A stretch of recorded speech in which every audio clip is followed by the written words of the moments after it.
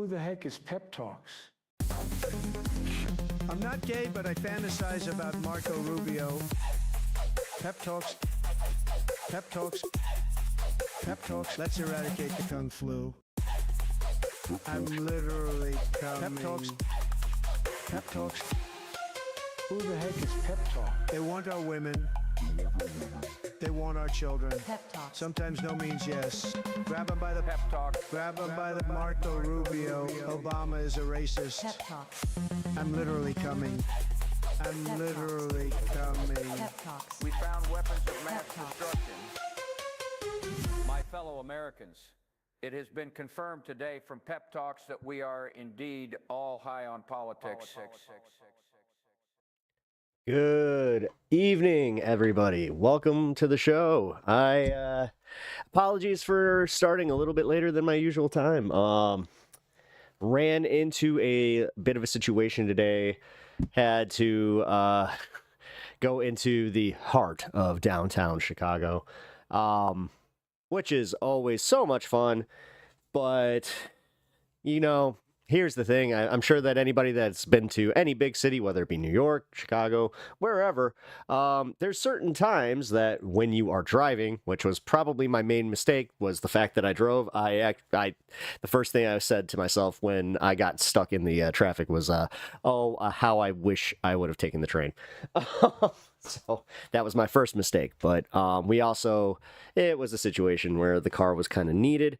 Yeah, I was in just a buttload of traffic when I wanted to start stream, and I was toying with possibly doing a traffic stream, but yeah, I shouldn't even think about having the chat up during that, so better safe than sorry. But if you guys want to catch the magical ride that I had home, I put together a short that kind of showed exactly what I was like. There's one specific outlet, right? It's called Ontario Avenue or Ontario. You guys can correct me if you want to. Fine, I don't care. But it is the worst spot, specifically at around 4 to 5 o'clock. It's almost impossible. Like, you might as well just wait it out. I was considering doing that too. But it actually made for some funny content. So I decided to put it up there, and yeah, hope you guys can check it out. It's for members only. Also, Bryant, you are first. Welcome to the show, bud. Hope you had a oh man, yeah, that's right. I forgot it's Monday. Hope you guys had a good weekend. My weekend was interesting.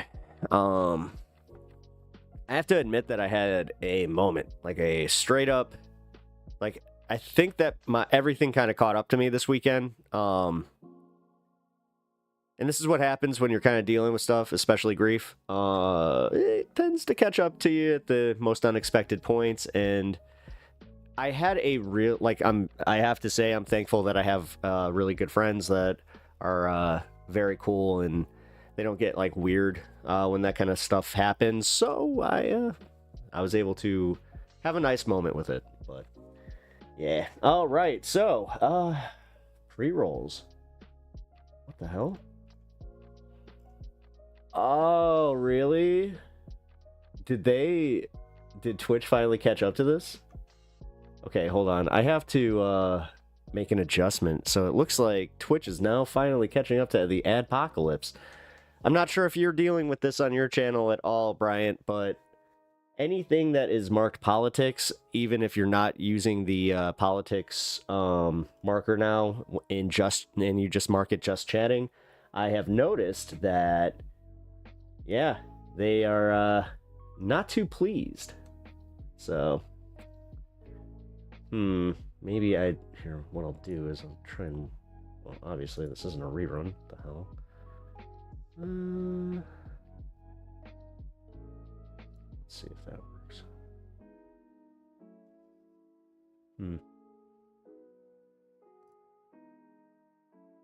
Nope.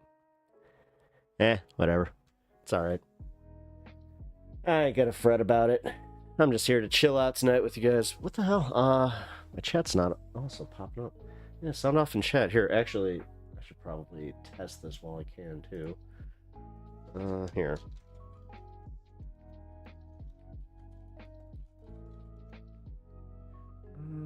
Just chat. There, okay, no. Twitch is working. Let's see. How about YouTube? Hello.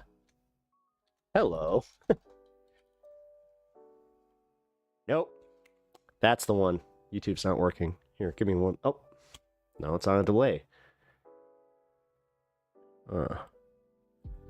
I'll fix that later. Either way.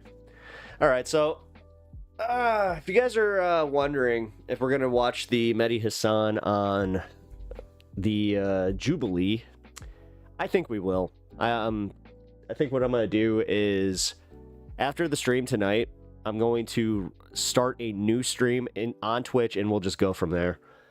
In line with the rest of my life, my weekend did not go well. Oh, Sylvie, is there any... Well, do you want to talk it out at all? I realize that, you know, asking everybody to possibly say what's going on might be a little uncomfortable. So if you are comfortable saying what is going on, or if there's any way I can help, let me know.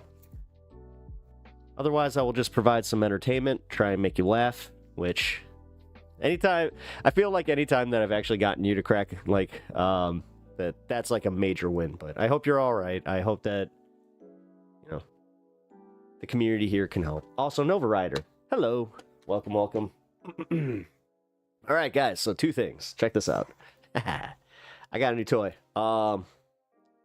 So I was not aware, and this is how silly I am, that you didn't need to buy this as an extra part. One of my friends was just like, yeah, they're disposable. I'm like, oh. I had no idea. I thought my friend was using the same one for like damn near 2 years now. So yeah, so welcome to the, 20th century there, Pep, or 21st century. Hey, shut up. I grew up with that 20th century Fox thing, like, God. All right, just compounding my health issues, medication issues, and a bed bug infestation. Okay, we will chat about this a little bit. I have gone through that. That's not fun. I got some pinched nerves in my neck suddenly on Saturday, so I was in more pain and more immobile than usual. I'm sorry. Pinched nerves are nothing to mess with, and also, yeah, they're serious. Like, they're dead serious, man. Like, I have had a pinched nerve that made me feel, there's some of the worst pain that I think I've ever had. Because, like, I specifically had one in my shoulder that, like, I was just like, I don't want to be here. That sucks. Bed bug infestation, though. Okay, so this one, that really does suck, but is it already, do you know if it's like a problem in your whole space, or is this like a newer problem? Because, for instance, I had a situation where I came back from Baltimore. I got it from a Baltimore Hilton. And yeah, that was one of those situations where I had to, like, contact whoever, because, like, I could trace it back. I knew exactly where it was. I found them in my bag. I was just like, okay, this is ridiculous. Like, and they were like, did you ever have this problem before? I'm like, no. Why would I bring this up to you otherwise? It's like, oh, way to just accuse me of being, like, that. Okay, it's newer, but already really bad. It sucks. Okay, so the fumigation, is not as bad as you'd think. Obviously, you got computer equipment, that kind of stuff. It's the only thing that I suggest maybe moving away from anywhere that has that, because, like, yeah. I also learned the hard way that, like, yeah, that's where they can hide pretty much. It's not just wood. It's, they try to hide anywhere. So, that was one of the first things that I was just like, oh, that's fun. So you're taught, and they even said, they're like, Apartment can't fumigate. Oh my god, no. Oh shit. Okay, so can the apartment do any shit? Okay, because I know that here they can fumigate and they want to. It's just you have to like essentially take a little hit on it because it's coming from your apartment, which I would do personally, so I kind of understand where you're at. Oh, that sucks. Fuck. All right. Yeah, because I don't know, like, any of the trapping. Like, I didn't get to use any of the more, what do you call it, holistic methods. Because I did. I called a fumigator. Yeah, shit, that sucks. I'm sorry that is going on. But, hey, you know what? As I said, let's try and have a good time here. As much as... Man, that really does. Sylvie, you do have my deepest sympathies. This fucking sucks. They come spray the floors with insecticide. Yeah, that does help. No, that helps. Thank you, Nova. Wait, did you just do that by 5? Did I get 5 bits this time? Oh, amazing. Thank you. I appreciate the 5 bits. No, for real. Hey, sorry guys. For anybody that's not in on the joke on that one, likes to be cheeky and give me that, 1 bit, and I deeply appreciate it. Hello. I'm on the bus heading home. I just started a new job today. I'm heading to the dispo to celebrate. Bloodstone. So I'm not sure if you saw this. So I'm dumb, and I thought like my friend who has had one of these forever. Well, one of them. I found out that he's had like 60 of them because they're disposable, and I was just like, oh, I just thought that was like your cart. Oh, that was kind of funny. I was like, oh shit. So got me. Can you guess? What? Let's see. Classics. It's a classic one. Half baked. Half baked's the only clue that I will give you. Yeah, nothing says land of the free, like surprise raids on kids in cages. ICE under Trump really said, let's cosplay as the Gestapo. Yeah, they did. Thank you for the other 5, dude. So 10 bits, thank you. I appreciate that. Yeah, he's going for it, but I think that the class consciousness is still kind of there to push back against it. Until it's fully not, then I'll start doomering. That's why, like, I'll talk about this when I cover the Mehdi Hassan thing, because I do have my opinions about where we're going as a society, how this contributes, where they play a role. Vosh, you know what? We'll probably just watch his video on it today, because honestly, Vosh did a really good take on this, about how Jubilee just isn't helping, on top of the fact that it is just kind of like, overall, it's stupid. Oh, shit, you know what? I can't. Damn it. I just realized that I still don't have permissions from them. I applied for permissions, and they apparently are just being stingy with it.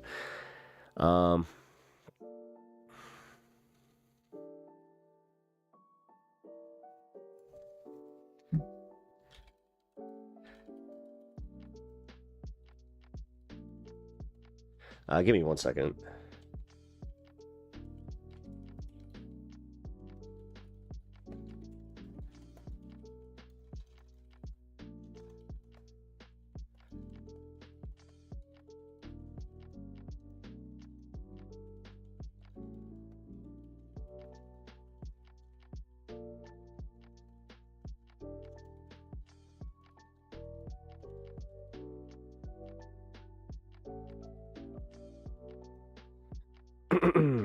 Bosch is absolutely correct about Jubilee. I tried watching the Mehdi Hassan video and I couldn't even get through it. See, that's where I was. I'll be real. I started watching it. I got through, I think, 2 or 3 of them. Because it got to the guy that was like the main viral clip, and I don't know, man. Because I got to the point where I felt like I was just like beyond even watching a guy like Andrew or any of these debate lords, where this guy was he was doing it to just I feel like they're just doing it to be like live action trolls. Like they're LARPing as just like Pepe memes at this point. And I really do, and this is going to be like my boomer ass take. I get it. But I do think that this is because of the fucking brain rot from having like the being online in a terminal way that they like were on top of COVID. Like, think about this. Also, the kids that are like now the problem, like the 20-somethings, they were in high school during Trump's era. You know, like when they were first starting to do this shit. So you like, for as much as everybody wants to kind of go like, well, the Democrats didn't do much here. It's like, Are you sure you want to live in America right now? You can't move in of Norwegian. We have what? Well, I think you typed that a little fast there, my man. Because that broke my brain. No, I can't. So if you're saying I can't move to the Norway, that sucks. Wait a minute, you're not gonna take me back? What the hell? If I got deported, there's a good chance that because based on, like, if they went based off, like, my, the 23andMe or whatever the fuck, that's probably what I would probably get sent there. I don't know. It's either going to be, like, yeah, the Danish or the Germans are going to have to deal with me. Either that or you could just send me, to Czechia, which that's also a possibility because, yeah, I actually do have, like, family that still live there. So please take me to Norway, bro. Yeah, right.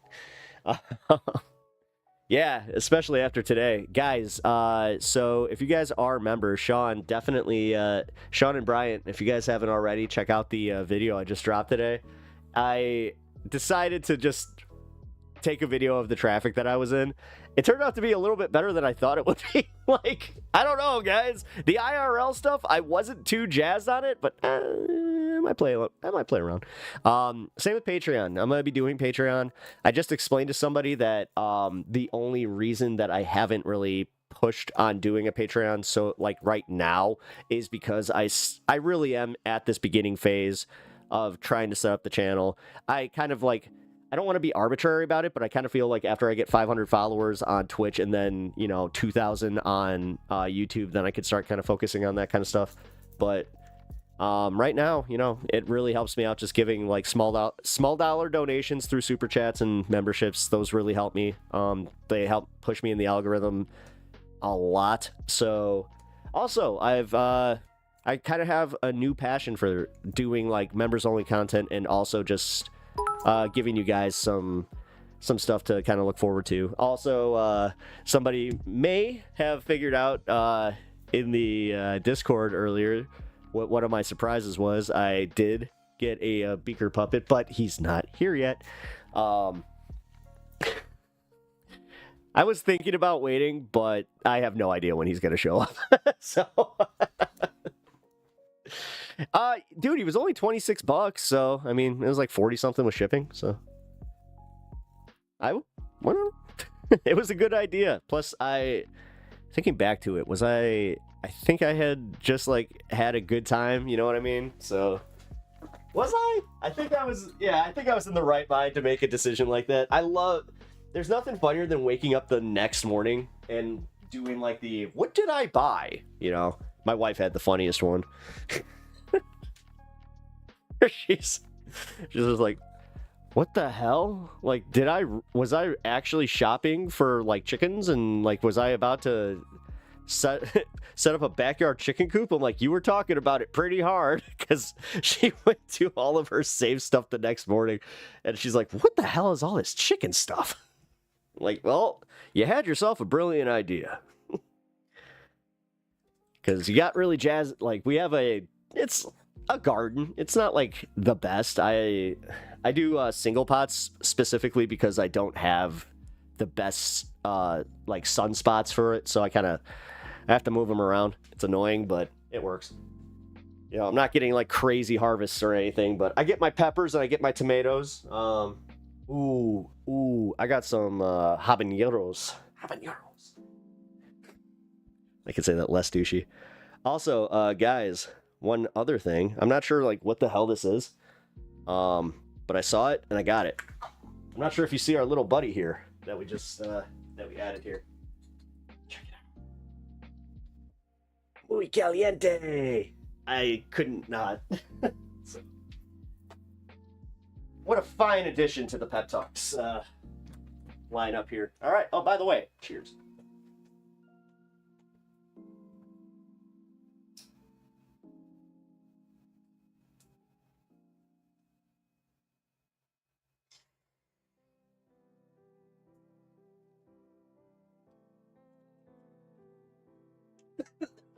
Night Owl Haze.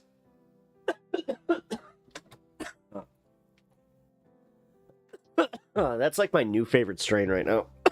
Is Night Owl Haze. You guys haven't tried it and have the opportunity to, highly recommend. It's one of the first ones that I've had that gives me like it puts me there, you know, it puts me in the right state of mind. I'll say that. But it also like it has that true energy, like it's a true set. So sounds like it would be a hoot to smoke.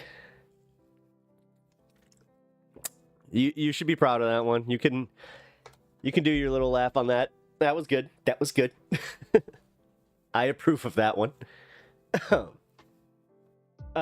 Also, I'm gonna ask you guys to do me a quick favor. If any of you guys are members, check the YouTube and make sure that it's like available to you guys. Cause I don't know, it did something weird today where usually where I can set it to members only, it'll like let me schedule it from when it goes from members to public. But today it just let me schedule it, but as a member, it was a new thing. So I hope that it is in the right space. Otherwise, yeah, could just be sitting there privated. Hold on. Let's see. I didn't even check to see if it popped up here. Oh, you know what? Screw it.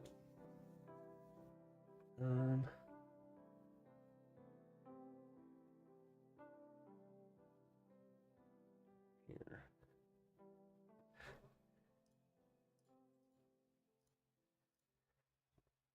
I'll give you a little preview of what it is. Here. Oh, it's gonna be meta. But also, it really was this bad.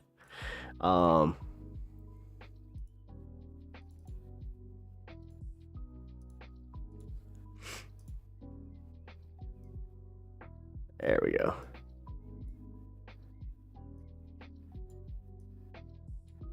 I'm gonna take up this top space because I think I screwed up on something. Alright, so this is the hell that is driving on Ontario Avenue. Alright, yeah. Avenue. At a certain point of the day. Here. Okay. Just seeing it, I'm having flashbacks. Let's No. see. Let's see. One car? No. One more car? This is when I was sitting there for... Complete pit stop. I had already been there for about 20 minutes.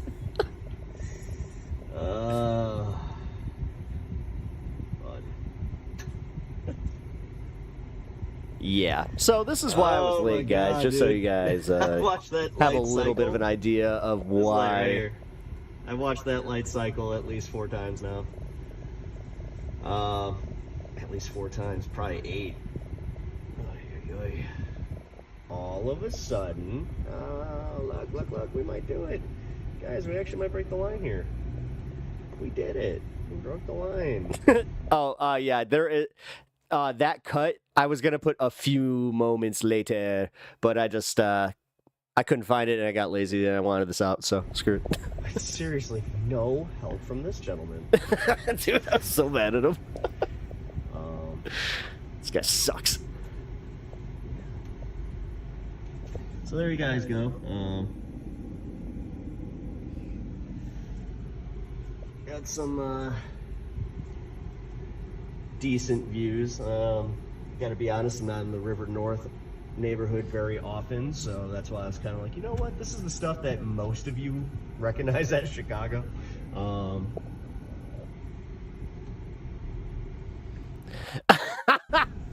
Let's see. To be a human stuck in traffic. I was there for about 4 hours today, so yeah. It was awful. You know what? I think I might just wait. Yeah, I might call this for now. Yeah, I was about to say because something happens off to my left here. Let's go. Well, I mean.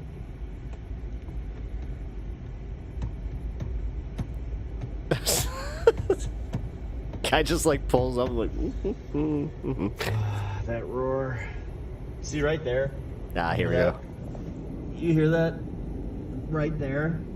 That's it. That's the roar of a good night's sleep. Man, I just gotta get because the apartments that are right off the L, they're not as discounted as you would think, but they are discounted. Nope. I was looking all over and I couldn't find anything that was even reasonable for the space that they were like asking. This was a few years ago though. Yeah, that is yeah, you guys can check that out. Also, for the non-members, that's why I kind of wanted to watch that with y'all. Because I'll be honest, I was expecting to be home on time. I had absolutely just no idea that, and there were no protests. There was nothing causing it. Like, that's what really pissed me off, was just like, what the, it was just blatant stupidity. Ugh. I also have another video I'm dropping for anybody that's curious about how Lower Wacker Drive. I've seen a bunch of people talking, and like I've had a few like other creators ask me about like Lower Wacker. Like it's weird to them, and they're just like, yeah, how's that work? I'm like, you know what? Take a video of it. So I will be posting that tomorrow. It's my journey down Lower Wacker Drive. You will see more landmarks from the Dark Knight series, specifically the Dark Knight. Right where I was, Ontario Avenue there. That was the intersection where, boom. So yeah, it was cool. It was cool to get stuck in traffic in a way where I was just like, screw it, I'm gonna film this. I felt a little weird though. Not gonna be not gonna lie, because there was a moment where when I did that little turn, as I turned away, too bad this isn't on camera, the guy looks at me just like, traffic happens because of people. Well, I think that I posted it. If I didn't, I will post a follow-up to this because I know I have it on video. Is when we get to the intersection that's causing all of this. It's Ontario and New Orleans Road. Like, for some reason, it is one of the more confusing ones. If you're from out of town, I can tell you right now, you will totally end up on the wrong road. 100%. Like, if you're trying to turn on New Orleans, you're gonna end up on Ontario. And then if you're trying to turn on to the 90 interchange, then you're probably gonna just end up continuing down New Orleans. So yeah, it's a bitch, but whatever. It's also why I am kind of happy that I don't live anywhere near like the well, when you say near, I don't like River North. I just have to say, like, I don't like the tourist districts. Most of us don't. You know, like, I'll go there if I have to go to the House of Blues, which is one of my least favorite venues. But like one of my favorite venues is Shuba's, you know? That's just like middle of Bucktown. Then you have oh my god. Why am I blanking on it? The Bottom Lounge. Bottom Lounge is like one of my favorite concert venues. It has pinball upstairs, which if you guys love pinball, then it's one of the, like, it's a place that you have to visit if you like pinball. It's one of the only places that has Bobby Orr's pinball machine. What up, McNathaniel? How you doing? Hope you're doing well. Just having a little fun here, letting everybody know what's up. Thinking about streaming some on TikTok. Smallish following over there. I don't know what game to play. Oh, nice. I don't know. Is there a lot of game streams on TikTok? I'm probably going to end up playing Donkey Kong Bonanza, because I've been having a lot of fun with that game. Also going to be streaming some Mario Kart. It's more so debating whether tonight or tomorrow. Tonight, I just kind of want to vibe with you guys and chill out and start the week off strong, because this is it, guys. The wife is at a conference, so I don't have to really like worry about, ending stream at a certain time. Specifically on Mondays. Debating Final Fantasy X. Ooh, good one. Metal Gear Solid 5. Ooh.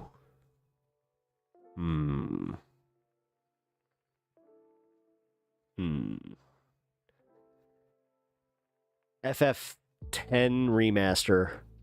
Unsupervised. Yep. It's me and the pups.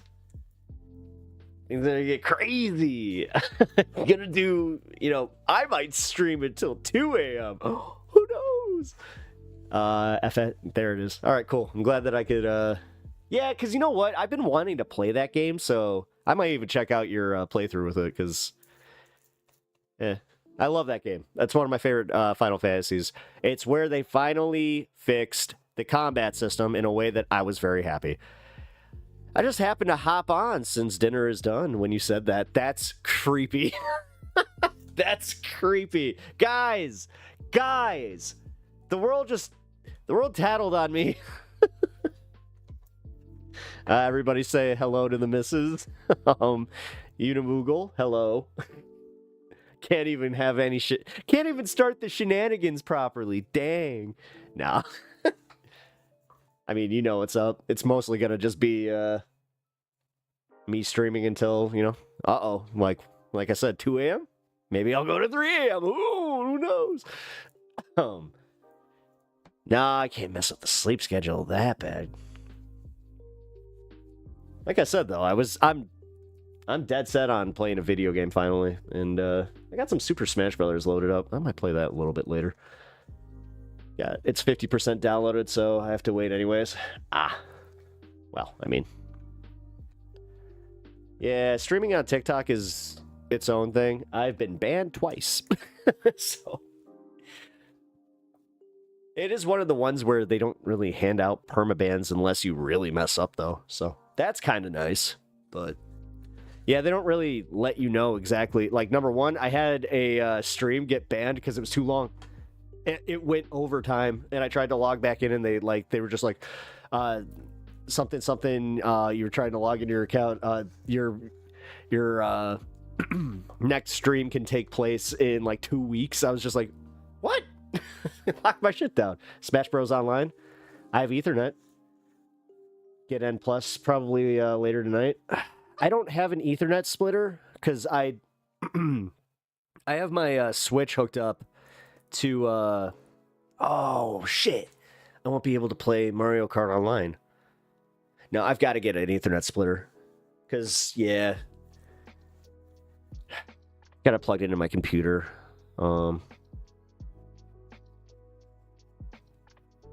I have Nintendo Plus as well. Shit, I could definitely get down like up. Oh, you know what? Hold on. If I set it up upstairs, I might be able to do that. Because worst case, what I can do...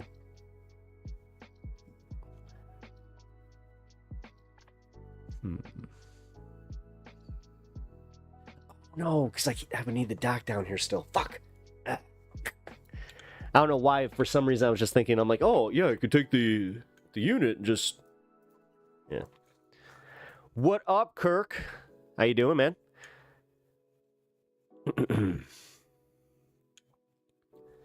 Ooh, Kick. I haven't thought about Kick. What's Kick's viewership like? Like, do you guys use it? I haven't heard anything about it, minus one other content creator, Adrian Vixen. She got banned from Twitch, and she went to Kick, and apparently is doing pretty well. But yeah, like, what does well over there? Like, see, I'm not sure if a politics stream will that do well over there. Plus, will it mess with how much my output and all that? Because I've already got a issue with that. We already know the technical aspects of Pep Talks isn't exactly up to snuff. I have no idea why I have the consistent tech issues that I do. Outside of I just really don't know much. TikTok is insane with politics. It's not. There's a lot over there. I know there is. So like Dean and like they have the debates, but like for some reason they also do like a bunch of like this arbitrary bullshit where it's just like, yeah, you can't talk. Oh, that was it. The Israel-Palestine thing. They also like put on a major thing on there. Some people do well over there. Try more debates. Well, I mean, I'll do more debates when I feel like it. Listen. You have to censor yourself a lot. I'm not good at that. Which is weird because I'm on YouTube. If you have an audience already, and with politics, I think you only right-wing stuff is popular. That's what I thought. That's why, honestly, I wasn't even gonna debating is tough as fuck. It's honestly, it's tough as fuck if you're playing the game. I don't play the game, and that's why I'm not exactly like number one, like sought after in that sphere as much anymore, because I put my foot down where I was just like, listen, if this isn't about, you know, actually having a good conversation where we're trying to possibly learn something, if this is all about learning, like earning clout points and I also don't like how they do this thing where they'll exploit smaller channels to like just from the merit where they're like, oh, this will give you exposure. It's like, yes, but that's also not necessarily a good thing because sometimes the exposure is bad. Like, I'm torn with this, guys. I'll be real. Like when I debated Andrew, that made me look at the whole scene a little bit differently. Like I appreciated his content. I still watch the content. I still am willing to debate. It's just, again, there have to be certain parameters that are met for me to even want to engage. Because if it's like, as I said, the Destiny bullshit or the fucking, the way that Jubilee, you know, Jubilee's a great example. I don't want to be part of that. It'll give you exposure to people who will hate bomb you. Exactly. No, I already had, that's what I mean. Like, do you know what I got from that? I got my first true doxing. That was fun. Like, come on. No, the thing is, Kirk, you're coming from a good place, and that's why, like, I do understand, like, and I appreciate it because you're looking out for me, homie. Like, I'm willing to do what needs to be done to make my channel grow, but I'm also not going to compromise my values. Yeah, last debate was rough. People were saying some wild stuff. I tried sticking up for you. Watch that side, by the way. Hey. You tried sticking up for me? Wait. You're talking about the, like, well, I mean, I've only done one, like, major debate. Are you talking about, the Canadian debate? In the comments. Oh. It's alright. Whatever, man. I didn't read them. God. I didn't think to until, like, that very moment. Because if you're talking about the modern day debate stuff. Nah, Andrew, yeah. No, dude, I had COVID. I did not know it was Andrew Wilson. Like, do you know how surprised I was when he was in the lobby? I was like, you?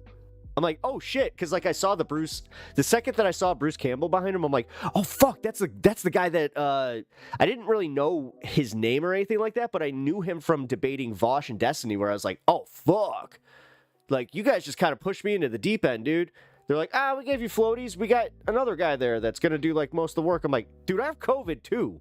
They're like, well, yeah, fun. I'm like, oh, whatever. I think I held my own. I got my... You want to talk about that? I got my moment out of it. Like, I got the moment that I wanted out of it, and it... Notice how I didn't even use it. Notice how I didn't clip it. I didn't do any of that bullshit. We just use it as for, like, a little fun thing here, because as much as it's like, yeah, he probably cooked my ass in the debate, like, in online debate sphere, like, brain, whatever. But he was, like, I don't know, legitimately taken aback where I was continuing to ask questions, and then when I matched energy, he just went, I was shocked AF. He is good at what he does. I'm kind of a fan. It's whatever, man. You can be. For sure. He's good at what he does. No, he is. Like, he's good at what he does, but he's also an asshole. Like, and he prioritizes being right in his mind over actually, like, you know, he was super respecting the F out of you when you snapped back. Oh, I know. No, that's, yeah, no, I noticed the shift, and things were said after the debate that made me feel like I did fine. That's why, like, the comments didn't really bother me. And honestly, I had a good time. Like, despite me having COVID and puking literally, like, right after signing off, I had a good time. I'm looking, like, all right, maybe I do want to do more debates here. You know what? Now that we're talking about it, I'm going to put this out there while I'm on stream. Speakeasy, his partner, Andrew's partner in that debate, has been inviting me to his open debate challenges on Fridays. You know what? That might be fun. Ours wasn't a debate really, but I enjoyed our live discussions. Oh yeah. No, I mean, are you okay with the way that I framed that? Like the click, I did a little bit of the clickbaity thing. It's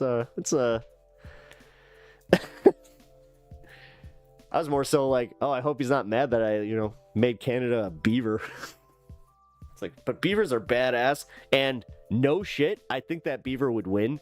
Like, beaver versus bald eagle, talons, sure, those can fuck you up, but man, those teeth, just could rip those, like the claw just right off. So,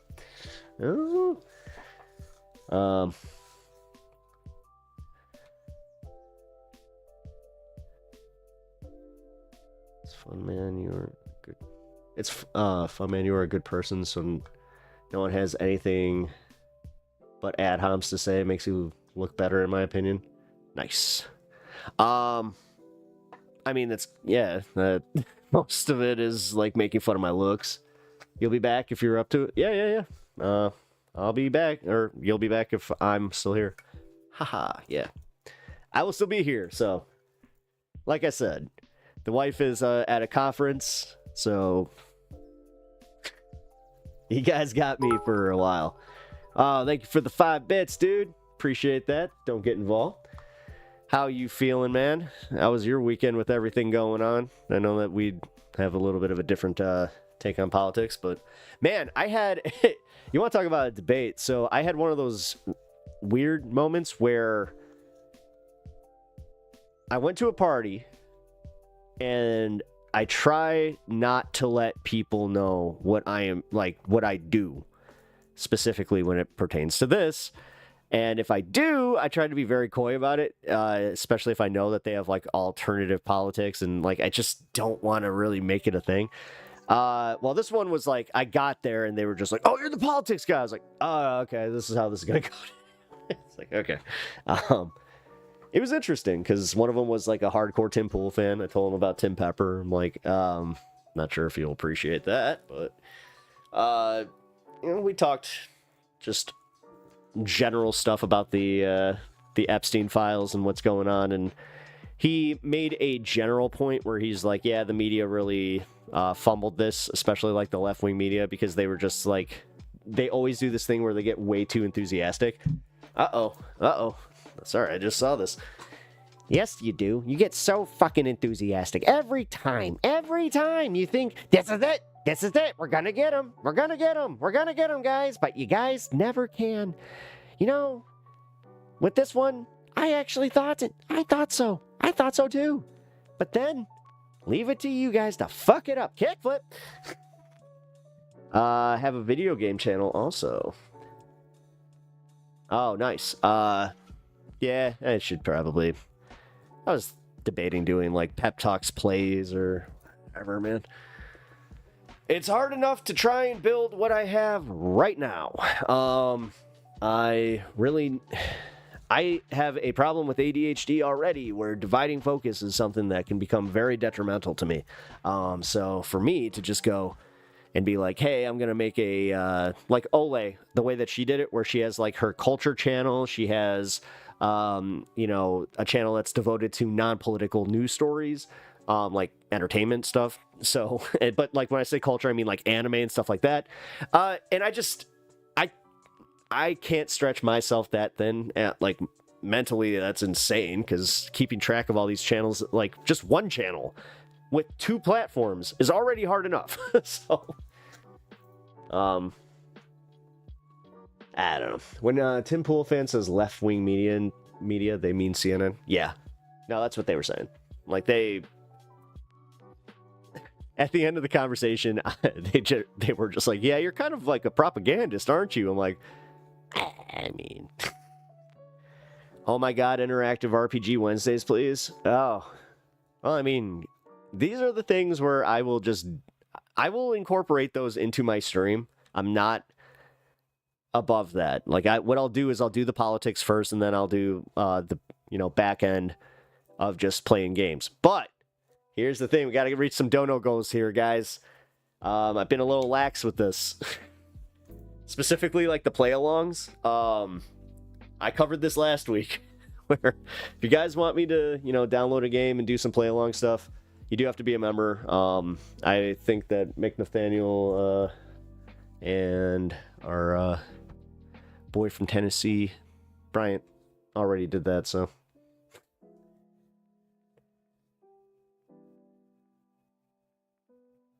Oh, it is Bryant. My bad. Okay, no, I mixed them up. Okay. So wait a minute. What was that guy's name then? Shit. I thought he was Mick Nathaniel. Damn it. Well, I'm gonna admit that. My bad. Yeah, sorry. But yeah, if you want interactive RPG nights, well, wait, interactive RPG? What the fuck is an IRPG?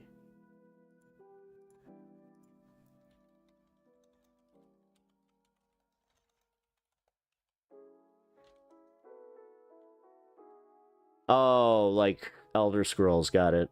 Okay. You need to set your dono thingy to will eat squeezy cheese. No. No. No, this one has been worked on and approved. The reason that we have the marker that we have there is because that's how much the market price for her service actually goes for. It's discounted. So yeah, I figured why not? This is it. And also, I figured this is one of those, if you guys want to have, Unimogul on screen, this is the way to have that happen. Even though she's like not the biggest fan of it. She wants to, but she's not like, she doesn't want to stream. She doesn't want to be like public. She's not like, funny enough, we're just watching something about like streamers who are couples that like do public stuff like that. And I was just, we're like, oh, yeah. That's where you can see the comments being a little problematic. But, bro, the donos will come flying in for eating squeezy cheese. No. Wait. Number one, I really don't dude, no. I really don't want to. But the donos, you say, will come flying in. I don't compromise my morals as I'm sitting here, like, buying squeezy cheese online. Like, now the other thing.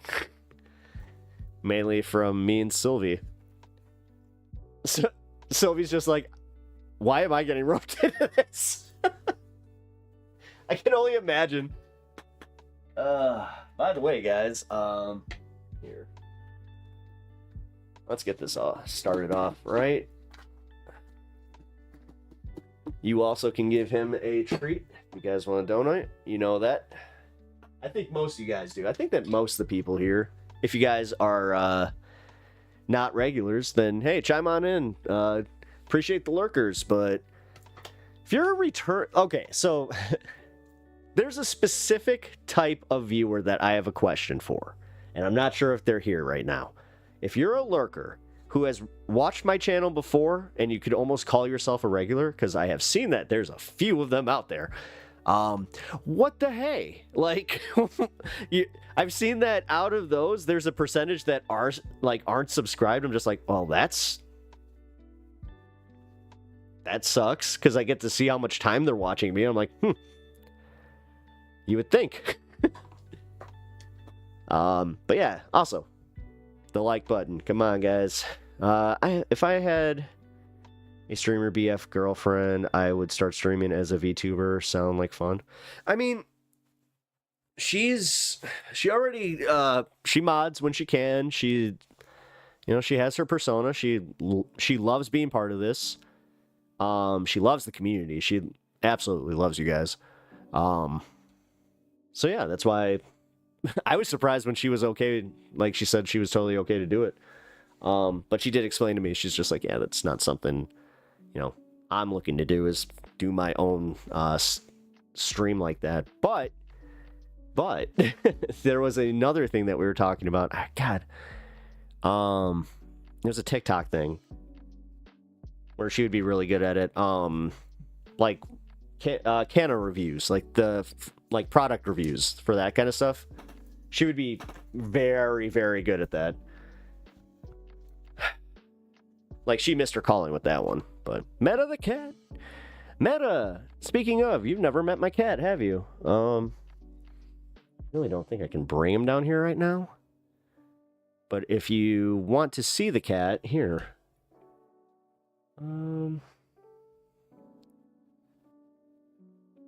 He is part of my shorts. Even though I did the, I'm not sure if you guys noticed a little bit of the content pivot. Where I may have listened to somebody, because they were just like, yeah, so having half of your channel be like cat videos is great in concept, but it's not helping you as a brand. And I'm like, ugh, the capitalism, ew. But yes, I guess you're right. Oh, shit. Kirk $500. Squeezy Cheese Wednesday! Squeeze Cheese Wednesday. What the fuck?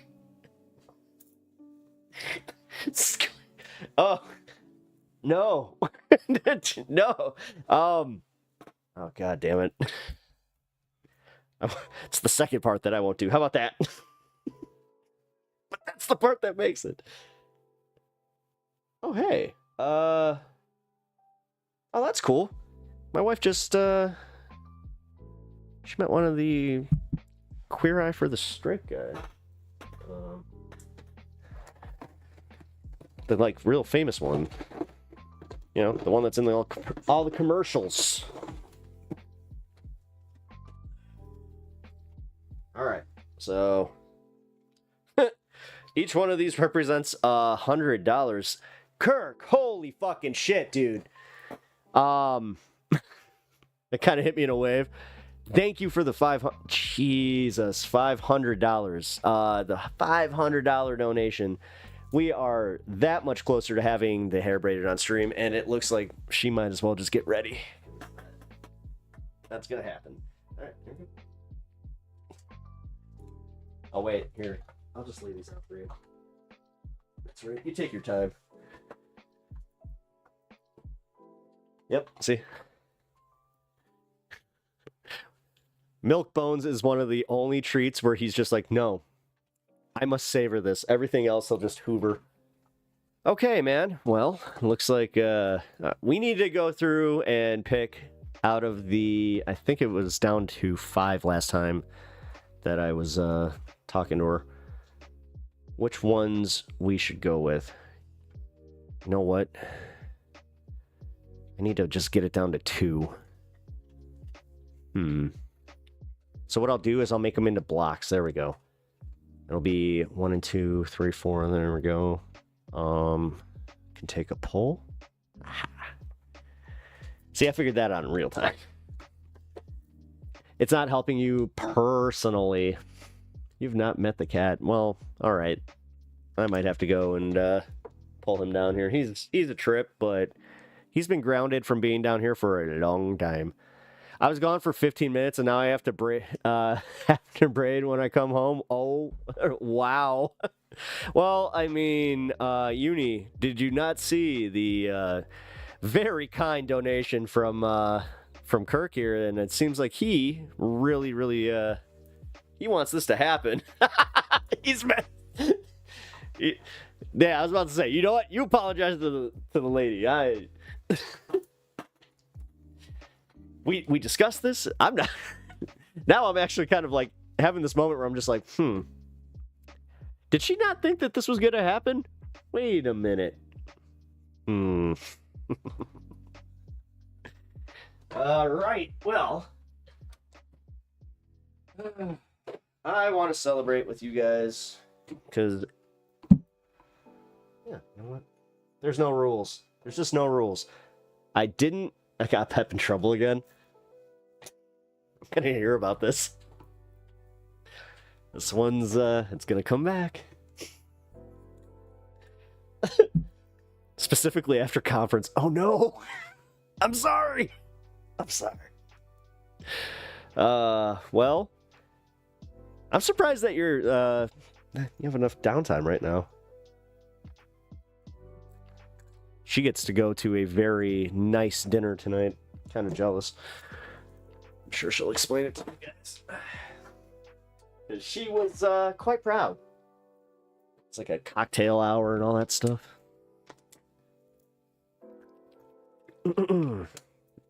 Wait, the rules don't say when. You should be able to wait. Well, I mean, the rules... I'll be real, the rules are 17 days is when it's going to happen. So if theoretically, if we were to make that today, yeah, it would still be happening on the 8th because that's when we're going to Ren Fair. So I don't want to ruin the do, you know? And from what we were looking at, she's going to do like the real hard ones. It's going to be interesting though, because there's going to be a dynamic. Going to say that much because I can already tell you she's going to call me. She's going to call me a pussy for, like, because she tends to do the little like, okay, ow, ow. You should see when she does the keratin treatments. Eesh.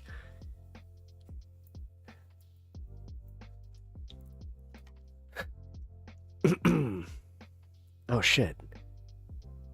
Hold on. Let me reset this. There we go. Alright, let's smoke real quick and then what do you guys want to do? You want to do the politics? Because right now, as I said, I am vibing. I'm vibing pretty hard today. Yeah, we got the Epstein stuff. I gotta get to it. God, there's so much. You would think. I have to say I was a little bit wrong about this. I thought that there would be a die-off from the CNN crowd, from like the mainstream media crowd in general, and then even Fox News, but no, they just can't escape this.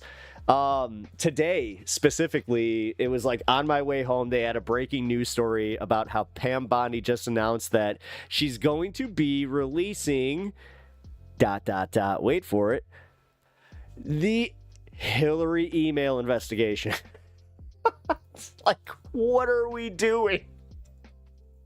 I don't know if, like, I'm trying to be fair here because I have a feeling that sometimes my bias is too hard to get like over.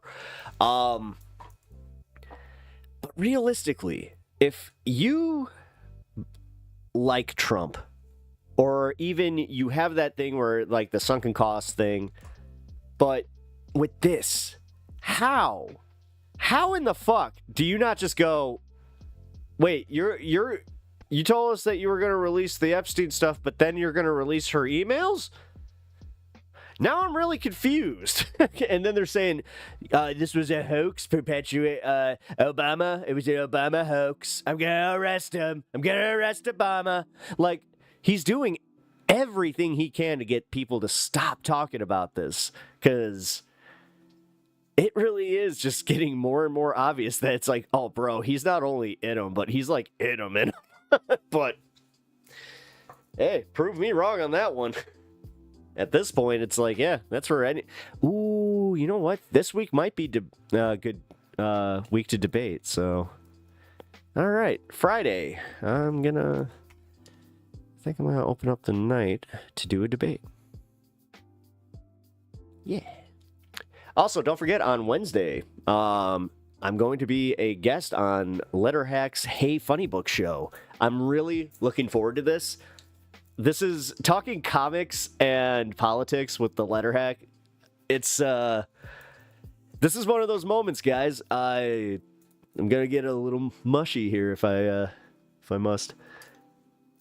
But dude, like, this was like something when I first started this, that was kind of like, yeah, it was like something to obtain. Like, it was like a goal to try and like hit, where I was just like, oh yeah, maybe.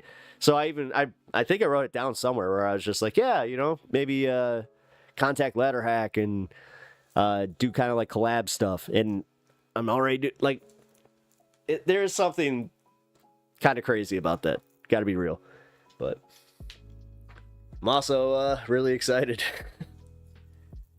Holy shit, did you already do the movie review stream on your homie's podcast?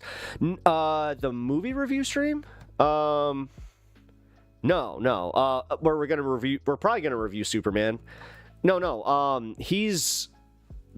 I think you might be mixing this up, because are you talking about Smoke a Tide Pod? Because I did Smoke a Tide Pod show. I'm pretty sure you were there for that, so. Which, if you guys have not followed him, please do. He is a amazing content creator that is not necessarily in the political sphere. And if you guys are just looking for a fun place to go hang for an hour of just like ridiculous content, talking about old movies and just kind of vibing, that is the place to go. He kind of inspired me to do more fun stuff on my own channel here, where he was just like, yeah, you don't need to necessarily make it all politics all the time. I'm like, thanks for that. Yeah, he is super cool. No, he is. He's a real ass dude. There's a few of the people that I have met in this space that I can just say, like, with certainty that they are real ass dudes. Letterhack, real ass dude. Angry Ginger, real ass dude. And then Smoke a Tide Pod, real ass dude. And then we got Kirk here, who is the realest of them all, because he just doesn't know how to not be. You have a little bit of like the problem I have, where I'm just like, I don't know how to not. Somnium is fire. Yeah, did you hear his he just released a new song. Unfortunately, that one is being monetized, so I cannot play it on stream. But I'm happy for him, man. I'm also happy that he's getting monetized. Like, hey, go get your what is it? Go get the bag. Yeah, dude, so good. Oh, you're not too bad yourself there. We got some new Kirk music coming up at the end of the show, so definitely look out for that. Kind of feel bad where I'm like, oh, well, gotta get to the segments. Oh, man. Oh, yeah, video games. That was another thing. Oh, my God. Okay, so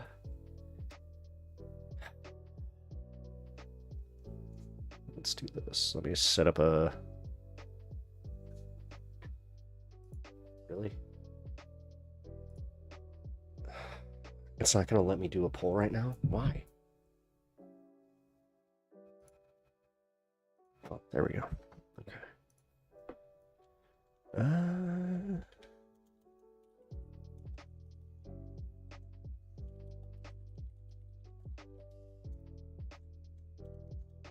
But I still owe Bryant DBZ. I'm just looking to get. Ugh.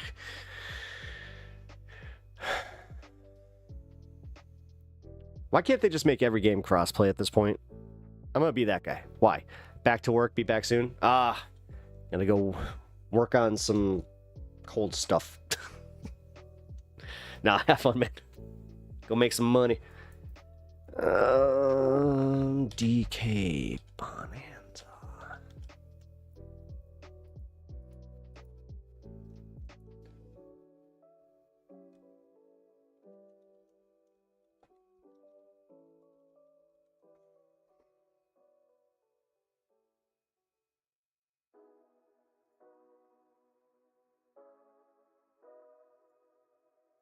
There we go.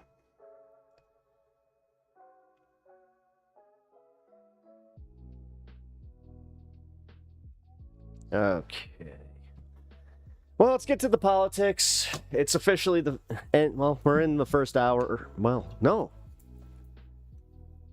We're outside of the first hour. Holy shit. I just realized that it has been an hour and 7 minutes. Wow, time's flying tonight. Yeah, let's definitely get to the politics. My bad, guys. Kind of did the thing where I was like hanging with y'all. All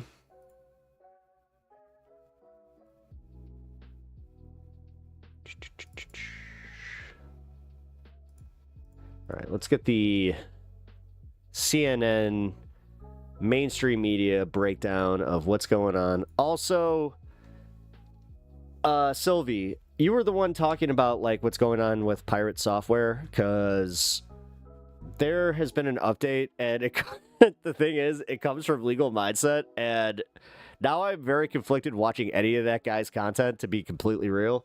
So, that's one of them that if I'm gonna go through that, you have to be here, because that's essentially like a for you video that I will break down. So, all right, let's see what the mainstream media is saying about the Epstein stuff.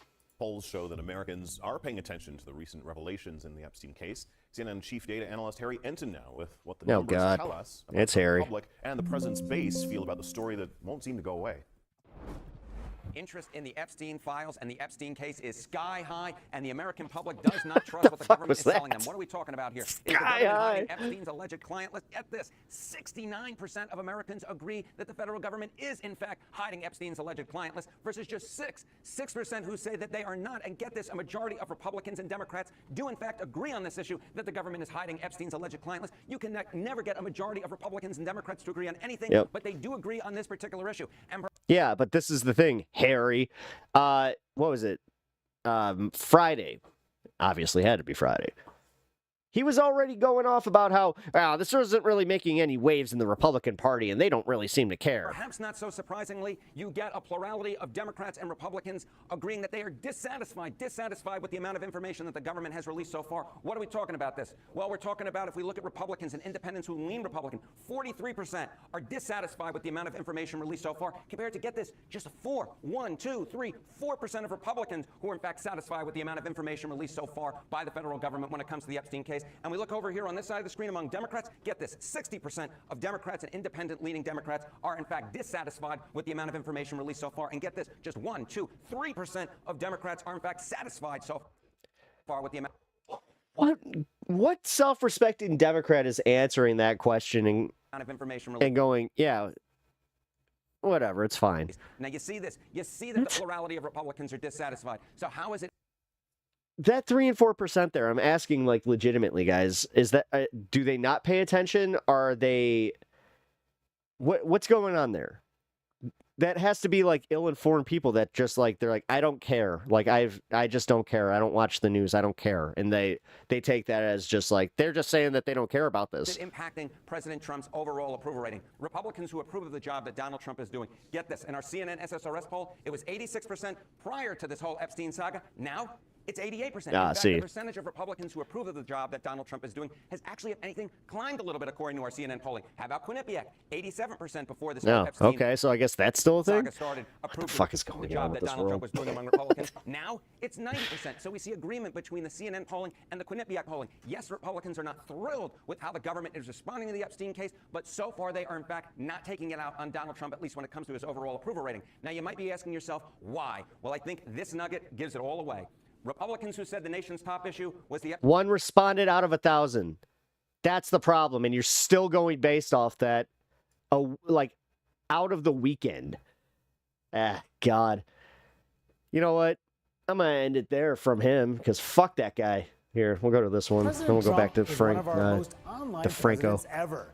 And he spent the weekend on Truth Social amplifying all sorts of posts, including on a familiar conspiracy. No, not the Jeffrey Epstein files, and that's the story, of course, that has driven the news for weeks, but much safer political terrain for his base. There was the Russia investigation, former President Barack Obama, and alleging corruption in that White House. Is it a strategy or just the president's weekend musings? Well, we have CNN's Kristen Holmes here to break that down for us. So Kristen, what were you hearing from inside the White House this week? Weekend musings. Yeah, Manu, I think it's somewhere in the middle there, somewhere between an actual strategy and the president's musings. We know that President Trump wants to talk about literally anything else other than Jeffrey Epstein. You kind of saw that today and throughout the weekend as he posted on almost every topic imaginable. Cashless bail, Adam Schiff, at one point touting Mark Levin's book. He posted memes of Democrats in jumpsuits, a rant about a Wall Street Journal article not related to Jeffrey Epstein, but instead one that indicated that Treasury Secretary Scott Bessent had told him not to fire Jerome Powell. That seemed to very much get under his skin, saying he's the one who tells his team what to do, not the other way around. And then, of course, as you mentioned, this entire... So this is just another, this is literally business as usual. Nothing to see here.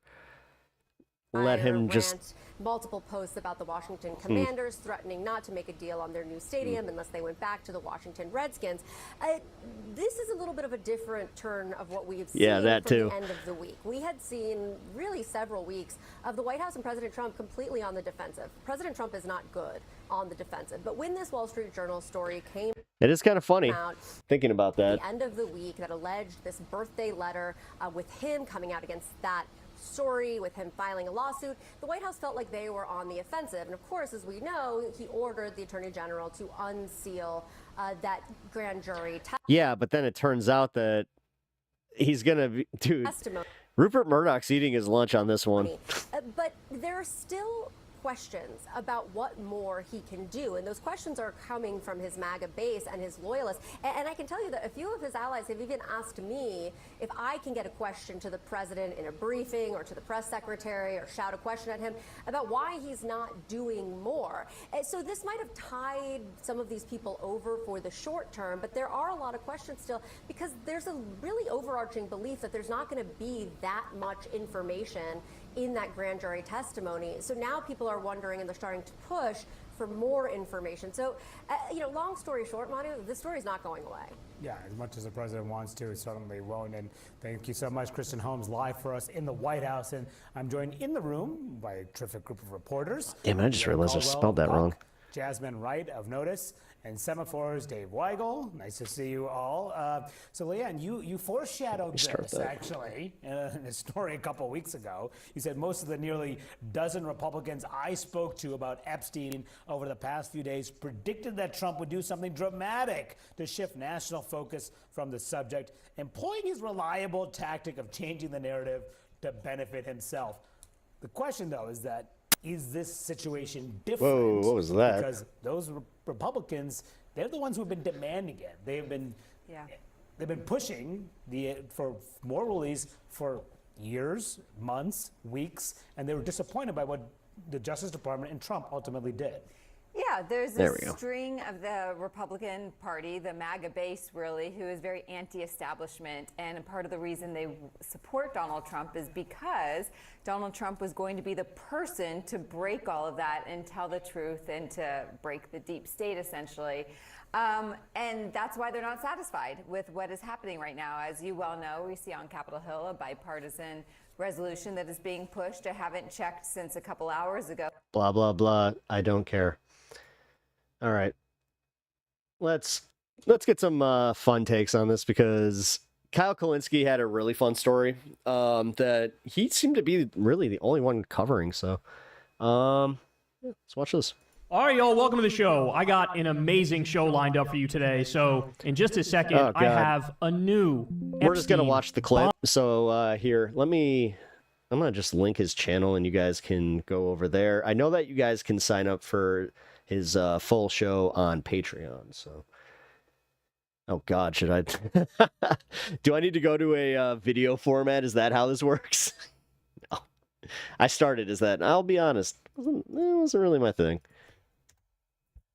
I like it. I don't mind doing a video here and there. But bombshell when it comes to Trump. I knew they had a close relationship. I did not know it was this close. I did not know it was this depraved. Wait until you hear what up, Bill? What Trump was actually doing with Epstein. It's going to blow your mind, and it's going to make you think, why is everybody not talking about this? So we'll get into that in just a second. We also have a doctor on the ground in Gaza is giving updates. It's basically become a nightmare. It's become hell on earth. There are now... I will say this. Out of all of the stuff, out of all of his fits on his videos, I like this one the best. I like the just casual jacket he's got there. I kind of want that. Of people who are dying from starvation because of what the IDF is doing in preventing food aid from getting in there. So just horrific, horrific news. I'll give you a bunch of updates there. Later on, we'll get to Alex Jones selling out to the deep state Epstein cabal. He is yet again coddling Trump's nuts. That's hilarious. And honestly, kind of cathartic, because think about it. If you go back to any point 10 years ago, even 5 years ago, and asked Alex Jones what the worst thing he could possibly do, to compromise his integrity, he would probably say, be a puppet of the deep state. It is so humiliating how he basically goes crawling back on his hands and knees every time he slightly criticizes Trump. We'll also get to Tim Dillon, who also can't stop humiliating himself for Trump. Yeah. And then I have to say, the Tim Dillon one, that was almost depressing to watch. Epstein case. Oh shit. Sorry about that. Later on, we have Mehdi Hassan calmly dismantles a bunch of MAGA fascists. As I said too, on Twitch here, guys, we're going to be watching the Mehdi Hassan thing and just breaking that whole thing down. The Jubilee debate. You don't want to miss that one. And we'll jump right into it here in just a second, guys. You guys know the drill. Everybody, please subscribe to the channel. That helps out big time and costs you absolutely nothing at all. And you, of course, can support the show on Patreon. That link is below. I've never talked to an advertiser. I'm very proud of that fact. I've never done an ad read. Super proud of that. That is awesome on him. That's awesome on him. I can't even say that. Hell, from the ground up. I've only been doing this for a few months. You can subscribe to Crystal Kyle and Friends on Substack. That link is below. We have a bunch of great interviews there and a bunch more coming up. You can also go subscribe to the Corin's World YouTube channel, where we're dropping Kyle and Corin episodes. I believe we're going live this week as well, so you don't want to miss that. All right, now let's go ahead and dive into it, y'all. So I did a deep dive on Trump and Epstein over the weekend, and I already knew that they were close. I already knew that they were buddies. I already knew they hung out at Mar-a-Lago. Oh, yeah. I already knew they were best friends for over a decade. Yeah. I already knew about certain women that said that Trump and Epstein played some sexual harassment or assault game they were Eskimo brothers with them, and they felt very weird about it. But I did not know how deep it really went. So let me walk you through this here. Now, let's start here. So the Democratic Senator Ron Wyden came out and gave a speech on the Senate floor, and he told us the following, that the Treasury's Epstein file details are as follows. There were 4,725 wire transfers, adding up to nearly $1.1 billion dollars. This is flowing in and out of just one. Financial transactions? That's usually the ones where it's most of these guys start getting nervous when numbers are brought up. Of Epstein's bank accounts. Just this will be interesting. So you want to talk about the Epstein list or the Epstein files? Dog. 4,000 potential lines of investigation right there.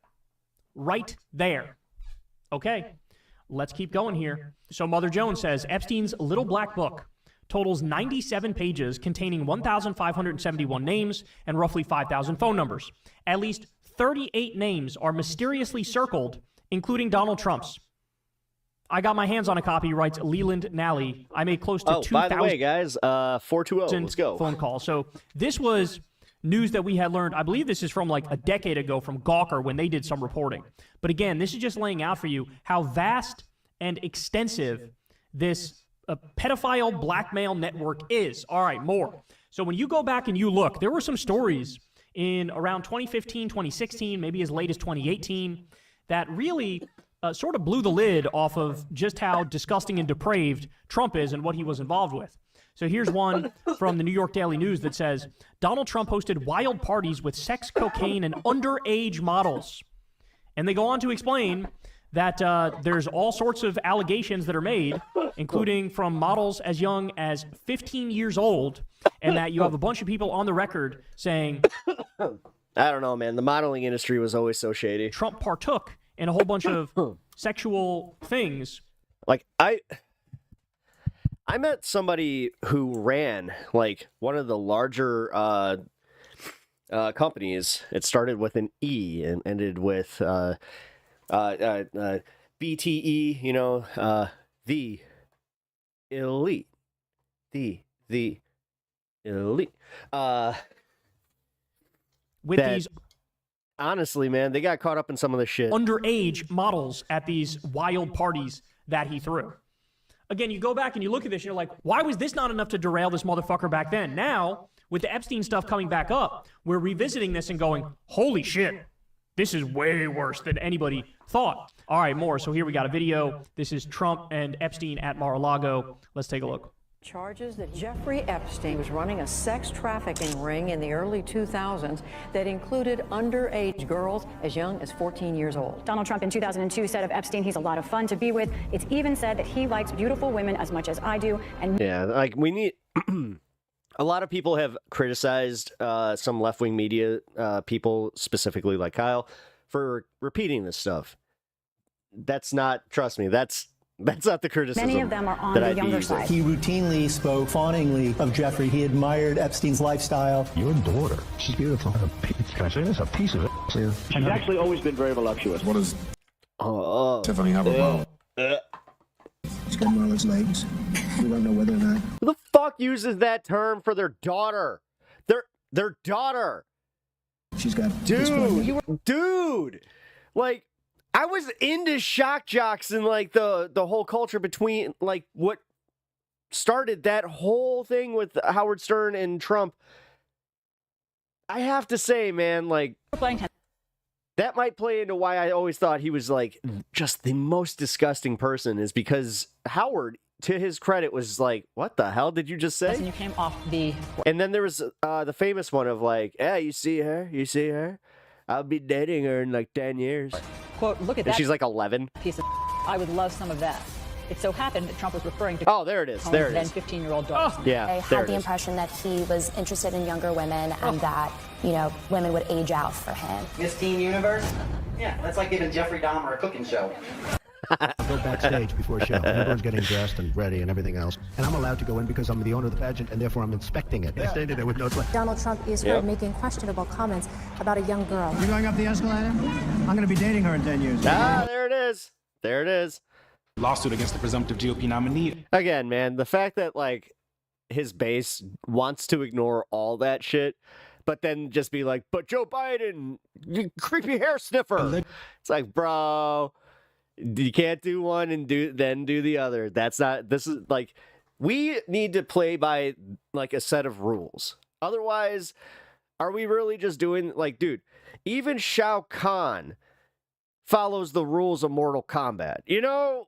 Like, does he raped a girl when she was 13 years old? Prince Andrew answering questions for the first time about his friendship with convicted sex offender Jeffrey Epstein. I don't know Prince Andrew, but it's a tough story. Trump has been photographed with multiple times. Prince Andrew as far back as the year 2000. Multiple fucking times. Ghislaine Maxwell is accused of helping Epstein. Dude, the gaslighting.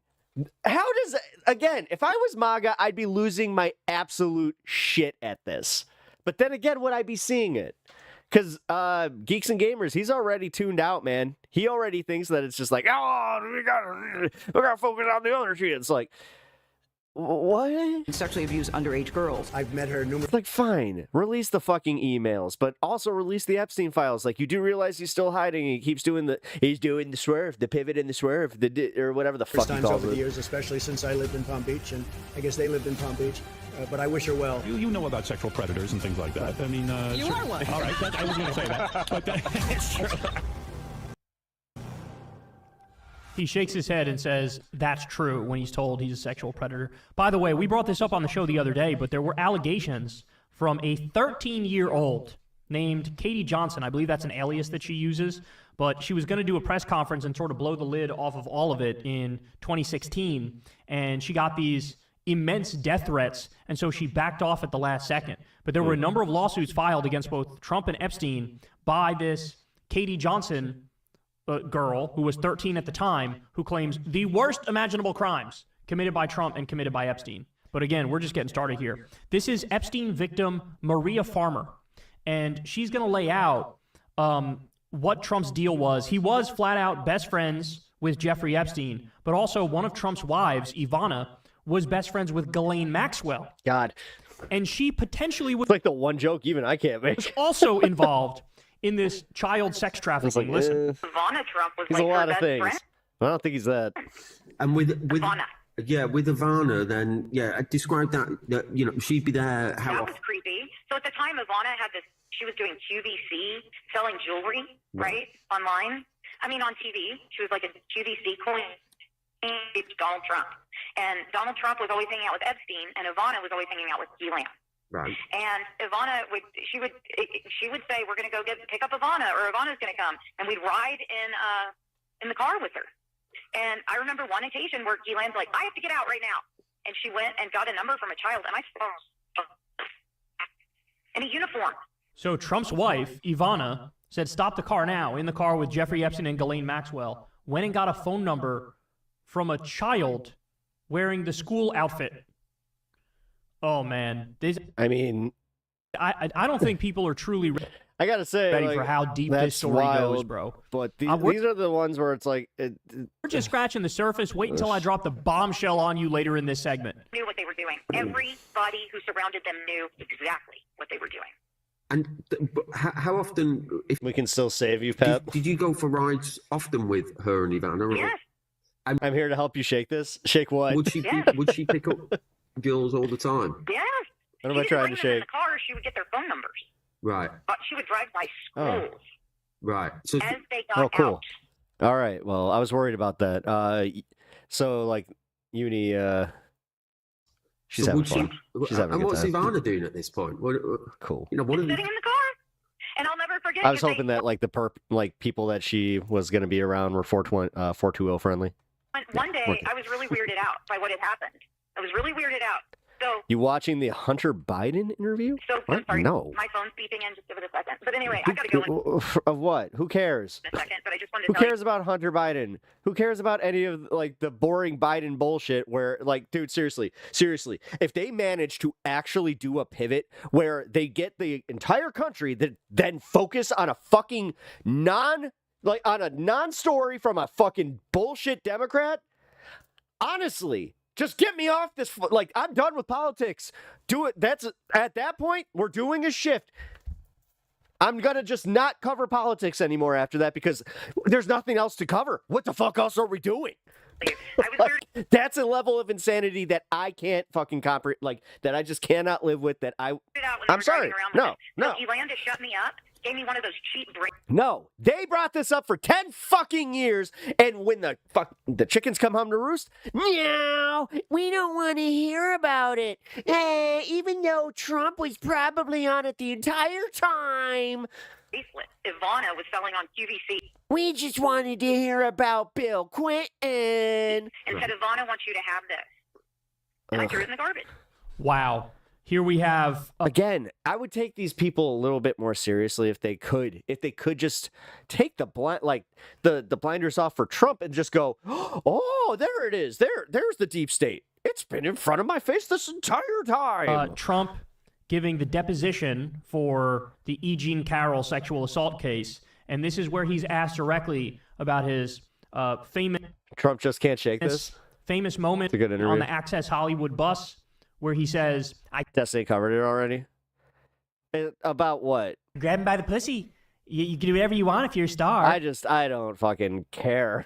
Like, again, Hunter Biden was the least interesting political scandal story ever. That only was interesting because of this guy.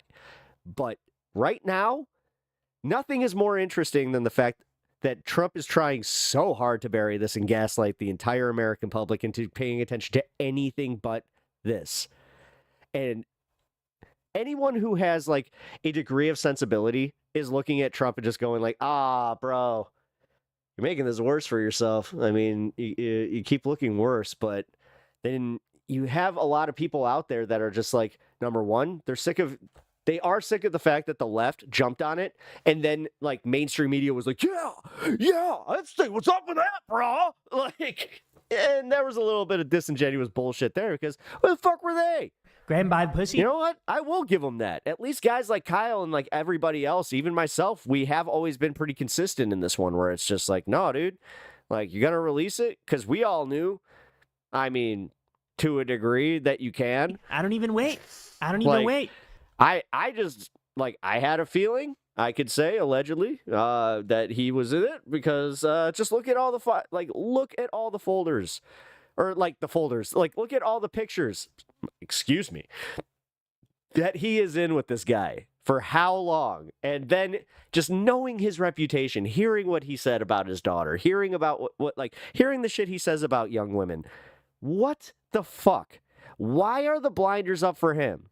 Why? What is it? What is it about Trump where you're totally okay with him being an S harasser? I'll even say this, like an SUL harasser, a serial SUL harasser, admittedly on tape multiple fucking times. But then again, Biden was old. Biden smelled hair. Hunter Biden, he showed his pee-pee. What the fuck is wrong with you guys? Like, honestly, like, this is where I can't stand MAGA and just, like, how inconsistent they are at, like, being able to view the world through a consistent lens. And listen to how unremorseful he is about that. Here we go. And this has become very famous in this video. I just start kissing them. It's like a magnet. Just kiss. I don't even wait. And when you're a star, they let you do it. You can do anything. Grab them by the pussy. You can do anything. That's what you said, correct? Well, historically, that's true with stars. It's true with stars that they can grab women by the. Well, that's what it's. If you look over the left. Well, yeah. The way he's saying this, just like a child, where like you do like what is this? The affluenza. Is this a case of affluenza? Are we on that one too? Because we got gaslit as a public into going, yeah, that's a thing. You can just be too rich and privileged to not know that what you did was wrong. Last million years, I guess that's been. Never forget Brock Turner, people. Largely true, not always, but largely true. Unfortunately or fortunately. And you consider yourself to be a star? I think you can say that, yeah. And now you said before, a couple of minutes ago, that this was just locker room talk. It's locker room talk. And so does that mean that you didn't really mean it? No, it's locker room talk. I don't know. It's just the way people talk. Now remember, he had to pay out millions and millions of dollars over that case. Yeah. All right, we have more. The Justice Department's bid, it's called being a piece of shit, to release Epstein's grand jury info comes with a huge caveat that it will seek to redact not just victim info, but other personal identifiers. Honestly, I've played multiple sports where I have been in locker rooms with guys like this, but then I've also been on teams where I had hope because there were enough of us, millennial types that were kind of like, you guys kind of suck, right? Like we would make joke. One of my favorite ones, and this wasn't even a me takedown. This was masterful from one of my teammates, where this guy was bitching about his wife, and he was just like, "Why are you still married to her?" Like just that simple question. He's like, "Wait, what?" He's just like, "No, dude, you come in here every week bitching about your wife and saying this, and then talking about this other girl being hot. Why are you still married?" he stopped talking about that shit. And most other guys kind of got the hint where they're like, yeah, we kind of do seem like pieces of shit, huh? Identifying information. So what this is referring to is Trump under all this pressure. Oh, and then there was the other, my other favorite one was one of the guys was just like, man, the chick's really high. He's like, that's my daughter. He's just like, well, I mean, you guys talk that way. Why is this not okay all of a sudden? Came out the other day and said, Oh, by the way, she was an adult. Calling on them to release the grand jury information. Pam Bondi, release that grand jury information. And so he's trying to clear his name by doing that. Except, what's the issue here? This is not the same as all of the files that the DOJ and the FBI are currently sitting on, that they could release at any time they want, number one. Number two, a judge obviously has to approve this, and they're redacting all this personal information.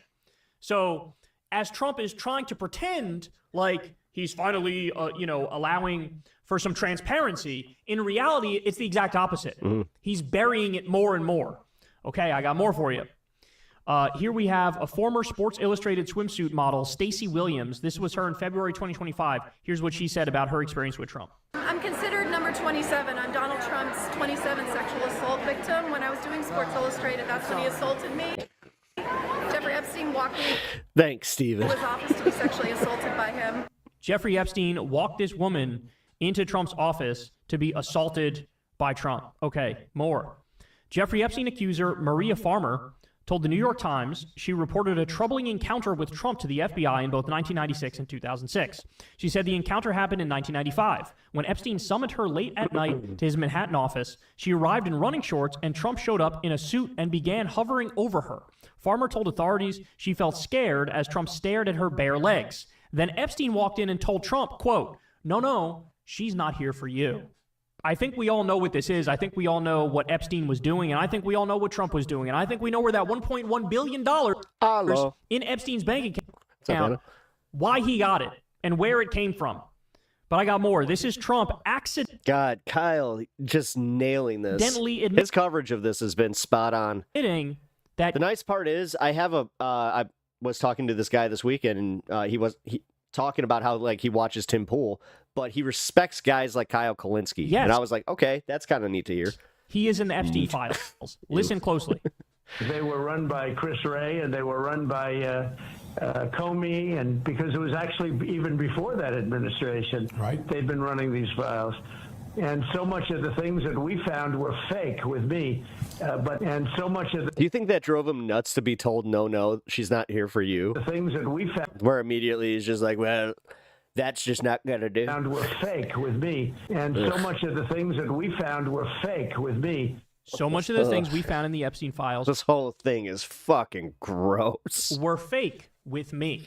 In a Accidentally shower. admitting, yeah, I'm all over Not the just Epstein because files. I'm a dirty hippie. In fact, beating you to it. He flagged the FBI and said, hey, you guys got to go through all the Epstein files and remove all of the stuff involving President Trump. This is from Midas Touch here. FBI agents told to flag mentions of Trump in Epstein records, says Senator Durbin. My office was told that these personnel were instructed to flag any records in which President Trump was mentioned. Gee, I wonder why. I wonder what they're going to do with those records. Tough one to figure out. Okay, now the story gets... Again, got to give Midas some credit here, too. It's darker and goes deeper. Ready? This just came out. Trump hosted party for young women where Epstein was the only guest. What the... According to the New York Times. Donald Trump was one... What? How is this? How is Baga just like, yeah, it's just a witch hunt. Hosted a party like, oh my God. featuring young women where Jeffrey Epstein was the only other guest, the New York Times reported over the weekend. In an article titled Inside the Long Friendship Between Trump and These people will Epstein, never Alan leave Feuer him. and Matthew Goldstein write that for nearly 15 years, the two men socialized together in Manhattan and Palm Beach, Florida, before a falling out that preceded Mr. Epstein's first arrest.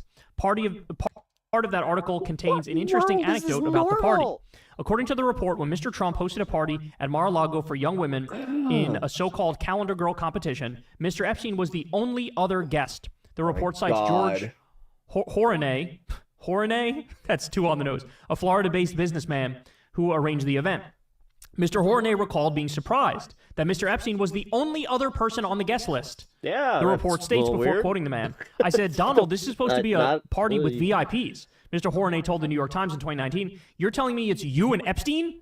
The article continues. Mr. Horney's then-girlfriend and business partner, Jill Harth, later accused Mr. Trump of sexual misconduct on the night of the party. In a lawsuit, Ms. Harth said that Mr. Trump took her into a bedroom and forcibly kissed her and fondled her and restrained her from leaving.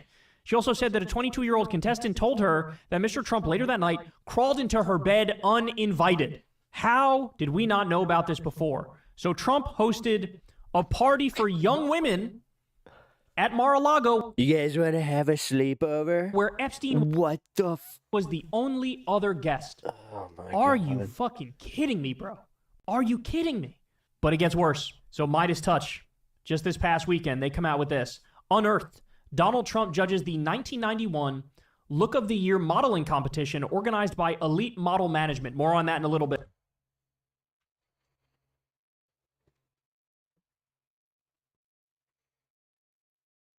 Remember Elite Model Management, featuring participants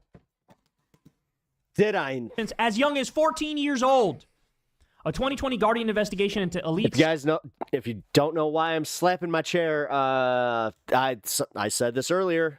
Look of the Year competition uncovered allegations from former contestants and industry insiders that the competition was used by founder John Casablancas and others to engage in sexual relationships with vulnerable young models. Some of whom... Every once in a while, you hear a name that's just like the horror that is in this story, and then you're just like... Or teenagers. So here's Trump, 1991, at this modeling agency event, staring at scantily clad 14-year-olds. Watch this. Here we go. The 58 contestants participated in an exhaustive round of personal interviews designed to help our judges discover what makes each one special. I mean, every single person here should be on a predator list, like including... Is that Kareem Abdul-Jabbar? Is that Kareem Abdul-Jabbar? Okay. No! No! Thank you very much, Amy. Okay, well, yeah. Concentration was intense inside the judging room. They don't like you as you are. And out. I'm just so excited. Each girl it looked a lot like him. Was considered not only for her beauty and poise, but also for her personality and that indefinable something extra that makes a top model. Okay, you want to pull your hair back 1 second? Oh my God, this is disgusting. These women think they're there to fucking have a modeling career. All right. Thank you very much, Ingrid. Good luck for tonight. Thank you. When it came time to choose the 21 finalists, emotions ran high as each judge expressed his or her opinion. So that is incredibly disturbing. But guys... Dude, I feel fucking sick. Remember I told you. Remember the name of these modeling agencies that we're talking about here. Did I not say? Because guess what? Trump Model Management. So he had his own modeling agency, Trump did. Trump Model Management. Of course he did. He had his own steak line. You don't think he had his own modeling? Come on. That's the one thing I hate to say this. I'm not surprised by national sex trafficking. Epstein got some of his victims through Donald, and they shared some too. Everyone knew. Articles were written about it in mainstream publications, and Trump shut down a Senate investigation during his first term. So here we go, a Forbes article. Trump involved in human trafficking, mafia matters, probable money laundering. That was one article. That's in Forbes. The Daily Kos has an article here as well. We all knew about the sex trafficking. The untold story of Trump Model Management. More. Senator calls for Homeland Security to investigate Trump's model agency. I am extremely concerned by the claims levied against Trump Model Management. Justice for Jane Doe's, Trump sex trafficking, and the writers who stopped writing about it. Holy shit. So I'll recommend for you guys right now, there's a Daily Kos article, which came out in 2016. Quote, we all knew about the trafficking, the untold story of Trump Model Management. Go read that, and your mind will be absolutely blown. We're talking about a situation here where, first of all, I mean, just stop and think about it. Imagine having a 30-something, 40-something-year-old guy, right? Imagine I went to Crystal, and I said, hey, Crystal, I got a new business venture that I'm going to do. I'm going to be the head of a teenage modeling agency. where I evaluate the talent. One of you better beat me to this. Right off the bat, that's not one red flag. I'm giving that's y'all a chance. Strike one, you're out. That's red flag on top of red flag within red flag. Because you know there's some sketchy shit going on. You got a 40-something. Oh, come on, Bill. You're disappointing me. I thought you would be like right there with it. Year old dude, maybe even 50. I don't even know how old Trump was at the time, right? And you're looking at scantily clad 14-year-olds. And by the way, a lot of these women come from these very poor Eastern Bloc countries, and they come over here. They have no safety net, no protection from other family members, and they get absolutely taken advantage of by these wealthy businessmen. But this is what absolutely deserves an investigation. Yeah. And this is why Trump is panicking about the Epstein files, because him and Epstein not only were buddies, Trump is not only on the Epstein list, they were business partners in human trafficking. That's the reality of the situation, y'all. Allegedly. And that's what nobody wants to say. All right, let me give you some more. They weren't just rich creeps. Trump, Epstein, and Casablancas, that's the guy with the other modeling agency, and Brunel were part of an organized predatory network of pedophiles using modeling contests, private dinners, and fake opportunities to prey on teenage girls. Here's how they work together in plain sight. Let's start with John Casablancas, founder of Elite Model Management. That's the one that had the 14-year-old competition. Okay. Openly dated teenage models, ran Look of the Year contests worldwide. Many girls were underage. He admitted to sleeping with girls as young as 14. That didn't stop the parties or the business. Casablancas and Trump were close. They co-hosted private dinners where models were made to walk across tables so Trump could stick his head under their skirts.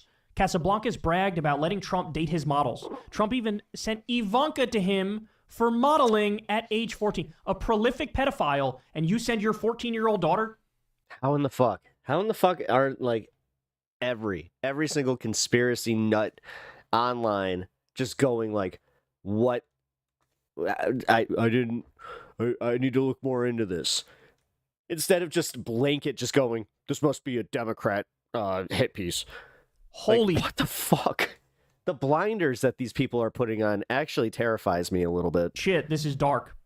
Casablancas wasn't alone. Because they claimed that this is all they cared about. If this is all they cared about, and then they get the answers, and then they go, nah, maybe we didn't care that much.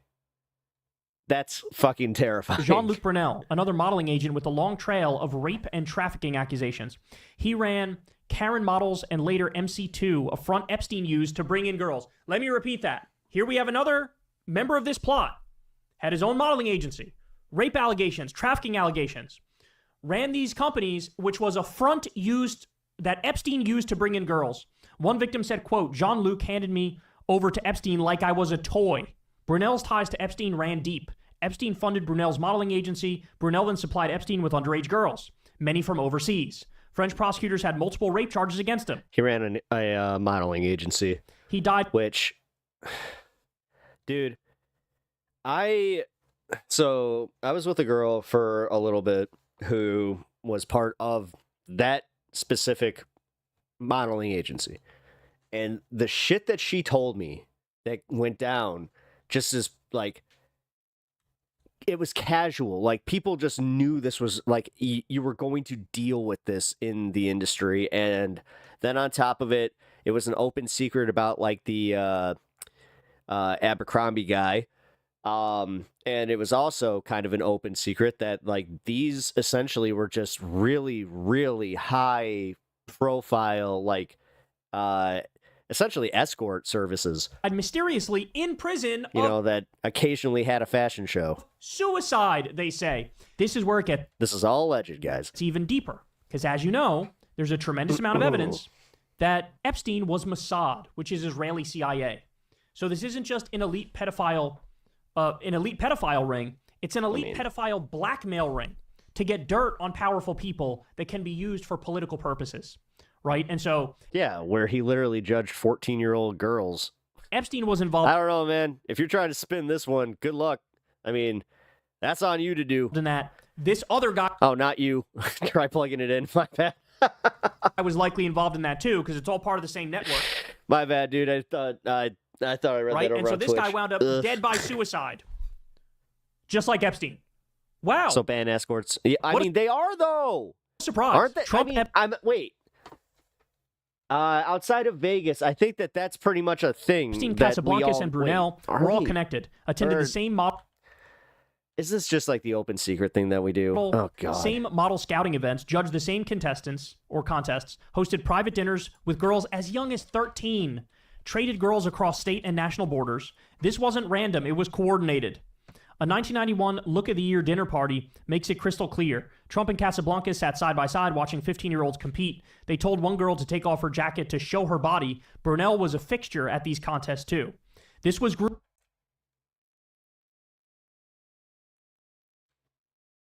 grooming.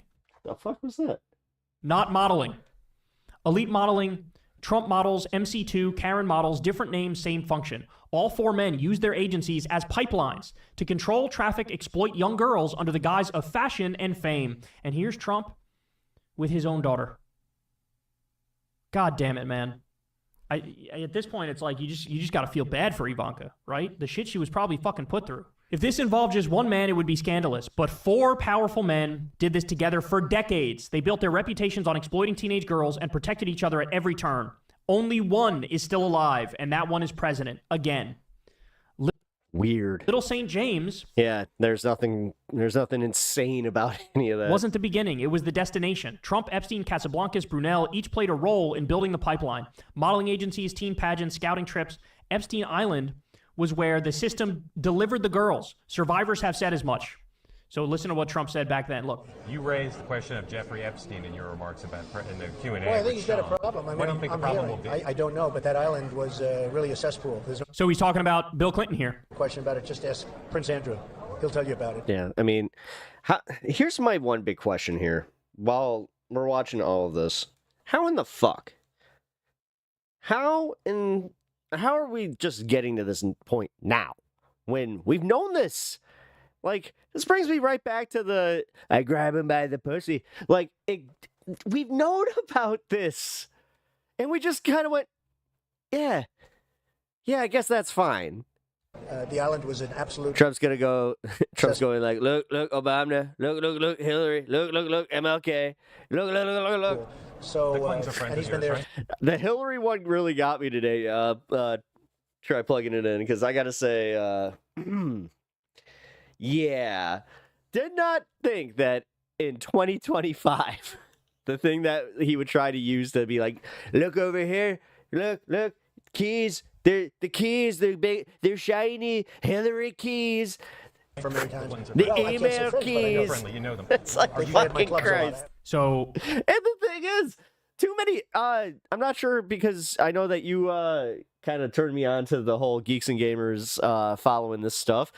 Have you not seen how he's already pivoted and he's right back to just being like, oh, it's just all leftist ploy to get Trump? When it was politically convenient, oh yeah, Bill Clinton and Epstein. It depends what the meaning of is. That's the real scandal. Look over there. Don't look at me. Look over there. Where are they now? Epstein, dead in jail. Brunel, dead in jail. Casablancas died of cancer in 2013, never faced justice. Trump, very much alive and running the country. Only one is still walking free. Where are the servers? She acid washed the servers. 37,000 emails. 37,000 emails. It's a lot of emails. I'm not even sure if I have that many emails. Meanwhile, I actually think I have close to that. Most power. Holy I shit. remember the last time I looked, I was just like, how? We don't need to get into this one now, but there's another thread here which goes through Trump's history, his words, his actions, his associations, which make the connection for you as to why he is perpetually accused of being a pedophile. And it's not just the Epstein stuff. It's many other things as well. But as you can see here, I mean, this is an earth-shattering news story where effectively what we're learning is that the president of the United States was involved in an international sex trafficking ring. And that's why he's panicking. That's why he's losing it. That's why he flips out anytime anybody brings Epstein up. That's why he's trying to change the conversation to literally anything else, screaming about Rosie O'Donnell and changing the name of the Commanders back to the Redskins. And that was also weird. And it wasn't just them. He wanted the Cleveland Indians to change their name too. It's like, dude, we already kind of did this, man. Unless you're paying for it, no. Sugar back in Coca-Cola. This is why he's freaking out, y'all. Because we need to de-wokeify the country. Come on, you want it. You just want it, Redskins. Come on. He knows there is Actually, that's a really weird one. Nobody was asking for that. Everybody has essentially given up on that one. just a mountain of Because the Commanders are actually like winning now. So like they have like merch to signify like, oh, we're actually a winning team. And then you have a lot of like longtime, Redskins fans that were like, yeah, maybe the name was kind of dragging us down. I don't know why I'm so attached to like shitting on the, the Indian guy. hideous atrocities that he's been a part of. So what I would say to all this is, Democrats, you better get your rear in gear, and you better I'll put you it better this way: uncover if all the Blackhawks do end up having to change their jersey, which I don't think we are, because we have like direct permission to do this from the Algonquin Indian reservations, who Chief Blackhawk was part of. all of this, because the rot goes so deep. And we don't care. If it happens to bring down Bill Clinton, we don't care. Bring that motherfucker down. Don't give a shit, right? The most important part is we need justice. Everybody's talking about just releasing the Epstein list. No, bitch. Don't just release the list. Arrest the motherfuckers who were using Epstein services, right? That's the real goal here. And one of the people at the top of that list, it's a man by the name of Donald J. Trump. Hey, y'all, do me a... Not John Trump, Joseph. Donald Joseph Trump. Totally different Trump. Do you think there is this, there's another Donald J. Trump out there that he's just like, and he has that thing where he's just like, I really hate that guy. Oh, God, I hate that guy. I would just change my name at that point. It's like, fine, you win. You win. You can have it. Back from the dispo. Hey, nice. I will take one of these with you.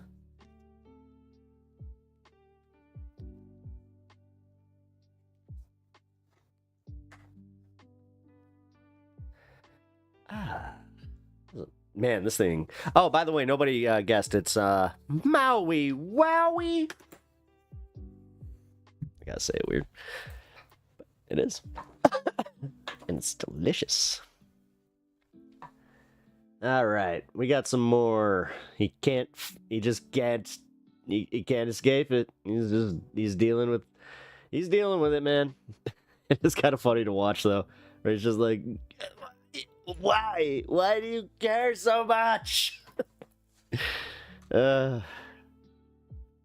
Which in turn, can we just admit that it's kind of funny to watch MAGA like become, yes, this is what, can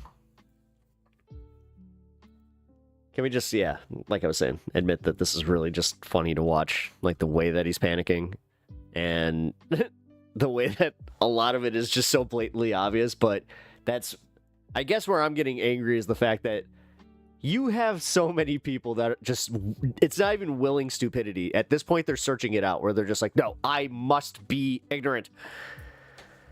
I have the Thin Mints X jealousy. Nice. Well, I mean, is it true jealousy? Because I would totally understand that one. Can we meet halfway and change them to Washington ticket scalpers? Oh, you got problems getting tickets, huh?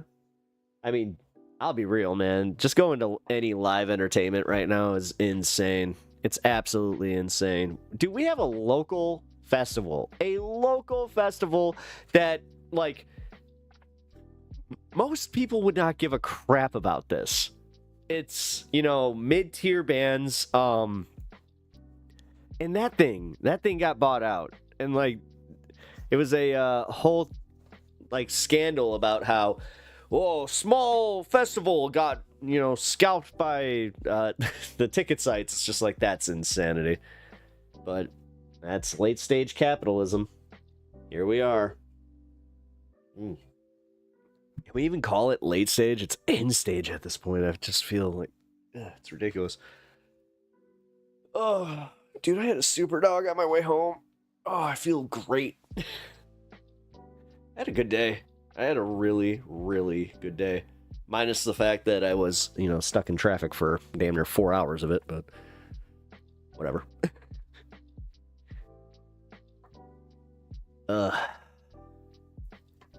Yeah, again, I love how this, like, city works. Most walkable city in pretty much America. I think we were just voted. And still, it's like, I need to use my damn car. I remember at one point looking at my wife just like, we could have taken the train. And then she just points to the back seat. I'm just like, never mind.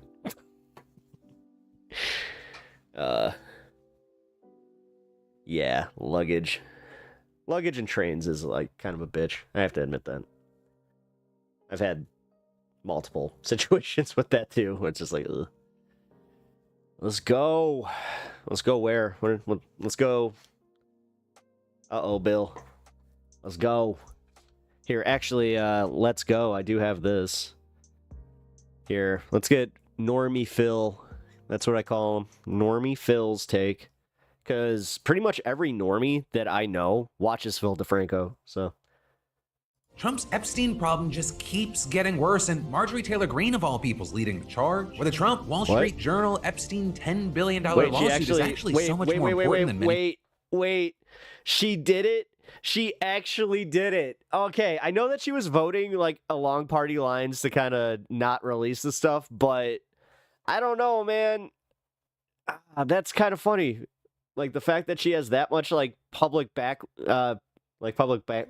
Realize? And Trump is now going after NFL and baseball teams, seemingly in an attempt to distract from his Epstein scandal. Yes! No way. We're talking about all the unique looking mic. It's a when I was looking at mics, I was debating that one because it's really good and minimal. Like you barely have to do anything. It's just hook it up. It's one of the rare USB-C ones that is also like highly rated, but I like mine. That and even what up, Sean? How you doing, bud? Even more on today's brand new Philip DeFranco show. You daily dive into the news, starting Cheers. With this. Trump, he may be throwing a million distractions at the wall, but his Epstein problems, they haven't gone anywhere. Yep.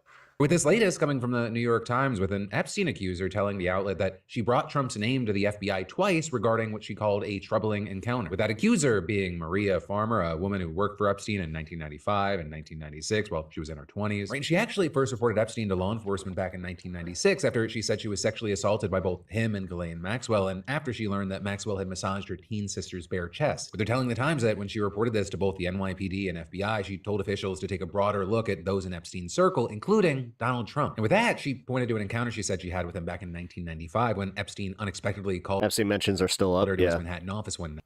But they're saying that she showed up in running shorts only for Trump to arrive soon after. We got Mario and began Kart to hover over her. Maria saying she felt scared as she could feel Trump staring at her bare legs. And then when Epstein came into the room, he reportedly told Trump, no, she's not here for you. All right. Then after I'm going to give the poll another 10 minutes, but it looks like Mario Kart World's coming up here. Room, she claims that she heard Trump comment that he thought she was 16 years old. And on top of bringing this to the authorities in 1996, she apparently told the story again when the FBI interviewed her about Epstein in 2006. Or with Farmer telling the Times that she had always wondered how law enforcement handled her complaints. And while the Times said, it wasn't clear or not if her remarks prompted a deeper investigation into Trump, they did claim that her story is among the clearest indications yet of how Mr. Trump might have come to be named in the sought-after Epstein files. But all of this is, for his part, Trump's camp has denied the story, with a White House representative saying the president was never in Epstein's office. The fact is that the president kicked him out of his club for being a creep. Right? And all of that, they keep repeating that, but it's like, no, dude, the timelines don't add up. It's coming as Trump. Because you said that happened in 2004. There are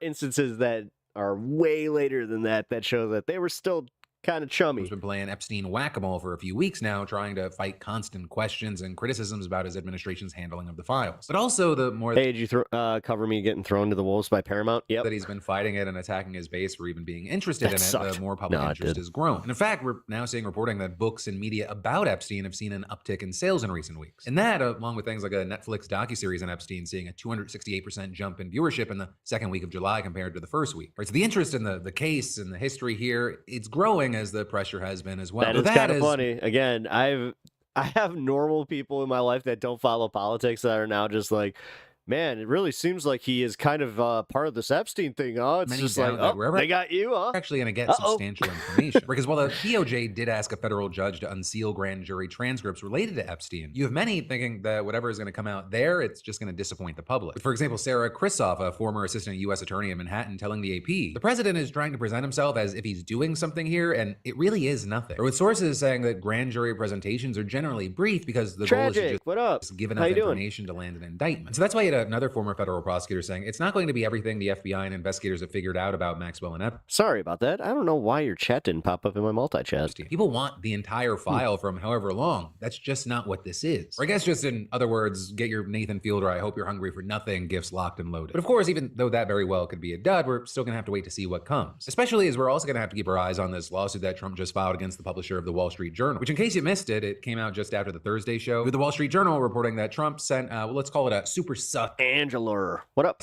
Birthday card to Epstein back in 2003, with a report saying that Ghislaine Maxwell had compiled letters How you doing? from dozens of Epstein's friends as a birthday gift, and one was from Donald. Oh, anybody that didn't see, like at the beginning of the show, I kind of recapped what happened, why I had to start late today. I got like stuck in an epic traffic jam, and I did take a video during it, so check it out. That letter included a drawing of a naked woman with his signature mimicking pubic hair, but then also featuring a sort of imaginary. Oh, also, so I don't know if he's going to cover this, but I at least want to say my piece on this. It is 100% that Rupert Murdoch's not backing down. He stands behind the Wall Street Journal and the piece entirely. And the New York Times apparently is standing behind their reporting. So good luck. Scripted conversation between Trump and Epstein that notably ended, a pal is a wonderful thing, happy birthday, and may every day be another wonderful secret. So there you had Trump denying the authenticity of the letter, saying, this is not me, this is a fake thing, it's a fake Wall Street Journal story, I never wrote a picture in my life, I don't draw pictures of women, it's not my language, it's not my words. And, you know, even though there is substantial evidence that Trump, I guess the word we're using is wrote quite a few pictures in his life, he still followed through on his promise to sue. With Trump accusing Dow Jones and its parent company News Corp of libel and also listing Rupert Murdoch and 2 Wall Street Journal reporters. And you have the suit claiming that, quote, defendants concocted this story to malign President Trump's character and integrity and deceptively portray him in a false light. But there you have the Journal standing by its reporting, with a spokesperson for Dow Jones saying, we have full confidence in the rigor and accuracy of our reporting and will vigorously defend against any lawsuit. Now that said, while we wait to see how things play out, there are 2 big things to be mentioned here. One, very interestingly, is the reaction from the MAGA base that has actually been demanding answers from Trump, because this report appears to have actually pushed them back into Trump's corner. It was kind of like muscle memory. A bunch of people that have been criticizing him, asking more questions, not liking his reaction to things, they quickly rallied around it. For many of them, seeing him once again as the victim who's, you know, fighting the big machine, rather than the... No, and they keep citing media overreach, and they keep saying Democrats fucked up again. It's like, dude, that shouldn't matter. Like, if you have a shred of integrity and, like, caring about this thing, then you won't just let this go. But it kind of proves that you're just looking to do that. The guy who promised to release things and is now part of the big machine and then attack people for not doing the thing that he promised. Right. So we ended up seeing where people like Laura Loomer and Charlie Kirk, who had been pressing on Epstein to varying degrees, dismissing the report as a partisan attack, with outlets like Politico saying, you know, this allowed a fractured MAGA base to train their ire on a common enemy, the media. And you even reportedly had unnamed administrations. Media and leftists, like, they're just gonna, it's constantly going to go back to that. Is telling them, quote, thank God. Which I like doing. This is why I'm more open to debating somebody like on the other side about this, because I do kind of want to know. It's just like, okay, like, are you at this point of just completely ignoring the reality that's going on here? Are you just okay with everything that's going on? Did you care about this? Not for Dems and media overreach on this. It saves us every time. There's nothing Donald Trump does better than being on offense. It has helped rally the troops because people see this as more bullshit. That said, it doesn't mean the situation around Epstein is over or that things... That is who they've always been. It was all to cover...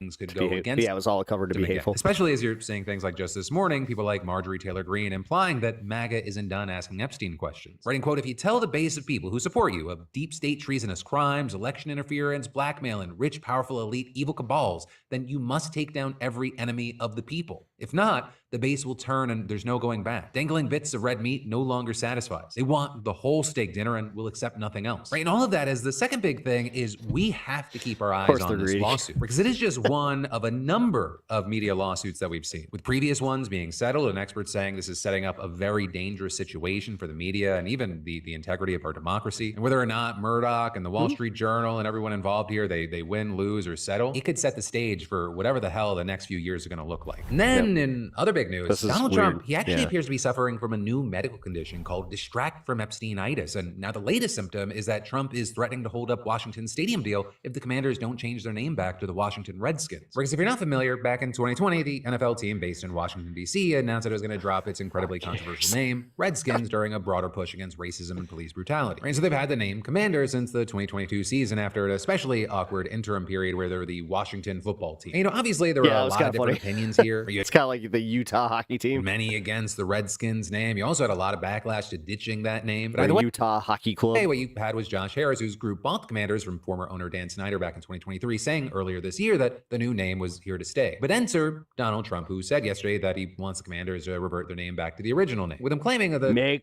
Indians great again. team would be Miga. much more valuable if it did. But also, You dumb motherfucker. he did more than express a preference. With him saying in a post on Truth Social, I may put a restriction on them that if they don't change the name back to the Then do it. Then fine. original Washington Redskins and get rid of the ridiculous moniker Washington Commanders, I won't make a deal for them to build a stadium in Washington. And what he's referring to there is the deal struck between the team and the government in D.C. to build a new home for the Commanders at the site Washington of the old Magas. Stadium. Now, it's not I exactly mean- clear how much pull Trump's going to have over the stadium deal, right? The land was signed over from the federal government to the District of Columbia by Biden back in January. But you also had Axios reporting there is a chance that Trump could influence the project using the power of the White House or through federal design commissions. And so right now, we're going to have to wait to see. No, because honestly, if he keeps pulling this, then it really does kind of call into question any presidency at that point. Like, how far back can you go? How And also, like, what are you doing? the team and ownership respond to the Have you seen the Pep Energy whole drink? situation. But also, as we wait, it's important to There's a know Pep that Energy Trump's drink? ire What? it hasn't just been limited to the Commanders, because he also took aim at Cleveland's baseball team with Isn't Commanders way more patriotic? I mean, it even insinuates him, the commander in chief. Like, he's so dumb. until He really is. 2020 was called the Cleveland Indians. And they ended up adopting the name the Cleveland Guardians back in 2021, and they've been met with a similar mix of support and criticism like the Commanders. And actually, again, like with the Commanders, Trump's become a recent and very loud critic, saying on Truth Social on Sunday, the owner of the Cleveland baseball team, Matt Dolan, who is very political, has lost 3 elections in a row because of that ridiculous name change. What he doesn't understand is that if he changed the name back to the Cleveland Indians, he might actually win an election. Indians are being treated very unfairly. Make Indians great again. So when Again, this dumb motherfucker not understanding that Indians is still, like, it was a racist derivative that was wrong. I cannot do this anymore in what just how stupid our country is willingly becoming and how they're just following this moron to their demise. You know, like, I really am starting to wrestle with, like, is it worth saving at this point? Like, yes, I'm going to continue, but holy fuck, it's getting hard. in this case, the team has already responded, clarifying that Like, these people just want it. They just want to be, like, I use this word pretty sparingly, but they just want to be retarded.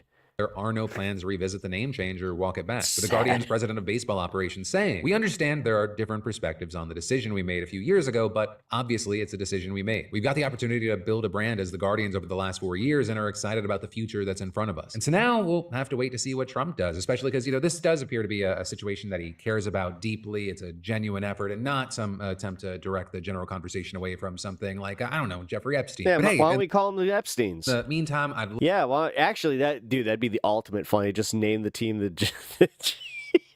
love to know your opinion on this whole situation, especially if you're I like the Guardians name. Yeah, I also like the logo. a fan of It looks I mean, Chief Wahoo, like, I'll be honest, they should be embarrassed. They lost to the fucking Cubs in the World Series. At that point, I would have changed the name at that point. Football or baseball. You know, if it was already a controversy, it's like, guys, this is a curse.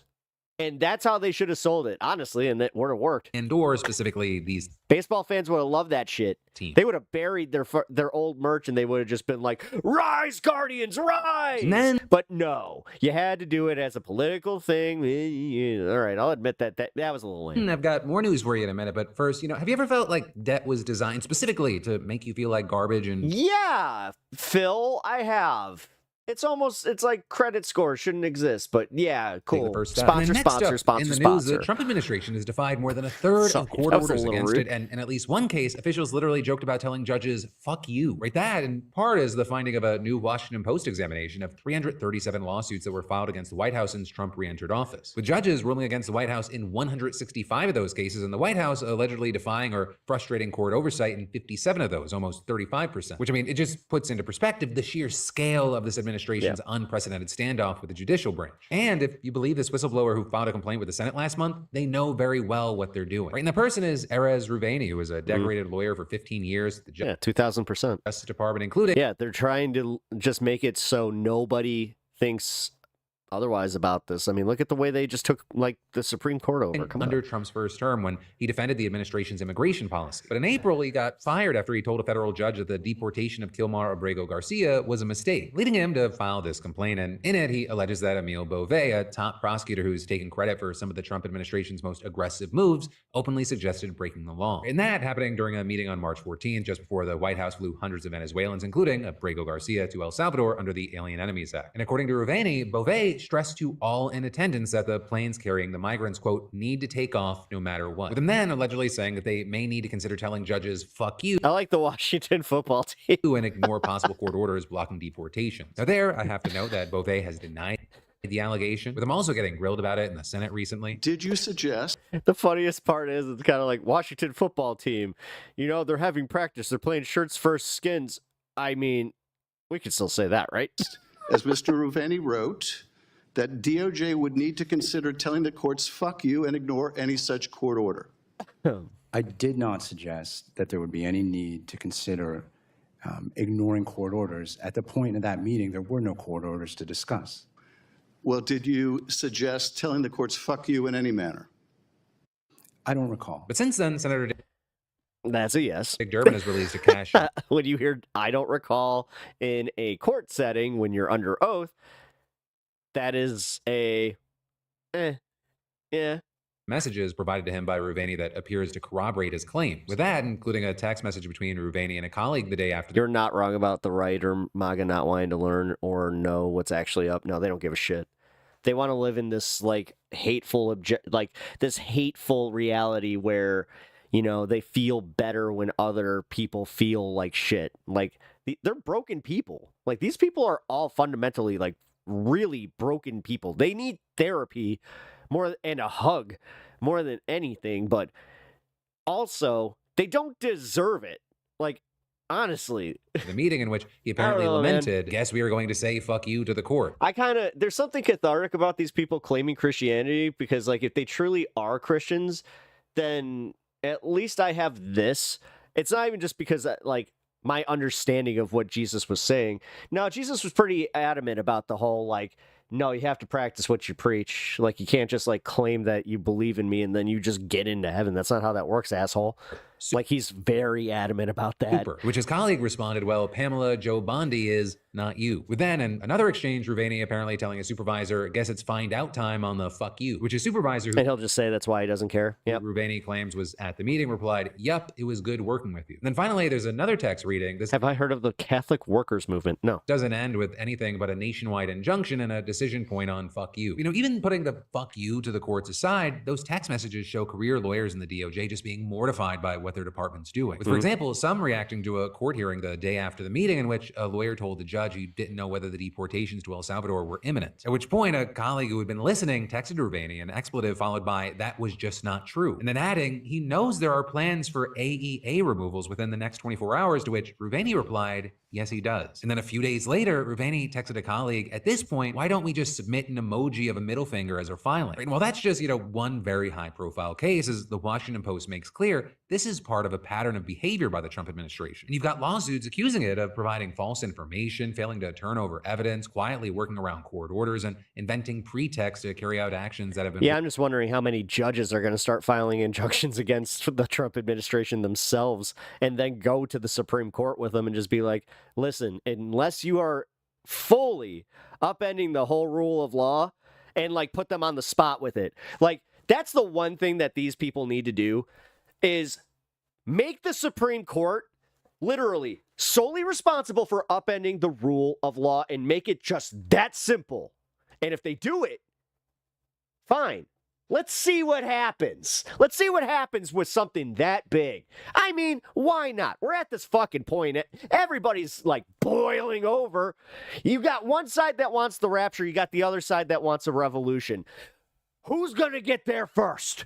Blah. All while Trump and his allies have just smeared what they call radical left judges, many of whom were appointed by Republican presidents or Trump himself. And actually, despite Stephen Miller's accusations of judicial tyranny, none of the judges have actually taken steps to force compliance yet, with the White House's open defiance going on for weeks or even months without anyone being held in contempt. You know, some of that it could be due to the courts just traditionally being slow. Yeah, they're the ones that my church used to use as a rule, not the exception type of thing, or exception, not the rule. Especially when appeals are ongoing. But also, you have legal analysts telling the Post that the judges are also likely to be concerned that the they would always point to the things that they do, where they just be like, but look at how the nuns help the blind and blah, blah, blah. It's like, yeah, but why are you using this as an evangelical? U.S. Marshal Service, whose director is appointed by the president, they might not serve subpoenas or take defiant government officials into custody if ordered to by the courts. So now it just looks like we're watching this Cold War play out between the executive and the judiciary. And really, only time will tell if it becomes a hot one. And then next up, in huge international news, Israel just launched a major assault on essentially the last part of Gaza that hadn't been flattened yet. And the international backlash is huge. With now over 24 Western nations calling out Israel's inhumane killing of civilians. Again, a Catholic structure had to get flattened for him to actually fucking care. And saying the war must end now. But starting with this latest attack, we've seen airstrikes and then tanks and soldiers hitting a city in the middle of Gaza called Deir el-Balah. And importantly, it was one of the few parts of Gaza where Israel hadn't conducted a major ground operation in its now 21-month war against Hamas. And that is reportedly because the country is suspected that the group might be holding at least some of the remaining hostages there. And that possibly including the 20 or so who are believed to be still alive. But either way, the result has been that the city is basically the last remaining area of Gaza that hasn't suffered absolutely devastating damage, with there being more buildings still standing there than in other parts of the Strip, including warehouses, health clinics, and a key desalination plant serving southern Gaza. And all of that leading to tens of thousands of displaced Palestinians taking You think heaven has different classes like business class, first class, economy class, and economy? shelter there while the UN and other humanitarian agencies have... The only thing that sucks about my belief structure or system or whatever, it's not neither of those, it's just a belief, is that you'll never know. Also relocated key parts of their operations to the area. But over the weekend, you had the IDF issuing forced evacuation orders affecting between 50,000 to 80,000 people. And there you had the UN... So like they won't know. So like in my view, I do kind of feel they kind of escaped this shit. Like there's no divine, like they're not, as much as there's like no divine reward, there's also no divine punishment. A statement that any damage to this infrastructure will have life-threatening consequences. Right? And also noting that the latest offensive brings the total area of Gaza under displacement orders or within Israeli militarized zones to almost 88%, which means that more than 2 million... Economy plus, though. Could you imagine economy plus? Civilians are... like the middle class of heaven. Squeezed. Oh my God. Into a fragmented 12% of the Strip where essential services have collapsed. And where you get to heaven and you have to work at Target. Seeing is the situation only going from bad to worse. Right? Even without considering the potential fallout from the new offensive, experts were warning that... fooled you. We have capitalism up here, bitches. More than 1.5 million people in Gaza, 2/3 of the pre-war population, are at risk of severe malnutrition. Your manager's Alexander the Great. Or starvation. We've got the UN World Food Program saying Gaza's hunger crisis has reached new levels of desperation. Malnutrition is surging with 90,000 women and children in urgent need of treatment, and nearly 1 person in 3 is not eating. Angela, I need you to do something for me. Alexander the Great, yes. What would that be? I need you to go and organize the DVD racks. And to that point, it's been reported today that at least 19 Palestinians, including children, have recently died from hunger over just one 24-hour period. And that, of course, is there are many who argue that this is not by accident, or at least there's more that could have been done. Because Israel, they control the flow of aid into Gaza, and they currently allow only a limited amount to be distributed at sites run by the U.S. and Israeli-backed Gaza Humanitarian Foundation. And at these sites, there have been reports of guards stationed there opening fire on Gazans seeking aid on an almost daily basis. You've got the total number killed reaching 875 last week, and that's before troops killed nearly 100 people trying to access aid just yesterday. And with that incident, you had Israel's military admitting that the shooting happened, but claiming it had fired warning shots to remove an immediate threat posed to the troops, which a key thing is similar to what's been said in other cases as well, even as witnesses, rights groups, and even GHF contractors speaking anonymously have said otherwise. And so in response to all this, you had 25 Western nations, including the UK and more than a dozen countries in the EU, issuing a statement today condemning the Israeli government's actions and calling for an end to the the war, saying, the Israeli government's aid delivery model is dangerous, fuels instability, and deprives Gazans of human dignity. We condemn the drip feeding of aid and the inhumane killing of civilians, including children, seeking to meet their most basic needs of water and food. And then beyond that, you had them calling the No streaming services? Sorry, you did not make a child, so only DVDs. Plan to transfer Gaza's population into a so-called humanitarian city, and they're all in widescreen format. Completely unacceptable, as well as condemning increased settlement building and settler violence in the West Bank. Dude, of course, that would with this, suck. you had Israel bashing the statement with its foreign ministry saying, quote, it is disconnected from reality and sends the wrong message to Hamas. And that is the U.S. unsurprisingly did not sign that statement, though notably, we have seen signs the Trump administration is again Jeff, frustrated what up, with the dude? Israeli How you government, and especially Netanyahu. And in fact, with that, you had a White House official telling Axios, Bibi acted like a madman. He bombs everything all the time. This could undermine what Wow, you just caught up, huh, Trump? Jesus. Trump is trying to do. And then a second official pointing to the shelling of a church in Gaza this week. This always brings me back to like one of my favorite jokes. I don't even know who said it, but what does Jesus say when he gets frustrated like this? Which led Trump to Does he say one of our names randomly? call Netanyahu and demand an explanation. John Smith! Yeah. Saying the feeling is that every day there is something new. What the fuck? But notably, a lot of frustration has reportedly been driven by Israel's recent strikes on Syria, with a special envoy to Syria actually criticizing the intervention in an interview with the Associated Press. Right in there, it seems like the U.S. and Israel have had differing goals ever since the overthrowing of Assad. Because according to recent reporting from Reuters, Israel has actually been lobbying the U.S. to keep Syria weak and decentralized, mainly to counter Turkey's growing influence in the country. But the Trump administration, He looked like he was in a tiny tank. they've been focused on supporting the new Syrian It government. was So of just course, the a way they cut disagreement it in off, theory, but a it looked like a disagreement in tiny words tank. is far different than a disagreement that results in a Holy breakdown Moses. of relationship. There you go. And there, at least as of recording, we have not seen a very meaningful split. But that, my friend, you beautiful bastard, is where today's show is going to end. That said, because you made it to Yeah, God, I forgot who said it, but I feel like it was Bill Hicks where he's just like, yeah, does he just go, me? Me, damn it. I think when Jesus gets pissed off, he angrily says, yeah, there we go. It's a toe show. Good timing. Good timing. How's it going, man? Welcome to the show. Oh, Instant Toast Show. I think you already followed, don't you? Kind of remember seeing your name recently. Instant Toast Show. Yes, you do. How you doing, man? Welcome. All right, what do we got? Ooh, all right. So over on YouTube, I did a poll. It looks like Mario Kart World is the winner. It's been up for an hour, so let's end it. Boom. Ooh, nice. All right, that's a decent amount for me to feel okay with that. Bonanza is fun, though. I really enjoy that game. If you like any of the if you like Mario Odyssey specifically, it almost feels like it was made in the vein of that. And it has like the open world feel of the Zelda games a little bit, to be completely real, like just as far as like the explorability. Excuse me. It's really good.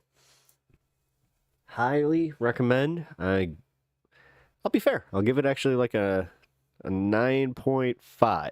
Not a 9.9. It's not that good. But it's definitely up there. Got shocked when touched a door in the parking lot. I hollered, God damn it.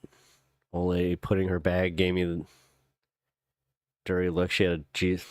My mom was always about that. And actually, like right before she died, I was able to have a conversation with her about that, where she'd always, kind of give me like the, do you have to? Come on, you're better than that. And then, yeah, it was very funny because I used scripture on her. I was like, well, technically, Mom, what Jesus was saying is he's talking about people who use his name in vain, in like the false believers, and I explained, I'm like MAGA, like Donald Trump is a perfect example where it's like, look, I love my Bible. It's like, what's your favorite Bible verse? I don't know all of them. I can't pick one. That's kind of it, like right there. And then the whole not living your life by the word of Christ and then going, I am Christ-like. That is using Jesus and the Lord's name in vain. Not, oh my God, like that honestly was a way to bastardize that shit and make them just go, oh, I never need to face this, because realistically, at the end of the day, these elites do still need that little bit of just like, we definitely, like, we know there's a heaven, but it's for us. That's also why, I don't know, kind of feel like they're trying to hoard it. It is a bit funny, us agnostics or atheists get to use Jesus and God. I mean, yeah. My mom also used to tell me that I was one of the worst people to have a religious discussion with, because I don't believe, and I don't come from like this place of Bible study where I'm not trying to necessarily get you to get closer to God. I don't care. Like, I'm not trying to make you denounce your religion, but I also don't care if you get closer to God. You know, if you start questioning things, that's where I at least got like a little bit of a W, where it's just like, yeah, question things a little bit deeper, especially the authority, like in the structure, like behind the church, especially the ones you go to. Oh my God. The more charismatic the pastor, the more you should be sus of him. I gotta say that, man. I don't know, man. Every single time I've been like, I bet that guy has some skeletons in his closet. I've been right. We have 3 mega churches in the Chicagoland area. And the main one, I was just like, yeah, he always gave me the creeps. Like, I knew this guy, and he gave me straight up the creeps. And he, funny enough, he knew Bill Clinton and was personal friends with him. So, interesting. I believe we just go back into the earth and get re-scrambled and Voltroned into something new. Yeah, no, that's kind of what I do. Like, that's what I think too. Yeah, energy does not die. So, like, the energy, like, that it takes for our body to do its shit just to exist. But yeah, like the consciousness thing, I don't know. Oh, man.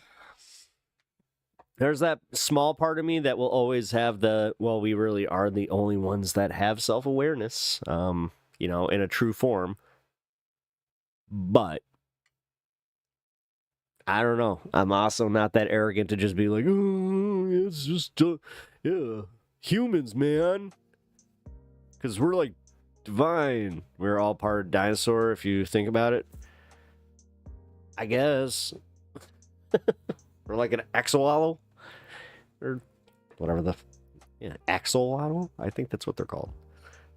The cute little fishy thing. But when you see it from another angle, it's not so cute. I had a buddy that was like obsessed with those.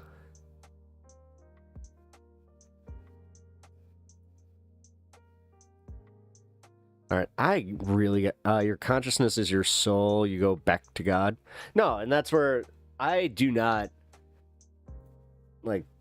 I don't like being shitty about that. Like, if I make people uncomfortable by even talking about my beliefs, I am willing to just be like, you do you. I want people to know where I'm at, because it is like, yeah. Because I just don't believe in the consciousness part being all that special. I think it's like, I don't know. As I said, it's the one thing, though. It's the one thing that does kind of get me to go, huh? Yeah. You don't know why. It's just, why are we the ones who make the words and do the capitalism? If reincarnation is real, I kind of feel sorry for whoever gets mine next. That'd be cool. God, what was it? I was Deep Space Nine. I was just watching an episode about the character Jadzia Dax. If you don't know, there's a character, Dax, who is it's essentially like a slug-like symbiote that lives within different hosts, but it retains the knowledge of every host before it. So it's really cool. Like I love the concept because like they also just like they had the first like on-screen lesbian kiss. It's pretty cool. And the fact that it was also just like, oh, yeah, you just understand inherently. It's like, oh, these people were married in their previous life. And they just, it's showing like how love knows no bounds, especially like through that. But it's the consciousness. Agnostic means knowing. I guess. You can't really claim to know. Like, that's the one thing, like, you can't do. I'm sorry, I'm not trying to be a jerk, but, like, even when I was a Christian, that's part of the faith. You can't know and also have faith. Like, there's, because that would be bordering the line of delusion, where you're just like, I know what happens. I know. It's like, no, nobody knows. The whole scary part about it, you know? The unknown. I'm just going based off of like the, where was I before all this whole, the divine cosmic bullshit. Faith is silly. It is. I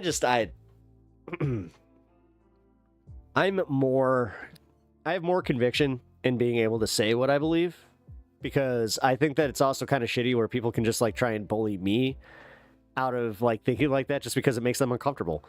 Like I've had that a lot where like people just react to me with vitriol. Dude, okay, so I just had that moment where I looked at the time and I was like, oh shit. Kind of worried. I hope my wife's good. But she's at the conference. I know more than Christians. I understand their books better than they do. Yeah. Well, I would argue that too. I tend to know the Bible better than most Christians. Like most that I talk to. Like the ones in my life, my parents, my sisters. I know so much more than they do. My brother, on the other hand, I do like I'll let that one sit. He's a pastor. So he might have me on some of like the technical knowledge, but the thing is, he got into religion at about the age that I got out. So it's kind of like, I don't know. There's a different, lived experience there. But I'm also happy for him, man. And I'm happy that he's not an asshole entirely Christian. Like, I do say that with, like, a little bit of the... I mean, he's said some pretty shitty things about gay people, which I got problems with, and I totally, I check him on. It just sucks when your little brother all of a sudden is, 3 to 4 inches taller than you and also outweighs you by about 100 pounds.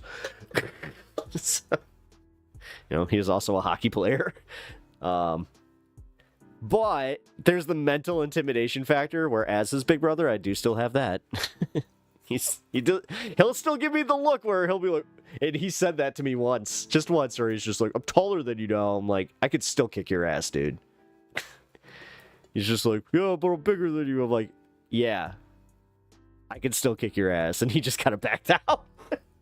But then, shh, don't tell him. I'm not entirely sure I can. Although I don't think he's ever been in a hockey fight.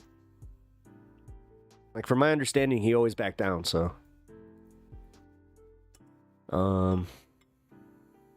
Retardation. What?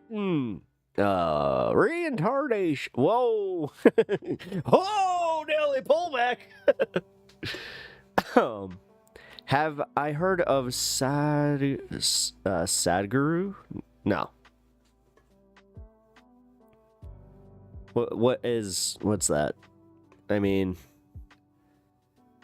I do a form of was it not the Vipassana, the Anaprasana? The one that isn't like days long meditation is the one that I do. It's about mindfulness.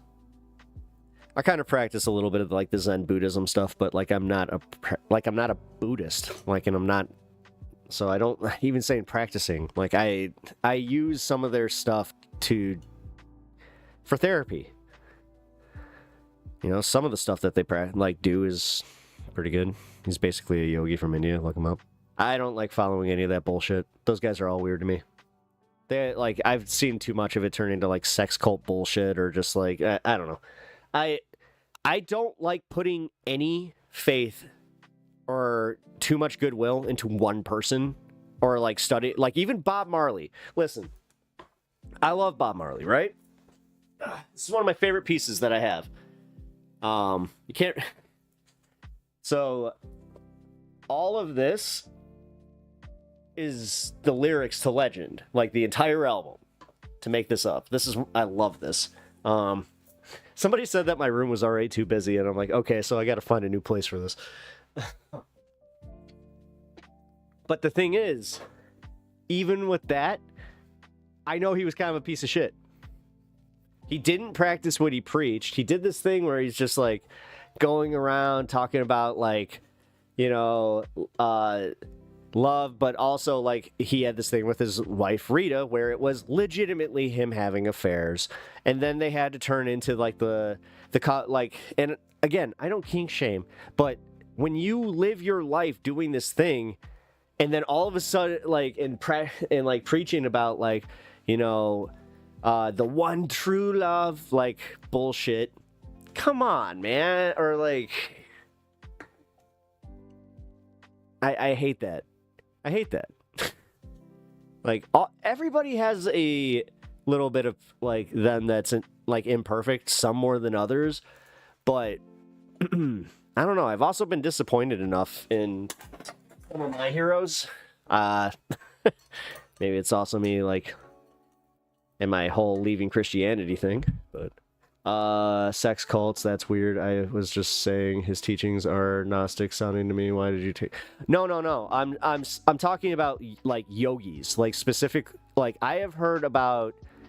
I'm not talking about your guy. I'm talking about specifically like hearing about different yogis who, like that's what it turns into. But yeah, I mean. As I said, I'm not trying to rip on him. If he's cool, like, and he's actually like a just, you know, righteous dude, by all means. How did I get down this rabbit hole? I always get down these rabbit holes. I'm me. This is why you watch, right? Can't be the politics. Jesus, if it is, I'm sorry.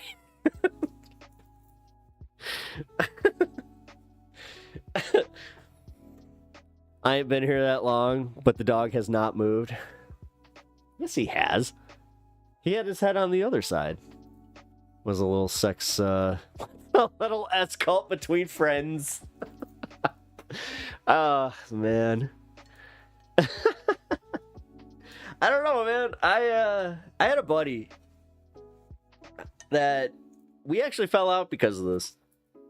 So I hadn't seen him in a while, and he was like really into Bitcoin and stuff, and he was always like the eccentric computer dude, but he had gone to India on like his retreat to find himself, you know, the lame white dude. Like, I always thought that was a little lame, or I'm just like, I don't know, I'm gonna go anywhere but India. He's just like, what, why? Like, that's where you do it. I'm like, all right, live, laugh, love. It just, I don't know. It always felt a little weird to me. But he came back, you know, a different person, I will admit. And like it was inspiring because I was like, man, he does really seem like not just like stoner chill. He seems like legit. Like he started beekeeping in his backyard, and I was just like, oh, that's cool. And like it wasn't just like a little bit either. Like he produced enough honey to like start a small business just by accident, and I was just like, that's kind of wild, but cool, because like, you know, I for a minute there had a a nice in on some local produced honey, which also, you know, it's really good for your allergies if you don't know that. But then he had to go and do the thing, man. He had to go and do this thing where he was just like, he started bringing up like, oh, well, you know, have you thought about this? And like, I told him I did some yoga. So, and I'm like doing a yoga session, and like, it's not going where you think necessarily, like nothing with us. But he did do the thing where he was just like, so your wife? I'm like, yes. And then he was like bringing up like, and he had, you know, his girl at the time, and like, they were very, you know, hey, so we saw you across the bar type of thing, but we want, yeah. And that's where I was like, oh, huh. And usually that wouldn't like just like, yeah, awkward, but I'd just be like, wow. But man, like the way he kind of went about it after that, I was like, oh, that's,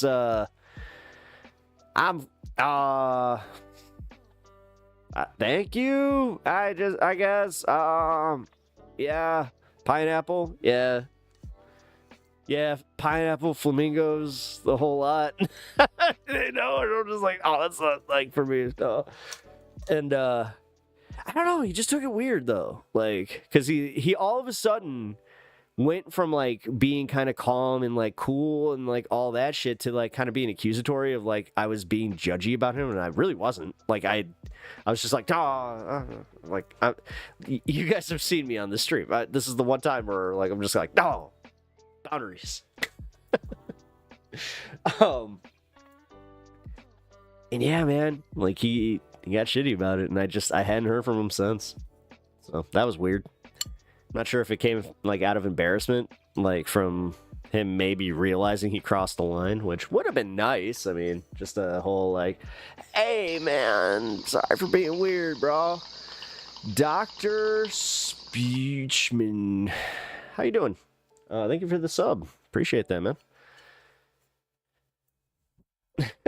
I hope you're enjoying yourself. Hit the like button as well. Don't want to tell you what to do, but it really helps me out. God, how many times have I told you guys I'm an open book? Oh, hey, 4 more videos, by the way, so don't let me screw this up. Because I have my lower whacker video that I'm going to be posting soon, whether tomorrow or Wednesday. But it's going to be a good one. You know, if for any of you guys that have never been to Chicago or are curious about Chicago, one of the things that has always been talked about is how you navigate Lower Wacker Drive. Because it's difficult. Like, even for locals, you get down there and you're just like, ugh. Because you know you're not going to have cell phone service, which sucks, especially if you're trying to get anywhere that has like an exit point out of Lower Wacker.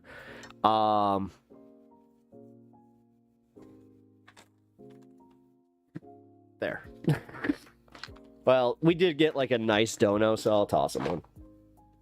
But yeah, oh, you missed. It's behind you. It's behind you. Oh no. It's behind you. No. That's my bad, dude.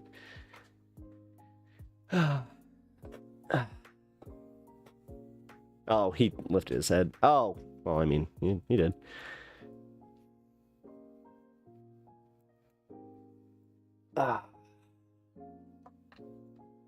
I hate when friends like do that though. Like if a line's crossed like that, where it's kind of like, hey man, you gonna address this instead of just being like, never talking to you again. It's like,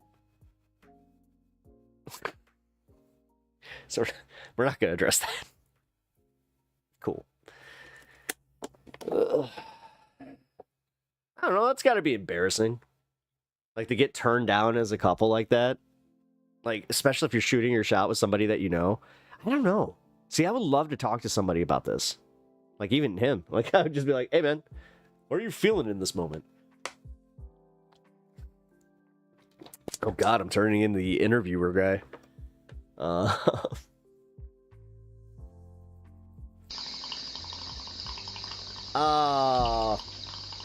Here you go, boss. Triplug and Jiden $2. Here you go, boss. Winking face emoji. You'll get him.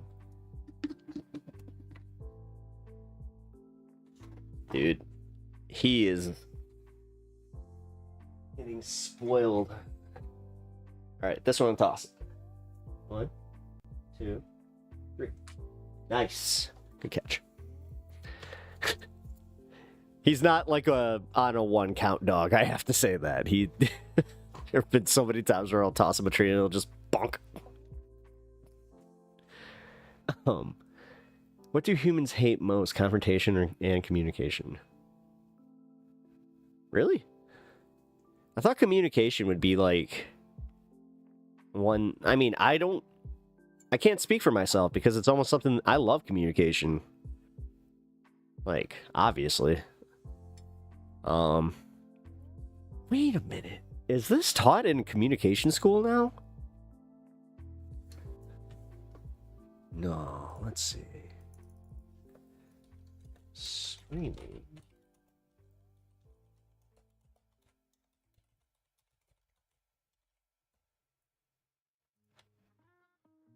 Yes, that's wild. Digital communications is now taught. That's, huh? Interesting. Gotta say, that's cool. I'm glad that, like, at least they kind of updated their stuff there. Why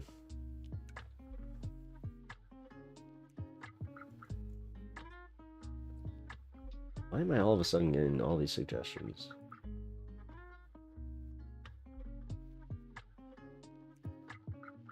Okay, so apparently Twitch is like, do you want to work with, like, every political commentator that's on the right now?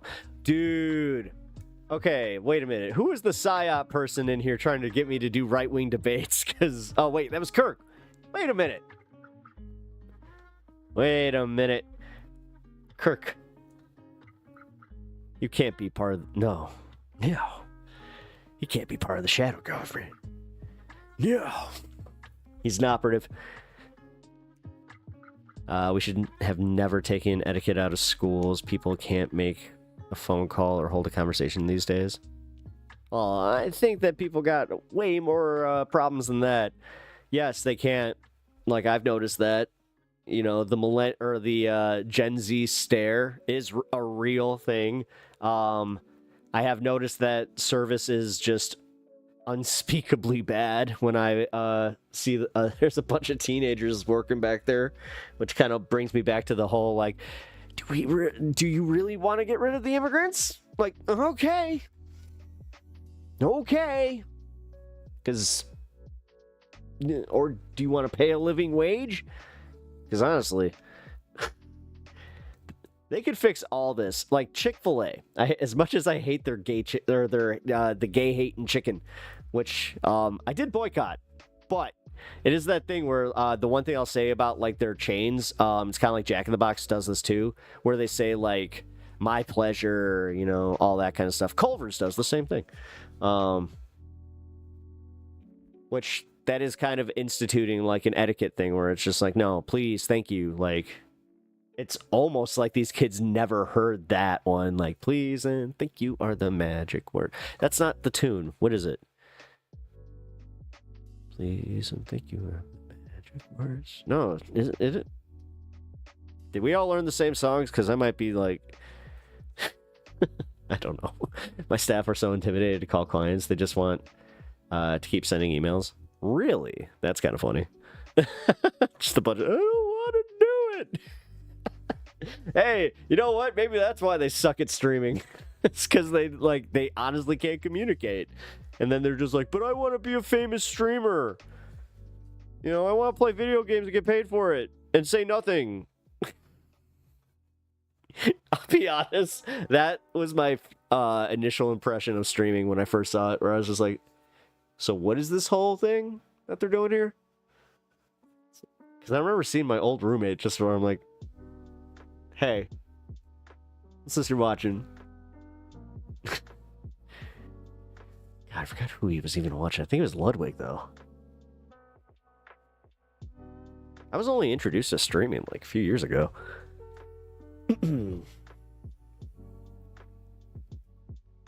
If you're happy and you know it, clap your hands. Yes. Wait, did you guys, maybe my school was actually like more based than I thought, because they did a multilingual version of that where we would break into singing like the I'm pretty sure it was the Spanish version, and then we went into Chinese. Oh my god, were they indoctrinating us? Culver's has some weird root beer, own brand. It's so good. What are you talking about, own brand? It's delicious. It's almost A&W-esque. Like, what? Jeff, you might actually... This is the first time that you may have called out the fury of the pep. Like, that's a straight up spicy take. Like, get the hot sauce, because, you know, Jeff coming in here with a spicy take like that.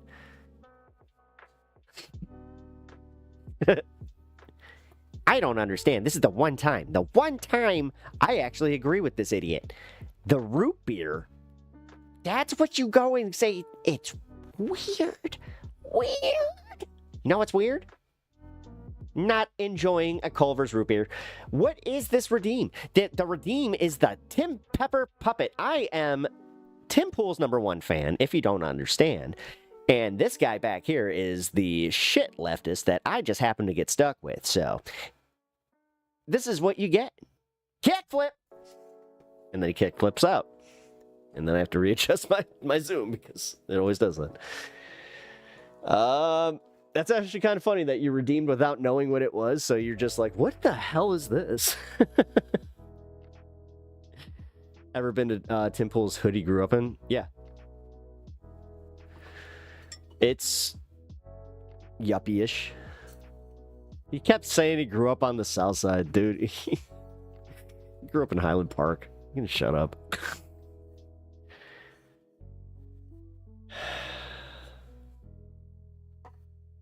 Yeah, but I will say this. Like,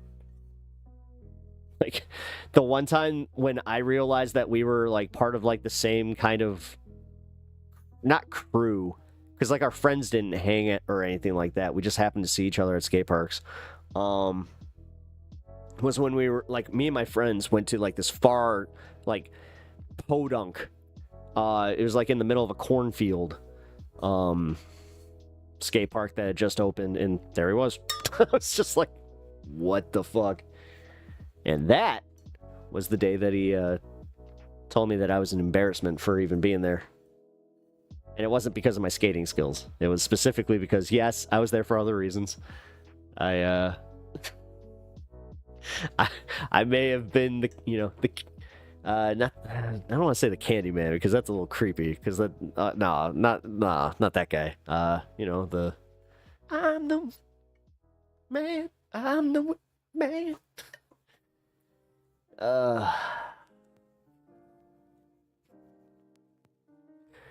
He may have had a point. He may have had a point, you know? You're not even here to skate. Like, yeah. Yes, I want to skate. My bag? No, he, to this day, I don't think he's ever smoked. Like, I don't know. Like, I don't listen to enough of him, but I don't think he's ever smoked. Because he, like, prided himself on that. He's just like, I don't dabble into that stuff.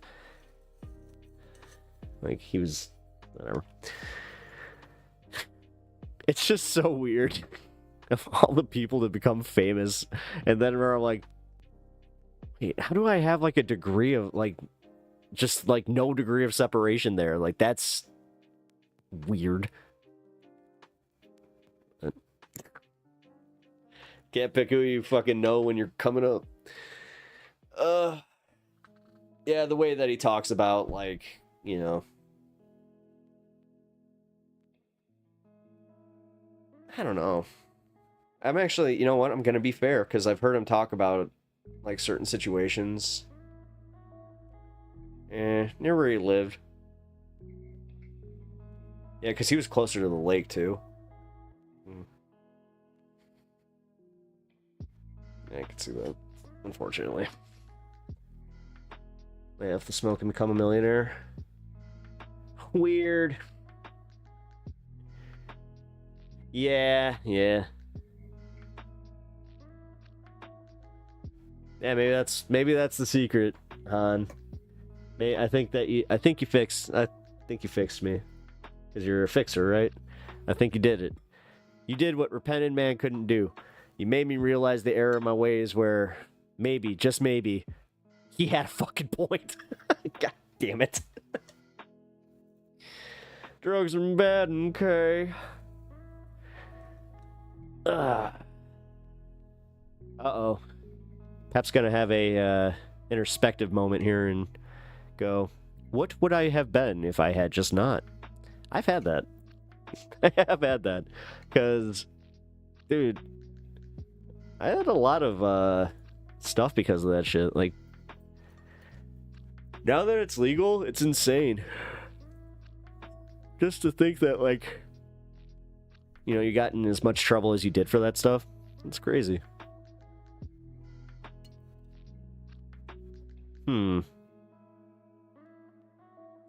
Because I have had, like, story time with one buddy who, I think he just turned 26. And we kind of had a moment like that where he, like, just couldn't conceptualize, like, it being that illegal. And I was just like, dude. Hey, the letter hack is in the house. What's up, man? How you doing? Welcome to the show, dude. I appreciate you stopping by. We're just kind of hanging out.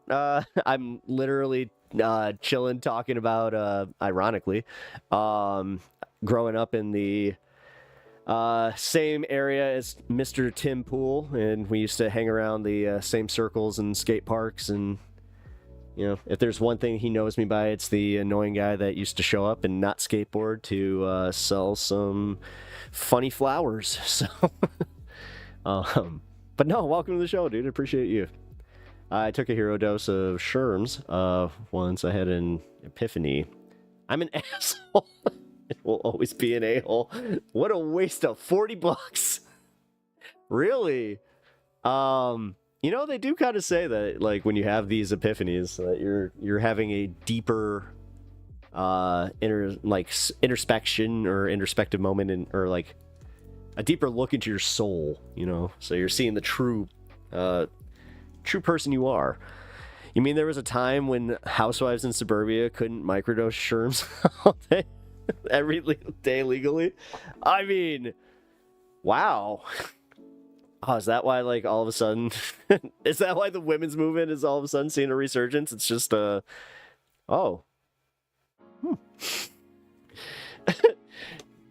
See, now here's the thing. I live in a non-legal state for that one. God, it sucks. Yeah, that's right. I forgot that you're in a legal state for that. Yeah, I finally caught it last year. Yeah, man. Actually, yeah, I had to do a later one today. I'm gonna take my wife to a conference and ended up getting stuck in the middle of a hellscape that was Chicago traffic. But gotta love it. I did the one thing I knew to do, so I moved from Colorado to South Carolina. Oh, how is that different? Like, how's that move? Like, not just like the, but like the main difference in just overall people and culture. Like, that seems like a big one. I don't know, but I don't know, because Colorado, it was a strange mix when I was there. Like, my sister is there, and I was surprised at how red it was, to be honest. Like, over out near, like, Fort Collins, I was like, this is not what I was expecting, you know. But is a different planet. It is. Yeah. Okay. Yeah. I mean, South Carolina is beautiful, but what prompted? I mean, you don't need to go into your personal stuff, but yeah, I'm just saying that is that's a big difference, man. Because I'll put it this way: Neil Gorsuch is from Boulder, Colorado. Really? You know what's wild? Nick Fuentes is from a neighborhood that's not too far away from me. So, like, when I found out where he lived, actually, I can say it. He lives in Berwyn. Yeah, he lives in Berwyn, Illinois. Which, when people hear that, they need to understand, like, that's just a, like, small, like, not even suburb of Chicago. Like, that's, God, what do you call those? Because, like, New York has boroughs. Like, we kind of have boroughs, like, but we have the lake, then we have, you know, city proper and, like, you know, the touristy district, and then we have municipality, I guess, yeah, where it's just us, you know, apartments, houses, you know, blocks. Berwyn is a town that borders Chicago. Well, they say border Chicago. Try plugging it in. Thank you for the $10 donation. Let's get TTS and read this one. Jiden $10. One EP of TNG, Picard dies and Q gives him another chance. Yeah. At the end, he explains life was full of loose threads, untidy parts, and when he pulled on one of Stop. When it pulled on one of them and unraveled the tapestry of his life? Was that... Which episode was that? God. Because, like, there's so many good Q episodes, and then they had to go and make that season of Picard where it was supposed to be a Q season, and it turned out to be so underwhelming. Oh... I think that, yeah, season 2 of Picard actually might have, like, kind of ruined my whole memory of the Q dynamic. Oh, no! With the Nausians. Oh, right. Okay, yeah. All right. Now I know. Every time I try to make my way to Charlotte, North Carolina, I end up in South Carolina. I got to lurk, but looking forward to hanging out this week. Heck yeah, man. It's going to be a good time. I'm really looking forward to it. Hope we have a little bit of time to tackle some Superman, because definitely want to get a discussion in on that one. And yeah, also, if we have like time to discuss a little bit of just like the state of comic books, because I want your takes on that, man. The fact that like we are into comic books and politics, you know, that's why it's kind of weird where I was like, oh, you know, I was a fan of your content before, but now. But no, thanks for stopping by, dude. Berwyn is a corrupt shithole. Shit. You're not really saying anything that I didn't already know, but realistically, all right, if you're going to call them municipalities, fine. Then every other Brookfield is also a corrupt shithole. Has the zoo, but it's a corrupt shithole. You know, like, we have plenty of... God, it's so weird to, like, say that. Was commenting since you mentioned you wonder what your life would have been without Mary Jane. That episode helped me with wondering if I didn't do certain things in my past. Oh, dude, awesome.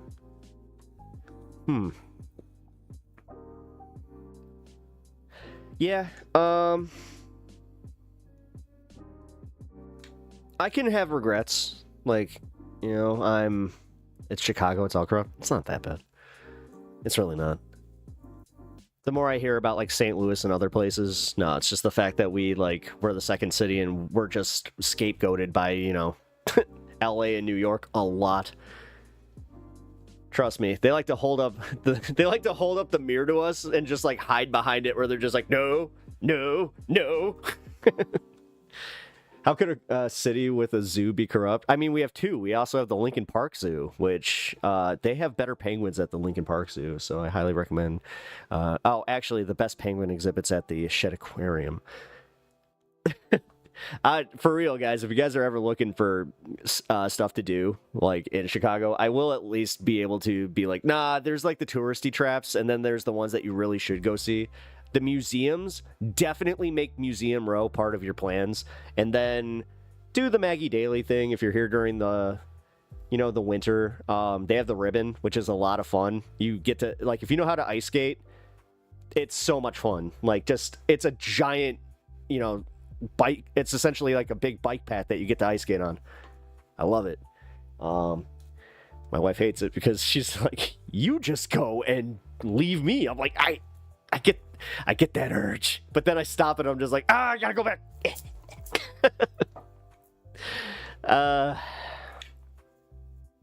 Obviously, I need to know all the best penguin spots. It's seriously, it's one of the most underrated things that we have. Like, and people just don't know, but we have like legitimately some of the best penguin exhibits. And I'm a dork because I love going and seeing the penguins. They're awesome. Actually, Kat, who I had on here as my guest, and Kat Chaos, if you follow her over on Twitch, she got engaged to my best friend at a penguin exhibit, although that did not work out. But she does still claim, she's just like, yeah, but nothing. She's like, I hate to say this because she even said this to me privately, but the next engagement is going to be, it's like, oh, you might not be able to beat it. That's kind of sad. My uncle lived in Chicago. I visited, and he took me to the museums. It's the best part of our city. It's one of the oldest parts of our city, but the Art Institute I have a lifetime membership to.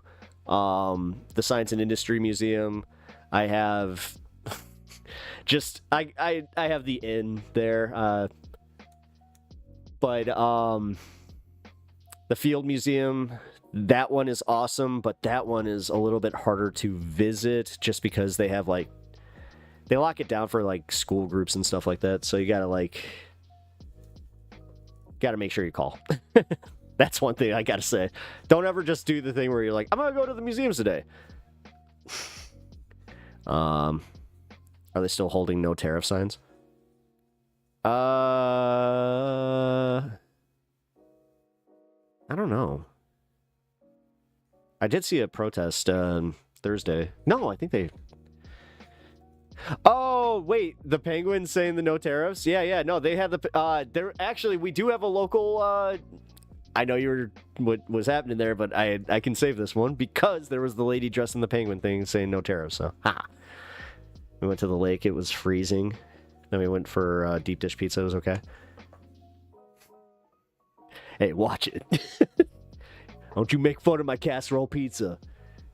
Just because you don't understand how to eat it doesn't mean that it's okay. It's still amazing. It's also because you didn't get the right one. I'm actually going to be a little salty about this one. Like, I'm sure that somebody must have told you to go to Gino's East. Right? Oh, God, I'm turning into Chicago guy. Hey, if you didn't go to Gino's East, you didn't get a fucking pizza, okay? I'm telling you right now, Uno's, it's all right. They got a little bit of a soggy crust. Not my favorite, but you go get Illuminati's now. Okay. They put the salt down before, and then you got the Illuminati's. It's got the whole pan sausage where they put it on top, and then you got the cheese, and then and then you got the sauce. I just gotta say. No, I think the place we went didn't do it right. Well, then that's a travesty. That's actually a travesty. I'm not even kidding. If you're ever in Chicago, number one, yeah, meet up. But number two, I did not. It was Uno's. No, I'm not even kidding. No. Uno's. They didn't know, and you were right across the street. This is one of the biggest rivalry. Like when people talk about the cheesesteak rivalry in Philly, I always go back to Uno's, Gino's. It's the original, and I gotta say, it's always Gino's. Always Gino's. Go to Gino's, and then you can sign your name on the wall. Like that's my favorite part. Is every year every time I go back there. I hate to say I just order out more than I actually go and enjoy a dinner there. It's a little bit of it. You don't understand. It's salt on the bottom of the crust, so it has like a little bit of. It's good. Just trust me. Gino, Lou, Uno, in that order. Yes. Yeah, because Uno's isn't bad. It's just not. It's not what I would introduce anybody coming to Chicago for a deep dish pizza to. For real, man. I would go to Lou Malnati's before I would go to Uno's, actually. Yeah. So that's a good call there. There's a few smaller spots. There's this place called Nick's that does it. but like, I don't know. They're not one of like the. They're not on any of like the tourist registries. It's one of just the ones where it's just like, if you want a good local za and you want a deep dish, yeah, they're the place to go. Stay away from Giordano's. Giordano's is ass. I'm coming back for Gino's. Gino's East. You got to make sure you go to the original location, Gino's East. It's the best. And then go get yourself a Mr. Beef, and maybe compare it to a Al's Beef, but I think Al's Beef is super overrated in my opinion. They never give you enough gravy. Gino sucks. No Palermo. Oh, Gio sucks. Yeah, Gio sucks. All right, no hot takes there. Gio's does suck. I like how that's just like widely known, but they're open late. Dude. Funny enough, I think that the last piece of a deep dish pizza I had was walking out of the Midnight concert because Gio's just happened to be open. Fuck. There's a few of those places in Chicago where they're legendary, but the food is not that great. It's only because they're open late and they have cheap food. Billy Goat's like that. The Billy Goat Tavern. It's actually pretty famous for like the cheeseburger from SNL. It's whatever. Oh, Wiener Circle. Wiener Circle's the most overrated place in the entire city. I'm not a fan. Dude, I had Superdog on, like literally on my way home. Get a beef what? A beef sandwich. A beef. You know what a beef is? A beef. A beef. You got this bread. It's like garlic bread, right? Most of the time, it's either you can get garlic bread, but most of the time, it's just said like it's understood that it's going to be dipped garlic bread in au jus with Italian beef with hot peppers. You gotta get the hot. I mean, I like some sweet occasionally, but hot peppers. That's a beef. How is this not a thing? Wait, you don't know what a Chicago beef is? No. Steak? No, not fucking steak. No.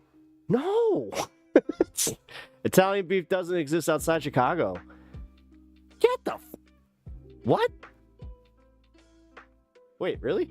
How am I? Wait. How have I never pieced this together? Really? This is something that's only us? Dang, Chicago's bougie. Oh, a dip. Yeah. If you go to the right place, you're getting a dip. And you'll get it for free. They won't charge you. Like, that's why I love Mr. Beef. The Bear. You ever seen the movie The Bear? Or the movie I'm turning into my fucking grandpa. Oh my god. You ever seen that movie, The Bear? No, the show, The Bear. That's a real place. Like, it's a true story. Well, true-ish story. I mean, it's inspired.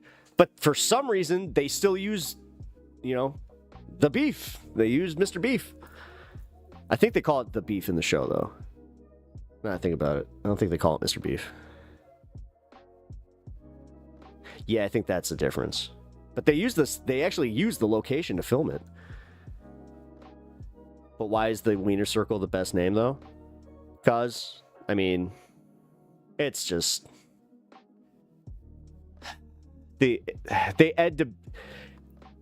So they saw what Ed DeBevics was doing. Or, well, actually, let's see. Who did it first? Because Wiener Circle... When did Wiener Circle even open?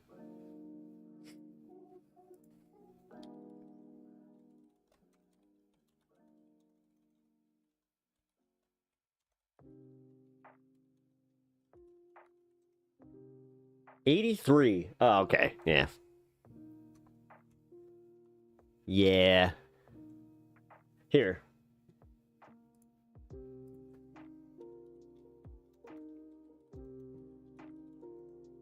Show you Mr. Beef. No. Hold on, I might not be able to show you Mr. Beef. Never mind. It's trying to get me to order one. Yeah. No, that's not happening.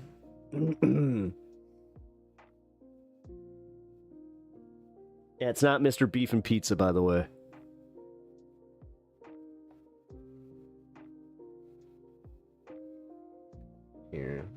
Let's see.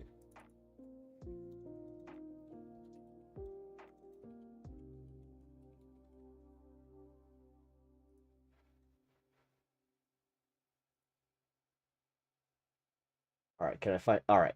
I was about to say, I want to show you this without doxing myself, but searching for Chicago beef immediately was just like, you want one? Here. Oh, I do. I do. Oh, I think I'm getting me a beef tomorrow. All right, let's see. This one right here. This one. If you can't see my cursor, right here. It says Barbecue Bible. That's it. That's a Mr. Beef right there.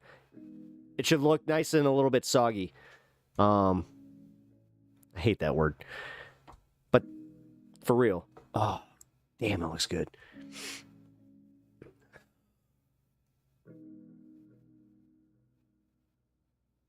Those are some pretty good dogs. Nathan's is all right.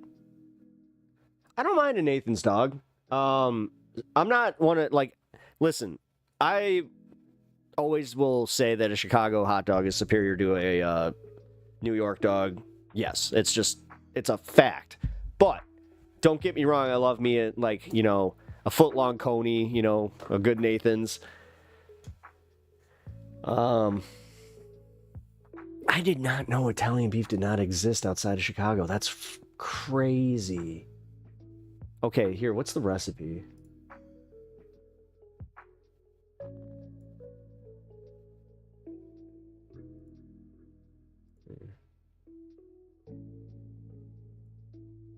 Extra secret ingredient in Italian beef is red wine, but it's more than that. Often the recipe will call for wine to deglaze the pan after caramelization, after a bit of food, blah, blah, blah, blah, blah. Yeah. I mean, that's... sounds about right. Recipe requires 4 components: roasted beef, au jus, perfect bun, and giardiniera. Giardiniera. We need the giardiniera. What is Italian beef? That's what Italian beef is. It's literally 4 ingredients. Chopped beef, which is here, like it's usually made like stew style, like you cook it in the au jus. Some people do it like on pans, which is fucking weird. Like my aunt did that, and I didn't. It was always dry and just ew. Never made sense. My favorite is Sabre to take home. What is a cheesesteak? Or that is a cheesesteak, or that's what a cheesesteak is for? No, it's not. Hot dogs use pickles and onions, not chili. I mean, yeah. I love me some celery salt, pickles, onions, a little bit of relish. Although I'm a little bit of a bastard son here. I don't like the Vienna green. I don't like Vienna green relish. I like a pickled home style sweet relish with the onions, garlic, and the tomato and a little bit of pickle. That's a relish. You guys are really... I want to come to Chicago just to eat. I will literally take you on a food tour. Like, I am very, very, like, good at that. My cousins love me for that. Anytime that they come into town, they know that they're eating good. There's this place called Rico Benny's. It's low-key one of the best restaurants you'll ever have. They make it's like a fried, oh my god, why am I fucking, like a chicken fried sandwich? God damn it, what the hell is the Rico Benny sandwich?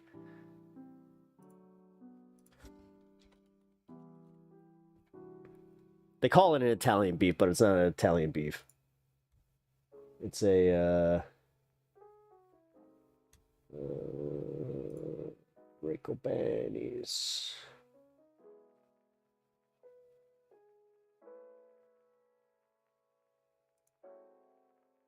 Yeah, the breaded steak sandwich. That's what it is. Breaded steak. This will not show my location, right? Okay, cool.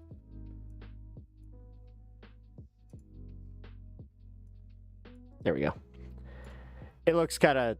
It's not like the most flattering picture, but that's a Rico Benis. The thing is, most of our food kind of looks like that. I will always say that it's like presentation is not exactly what we care about, but god damn, our food tastes good. In Chicago, where the Dick's is at. Dick's Last Resort. Yeah, it's still there. Yeah, it's right off the river. You would like that place.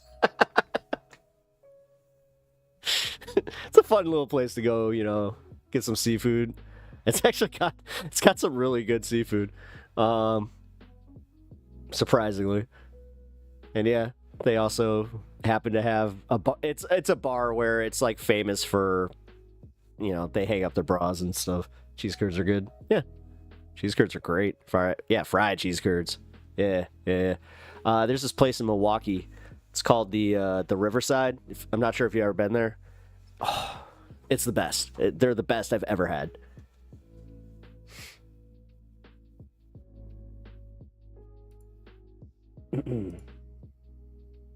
Also, I'm not sure sausage on pizza is a thing outside of Chicago. What?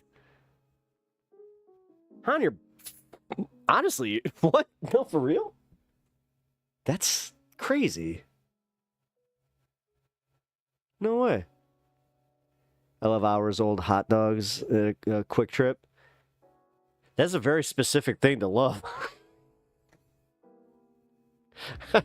Wait. Yeah, you know, a few hours old, no harm, no foul. That sounds sus. I'm not sure if I'm like, I have this weird, like, situation where it's just like, I brought you a hot dog. It's like, how long did you have that? Don't ask questions. I'm assuming you're not, like, dressing it up, right? Like, Tex-Mex is all the way.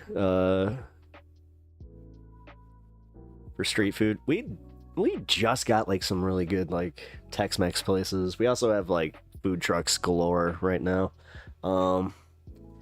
They're smart, man. Concert season, I gotta say, like, they have been really good with that, where they will park outside of most of the concert venues on a Friday, Saturday, and sometimes even Sunday. And yeah, man, they're making bank there, because you get out of a show, and that's, again, why that's why I got a Geo's, is because they were there, man. They had their truck there. They were, and I knew it was going to be a piece of shit pizza. Like, we have Nancy's and Connie's, right? Which is more of a national thing. Like, they're okay. They're, I guess, a representation of, like, Chicago pizza-ish.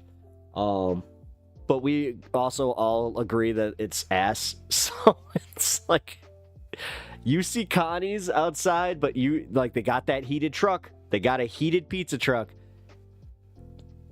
Occasionally you'll just be like, all right, screw it. This picante sauce is too spicy, average yank. That's not me. You should see my hot sauce collection. No, like, there's a reason that, you know, I kind of play into the theme of my name, because I love, like, I actually love, like, peppers, and I love hot sauce. The fact that I just happen to be born with a name where it's like, oh, huh, interesting. Muy caliente. The taco truck was in the parking lot of a weed store. That's effing genius. It's not as genius as you think, because nobody's smoking at the weed store. Although you are, let's be honest, most of us go and we're already. Like, it was kind of funny. The guy today was just like, oh yeah, man, go get high and enjoy your day. I'm like, I already beat you there, man. He was like, all right, well, double up. And I was just like, this auto mod. Listen, the reason that the auto mod is doing what it's doing is because Twitch be that, and also at the same time, I got your comments on my screen, dude. So I'm not messing with that. Sorry.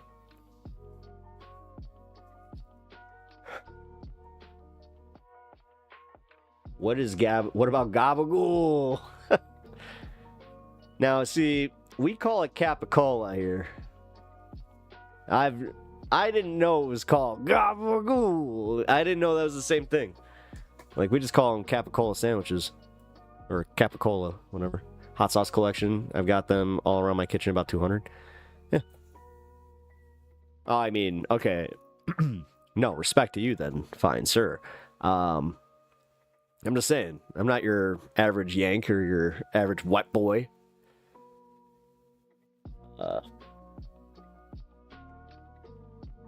I just saw this get auto mod. I mean,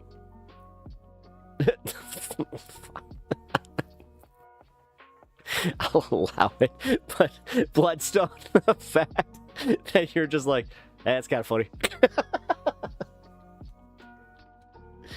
You know what?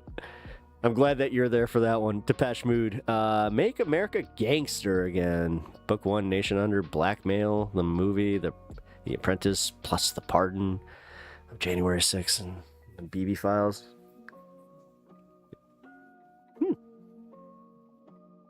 Honestly. Not maybe like full movies, but I could see that being like a fun little, you know, maybe comic book or something like that has like, you know, quick 3 chapters or something like that. I gotta pee really bad. All right, so here's the deal.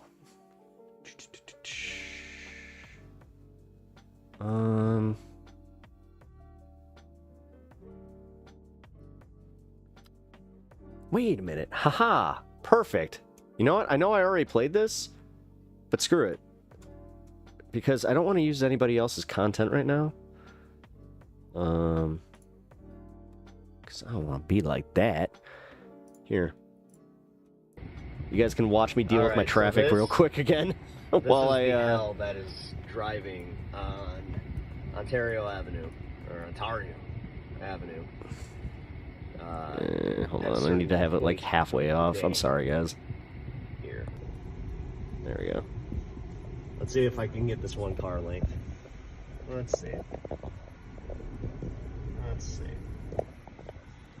There we go. One car? No.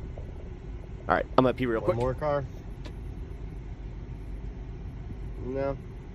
Complete dead stop.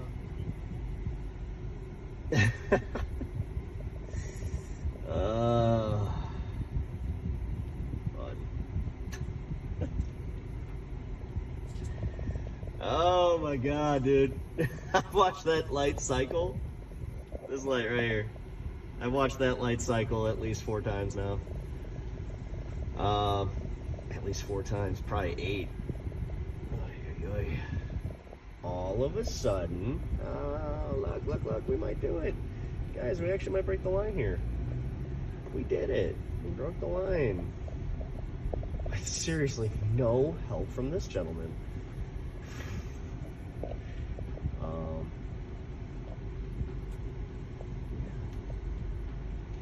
So there you guys go. Got some decent views. Gotta be honest, I'm not in the River North neighborhood very often, so that's why I was kind of like, you know what, this is the stuff that most of you recognize as Chicago.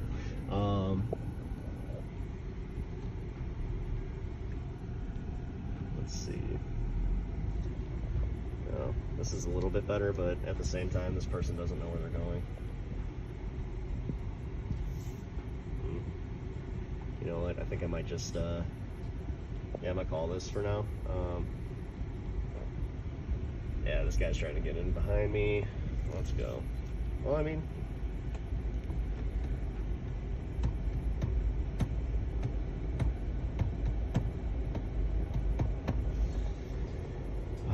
that roar.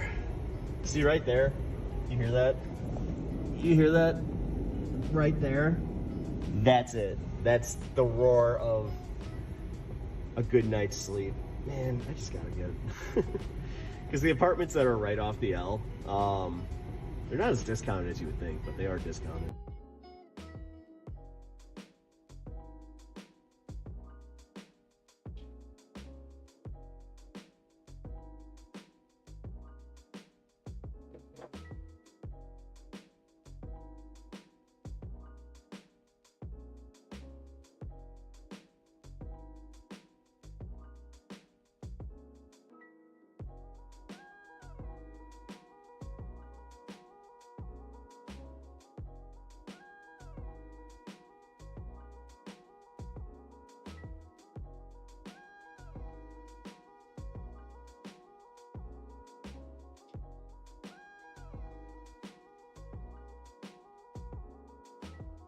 Hey, you. Oh.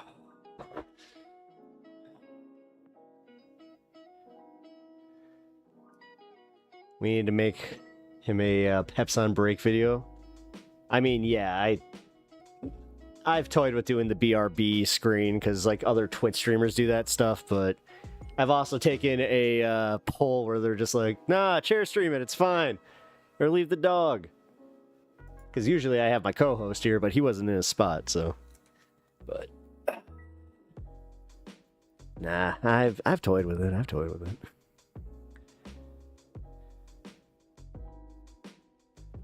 But it was also a good way to, I don't know. That's my members only content. I'm willing to share some of that a little bit with you guys to show you guys, like, yes, this is what's coming up. It's going to be more of my, like, random IRL stuff. Just, if I get stuck in a traffic jam, fuck it, I'm going to record it and bitch with you guys. Dude, that was like 40 minutes in, by the way, where I was just like, finally, I had it. I was so bored, too. I was kind of debating doing a live stream, but I didn't have, I don't have one of those, like, little, God, what do you call them? Like a phone holder. So. Stan! Yep. Robin, hey! How's it going? Robin, by the way, you, can you do me a favor real quick and just go into the, my shorts, the videos? That sounded really weird. the videos!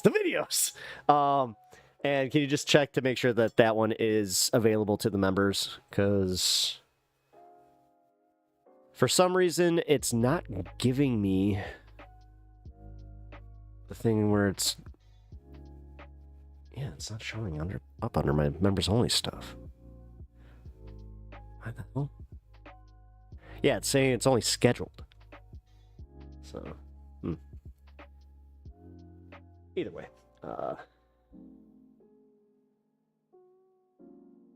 it shouldn't say private. It should say members only. Like, yeah, that's... Nah, that's it. Hold on. No, I appreciate that. Thank you.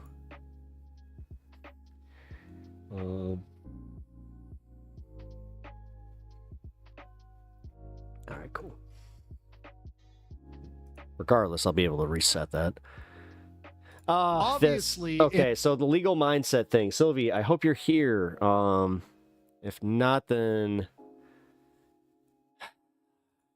I just still want to cover this, but realistically, she's the one that will know about this.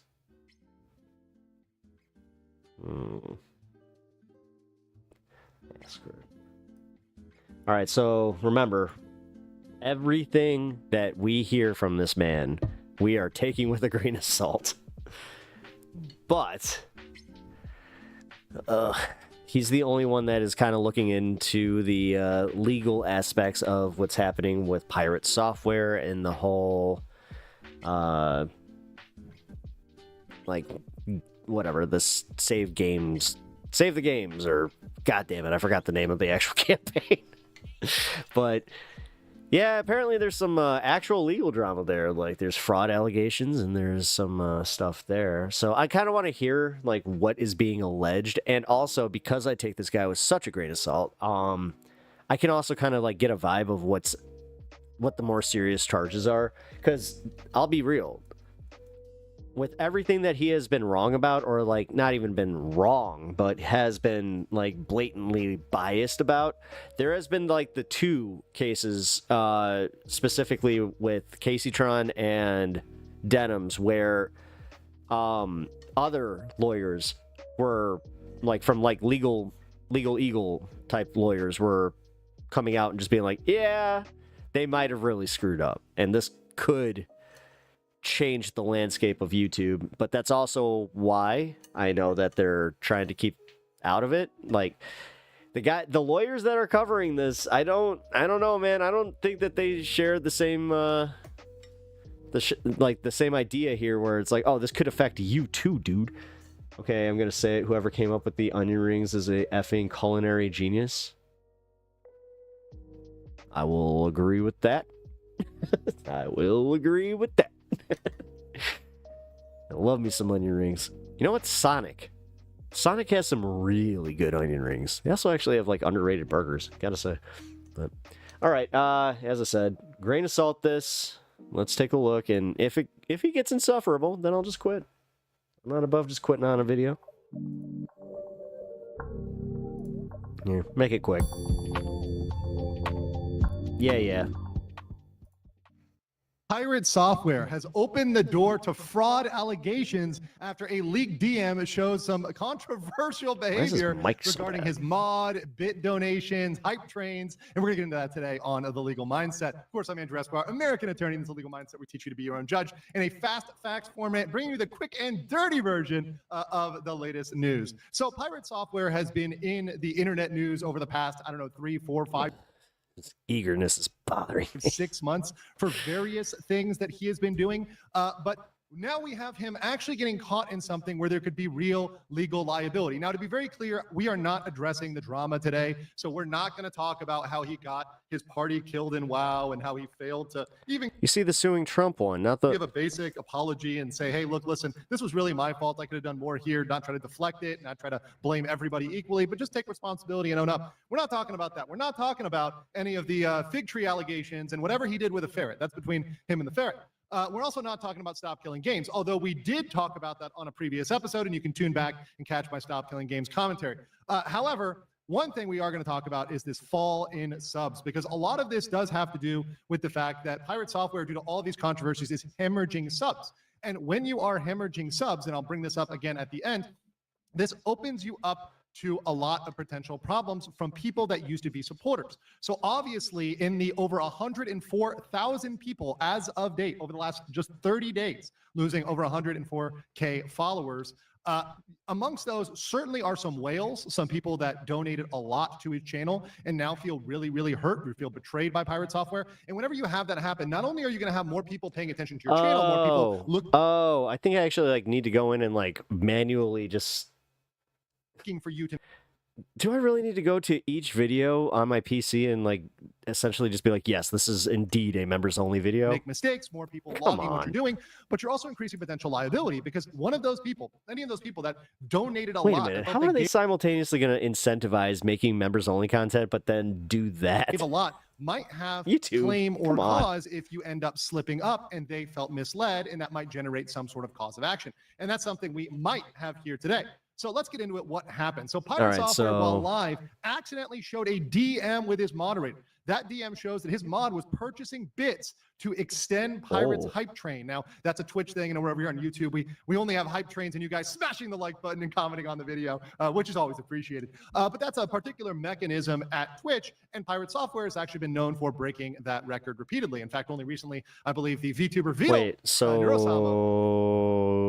what's wrong with this? Over there, beat his record, but previously he'd been setting records. He sent a mod to, or he sent a, he's like, hey, wait, these bits were not donated via the main mod account, but by an alt account, which the mod made Pirate aware of? As related to this hype train. So it's something that, I mean, this is kind of stupid, because dude, do you know how many people have bots in there? There's you have 224K, trust me. You get rid of the bots, that'll get hit. As a channel, if you're setting records, you're typically pretty proud of that. Now, it appears his DM, the DM with his moderator, it appears his DM was purchasing bits to extend Pirate's hype train.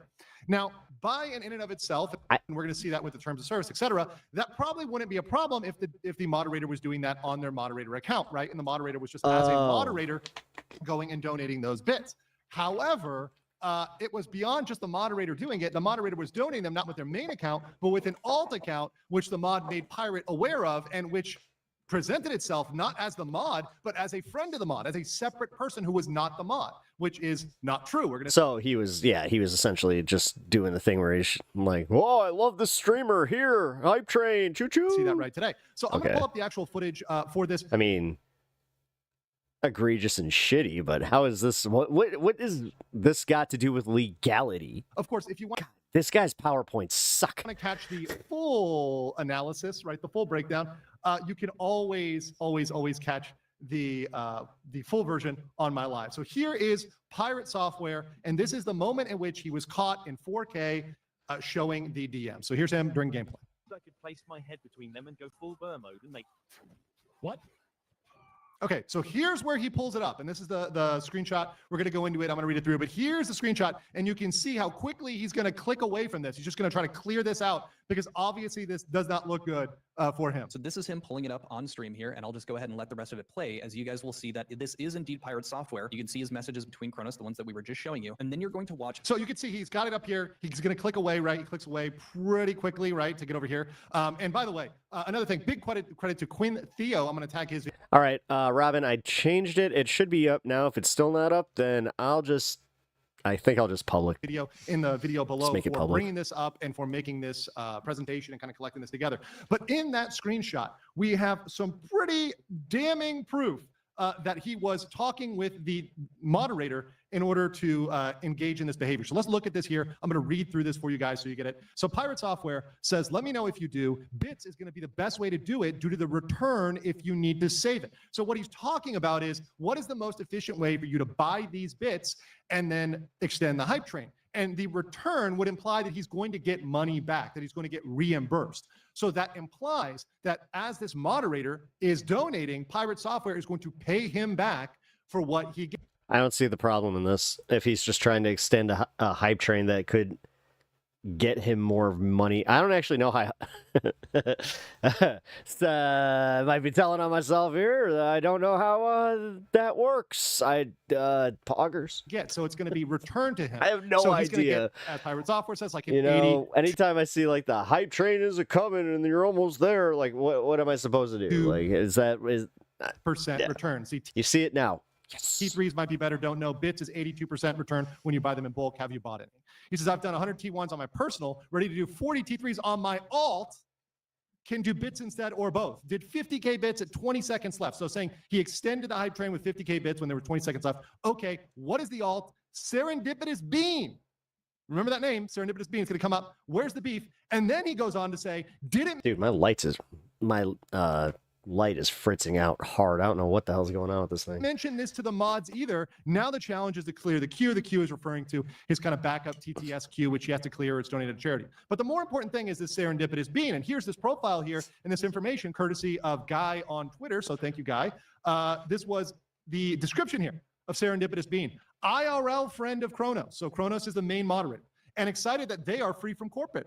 Love your stream and what you do for the people here. There aren't many cooler supportive streamers left once they get big like this. Stay cool, bud, and tell Kronos that Ben sends their regards. So that's a little douchey. I'll say that much. Is clearly painting themselves as not Kronos, not the moderator, but a separate IRL friend of this moderator, which is extremely deceptive if you ask me. Now, if you ask him, in what context? Where does this constitute a crime, dickhead? What's the crime? Why are you covering this? Where's the fraud? How does this convert to a legal issue? Well, there's 3 potential legal questions, and these were brought up also by Quinn Theo in his very good video. Which oh my God. Like, dude, he has a very tentative understanding of Twitch TOS for a lawyer that also, all things aside, makes me question how good of a fucking lawyer he is when this is how he tackles TOS and how he has been constantly wrong about it. Again, I'm going to link in the comment below. He brought up the first 2. I'm introducing a third one here. So the first one is Twitch terms of service. Then we have federal law violations and state law violations. So let's look at the Twitch terms of service. So obviously, Twitch has a terms of service. There's many things you can and cannot do, but one thing they have is called a bit acceptable use policy. So you're supposed to use bits in a certain way. You're supposed to behave like a normal contributor and not do certain impermissible things. Like, for example, you can't solicit bits in exchange for money or donations. That's one thing. You can't provide items or services. That's pretty clear-cut language. I did not know that. That are associated with monetary value in exchange for bits. And a big thing here, and this is one that I think here's the difference. I'm not a lawyer. He has to really watch out for, is selling, offering to sell, trading, bartering, or transferring bits to okay. other users in exchange for real or virtual currencies. So, oh, okay. So where's the fraud here outside of him just breaking TOS? This mod is using these bits and transferring them to Pirate Software, and Pirate Software is converting that to cash and paying him back. That would appear to money laundering. Violate the TOS. Yeah, that could be actually constituted as money laundering. On that, you cannot use the bits to engage. Well, wait, but did they come from Pirate Software themselves? Like, did he? It's not like he paid himself. It's the mod still paid for. Oh, wait, no, because he did it with the intention of paying the mod back. Criminal or otherwise unauthorized activity, that's a little shady. soliciting or receiving bits for any fraudulent or any other As criminal I said, activity. shady, definitely. That could be a problem because of the nature of what they did, because they engaged in a kind of fraud there where you were having a sock puppet account, a fake account, an alt account, right, that is donating these bits, pretending to be a friend instead of a mod. Now, understand that a mod can very well be perceived as an agent or an employee of the streamer. So if a mod goes out and does something on the streamer's behalf, they are an agent. And the streamer is what's called the principal. That's principal-agent theory. And a principal can be liable for the actions of their agent. If you tell somebody to go out and do something, and certainly if you're compensating them or reimbursing them for that, they are your agent. So it's as if the streamer was doing this. So it's as if Pirate Software was engaging in this. And in this case, it's doubly damning because he shows he knows this. He was told this, and he didn't say, don't do that. He didn't say, well, that might be against TOS. He says, yeah, but now you're, okay, so this guy's trying to make a career out of, like, how people are breaking TOS and could essentially be penalized by the law, but nobody is. Like, he's doing a lot of theoreticals, but the only thing that will ever give this guy any credibility is if he actually comes and, like, actually does something with some of this shit. Otherwise... yeah, no. Well, that's kind of shady. He's like, okay, great. He's like, okay, fine. In fact, he's strategizing on the best way to do this, which is, shit, I gotta add once this. again, not a very good look when we're coming to allegations of fraud. So let's continue here. We have federal, let me go back here. With the terms of service, some people allege, and this is more of a kind of niche allegation here, but some people do allege, and this is something that I believe one of the lawyers brought up for this, was that, well, this is something that there might be a separate contract for. So the lawyer that was talking to Quinn Theo said, hey, there might be a separate contract that might supersede that. Well, in a separate part of the Twitch terms of service, which I looked up, it actually says even in other agreements, even if there is a separate agreement, even if there's a supplement, you still have to follow these terms and you cannot violate them. And I'm very sure that a separate agreement would have incorporated that statement because it's intended to be applied to all separate agreements. So even if there was a separate private streamer agreement, even if Pirate Software got... I don't know, man, because, like, the only thing that I'm seeing is breaking the TOS is him being like, yeah, man, I'll pay you back. So, like, that's where it's sus. But realistically, him using a sock puppet account, that, as douchey as it is, I don't think there's a there, and I think that he's kind of stretching here. Got a lawyer and negotiated a private agreement with Twitch. Even if that happened, I doubt he's able to break those terms. And beyond that, he's not allowed to break the law. And what we get into next, and the thing that's very spicy, is potential violations of federal law and state law. So let's talk about federal law. Federal law is the Federal Deceptive Trade Practices Act, and that's something that is very, very well known by me. I covered that a lot. That was one of my kind of, I would say, specialties in the corporate realm when I was a corporate counsel. There are three separate elements. So you need a representation, omission, or practice. JP Morgan Chase settled with Jeffrey Epstein's victims for $290 million. Deutsche Bank for $75 million. So how can jerks still think nothing really happened? Yeah. Practice that is likely to mislead a customer. It is kind of crazy where it's like, no, there's evidence, like known evidence of his doings, and Ghislaine. So the practice would be, hey, donating bits from the sock puppet account. The consumer's interpretation is reasonable under the circumstances. So the consumer is thinking this is a private party. This is somebody else. This is not the mod. this is not pirate software. They're thinking, oh, look, this person is extending the I hype gotta train. get my Switch too. And so Fuck. because of that misleading representation, that materially led others to donate more to keep it going. It's a Knew I very forgot something. well-known thing in scams and cons. This is something that confidence men do. They get fake buyers Kenzie, what up? to go out there and gin up interest so that people will buy stuff even though it's over. Since you are just hopping on in here, there is a members only short that you can check out right now that I know is now working. So yeah, give it a look. Overpriced. That is a very common fraudulent practice. So by not disclosing the fact that essentially your I think that I accidentally kept the like scheduling setting up and I screwed up. agent, your employee That is was my going out bad. here and doing that, that is misleading a reasonable viewer, a reasonable consumer. That's a possible interpretation of that. Once again, it's not for sure that he would be convicted of this, but this is opening up the door to these questions. Beyond that, there's state law. So Twitch is in California. Every state has their own Deceptive Practices Act. Florida has one, Georgia has one, New York. A lot of them follow what's called the UDTPA, which is the Uniform Deceptive Trade Practices Act. But some of them also have things that go further, and some of them have criminal penalties, including California, which can hit you if you go cross certain lines. So Consumer Legal Remedies Act, California has that. And I mentioned California, by the way, because that's where Twitch is. So it would be very reasonable if a California donor, if a California whale brought a claim against a California corporation in a California He really wants somebody to sue Twitch, but the thing is, he doesn't have the balls to do it himself. court against Twitch and against he Mr. knows Mr. he Pirate wouldn't Software. win. So there's three things that Hold really on, come up there and it these are separate is. under the Like law. I've been kind of like searching for the call out there. There it is. Like, why the hell like can you do or have all of these extraneous opinions on how Twitch TOS and Twitch just allows their streamers to do these things without ever bringing them to court? Like, why don't you do something there then and prove again? Consumer Legal Remedies I'm just reiterating. Act. Now that's typically used for products, but there could be an argument that would apply to services, particularly services that were fraudulent or misleading. But beyond that, there's California Business Code 17500. What was really misleading here? Who was victimized here? Which leads to like, God, this guy's such a bitch. false or misleading. He really is. At the end of the day, he's a drama hawking bitch. Leading statements or false or misleading. God, like, dude, you latched yourself onto Johnny Somali, and you're sitting here using, yellow and brown fonting, like, I have a law practice. No, you don't. You really don't. Not one that really matters. You get you get Passport Bros legal status. Cool, bro. And this could again also not sus at all. Be perceived as, hey, falsely advertising that you're number one on the hype train, that you're this hype train leader, that you're this person that needs to be donated to keep And now he's just clout sharking off the whole like Ethan thing. this thing going to breach all these levels, when really most of those levels, or maybe a lot of those levels, some of those levels were just artificially inflated by either Pirate Software's mod or the sock puppet accounts. I mean, who knows? We don't really have a full track on that yet. And beyond that, there's the unfair competition law. And this one I think is pretty juicy, because this one would even allow other creators the potential to say, hey, this is unfair competition. You're allowing these people to inflate their numbers and get this hype train going on, get featured on the front page, get highlighted, get hyped up, by all of the platform and by the CEO himself, all this sort of good stuff.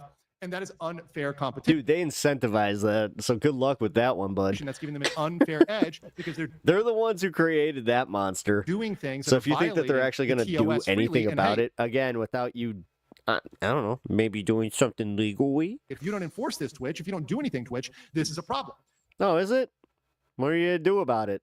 Besides whine more and cry about how, good looking Hassan is. Now, beyond that, there are other issues other than him losing subs. And of course, once again, These guys, like, they are so gay for Hassan. It's not even funny. him losing subs just adds He's just like, oh, potential of people that might sue. But beyond that, there's advertisers. Advertisers might feel like they were defrauded. They might feel angry because they're saying, Juicy's an ick when he says it. It really is. hey, we're running ads and they're supposed to be on the top channels. But if he's falsely inflating his numbers and he's Well, wouldn't he be pissed to know that they're running ads on my channel? Hey, being falsely promoted, well, maybe we're not really getting the value we thought we were getting. We thought we were getting a value of someone who was number one in the hype trains, who was leading in this He is a guy who knows age of consents allegedly. Back of hype trains.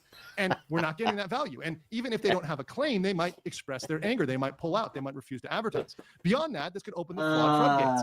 If Twitch does not crack down on this, does not issue some punishment, some correction, well, others might say, well, I can do that too. And then everybody is going and committing this deception, which would just open up Twitch as a really, really poor perceived platform where everyone is essentially artificially boosting their own numbers. Are you just mad that you're like you can't really go on Twitch or do anything? Is this what you're mad about? Like you have like 4 viewers on Twitch, so you're all like butthurt about it? About a lot because they fail to enforce their own rules evenly, fairly, and justly. And if you have terms of service and you never enforce them, well, that's not a good look for your platform as a whole. And that's why other platforms are rising. Even platforms like Kick are passing Twitch in many metrics because of their poor image. And other platforms like YouTube look at that and say, hey, we're going to stay away from those sort of images, that sort of image, and enforce our rules. So this is a really bad look for Twitch. It does not look good for Pirate Software. And I speed up the video, Jeff. Slide. But let me know what you guys think in the comments below, and I'll catch you on the next. Are you guys enjoying the stream today? That is how. Every time you ask me that, that is how. I speed up the video by 1.25 because I have a little bit of an impatience for things. Sorry, I'm YouTube minded. I don't know. I used to criticize that, but then I became the thing I hated. I should have listened to Two-Face. You live yourself to see yourself become the villain. Isn't that... Wait, was it Two-Face? Was it Harvey Dent that said that? Cocaine. Cocaine. Cocaine. She go by, she go by, she go by.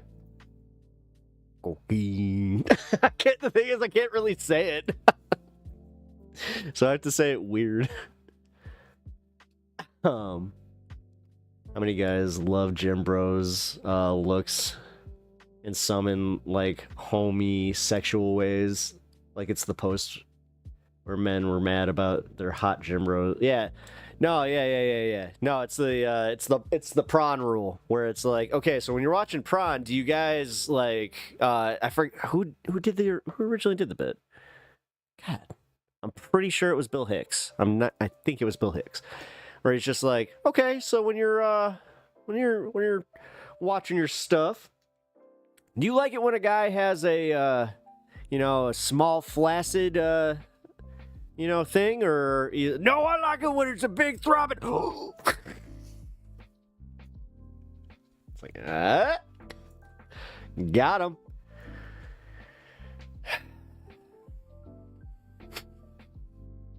Timeless joke. That one really is. Gotta say. Bill Hicks. Still one of the greats. Well, I'm still one of the greats. I mean, he kind of died before. Yeah, you can't say still. Yeah. Oops.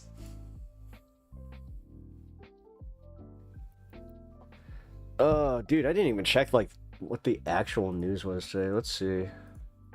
News. Andrew Garbino selected to chair House Homeland Security Committee. Who the hell is Andrew Garbanzo Bean? Garbanzo Beano, GOP rep Andrew Garbino has been selected to chair Homeland Security, replacing Mark Green. Don't care. Mayorkas.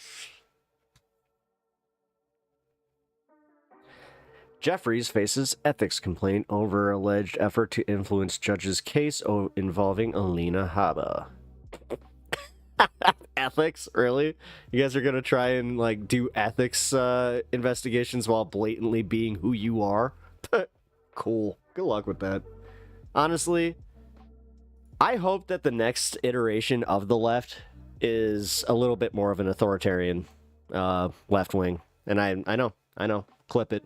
Because fuck them. If they're going to do this, like, then we can't just constantly stand back and just be like, no, we can't use kids' gloves.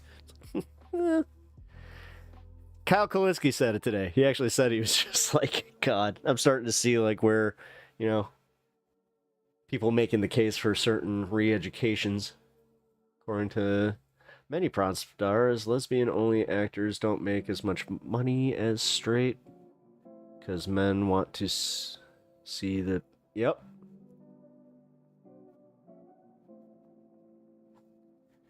Huh. Weird how that works. Interesting. Ron White. Or did Ron White steal it? That would be...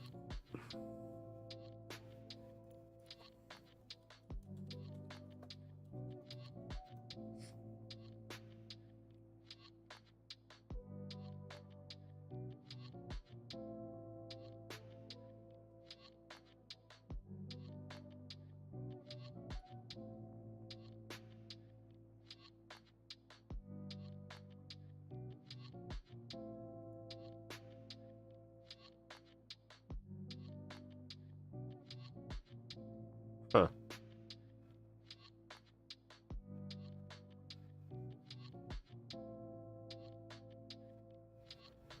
I think it was Bill. Yeah, it's saying Bill Hicks. I want to play the bit, but I can't. You know, I might have to start this Twitch stream because I kind of. Oh wait, you know what? What seemed impossible yesterday is today an imperative necessity. In context to what? Sorry, Mr. Commenter. All right, we got 15 minutes until fun half, and then also, you know what? I hate to chair stream you guys, but oh, what you said about the next iteration of the left. Oh, yeah. Yeah, it's just unfortunately one of those situations where you need support. So, and right now we don't have that. It sucks. Although I'm starting to see more hints that class consciousness is there, like the Jeffrey Epstein, the Luigi stuff. Like, there's so much of it where I'm just like, oh, they want to come to these conclusions eventually, but there's also the very selfish nature that they're gonna have to overcome soon. So.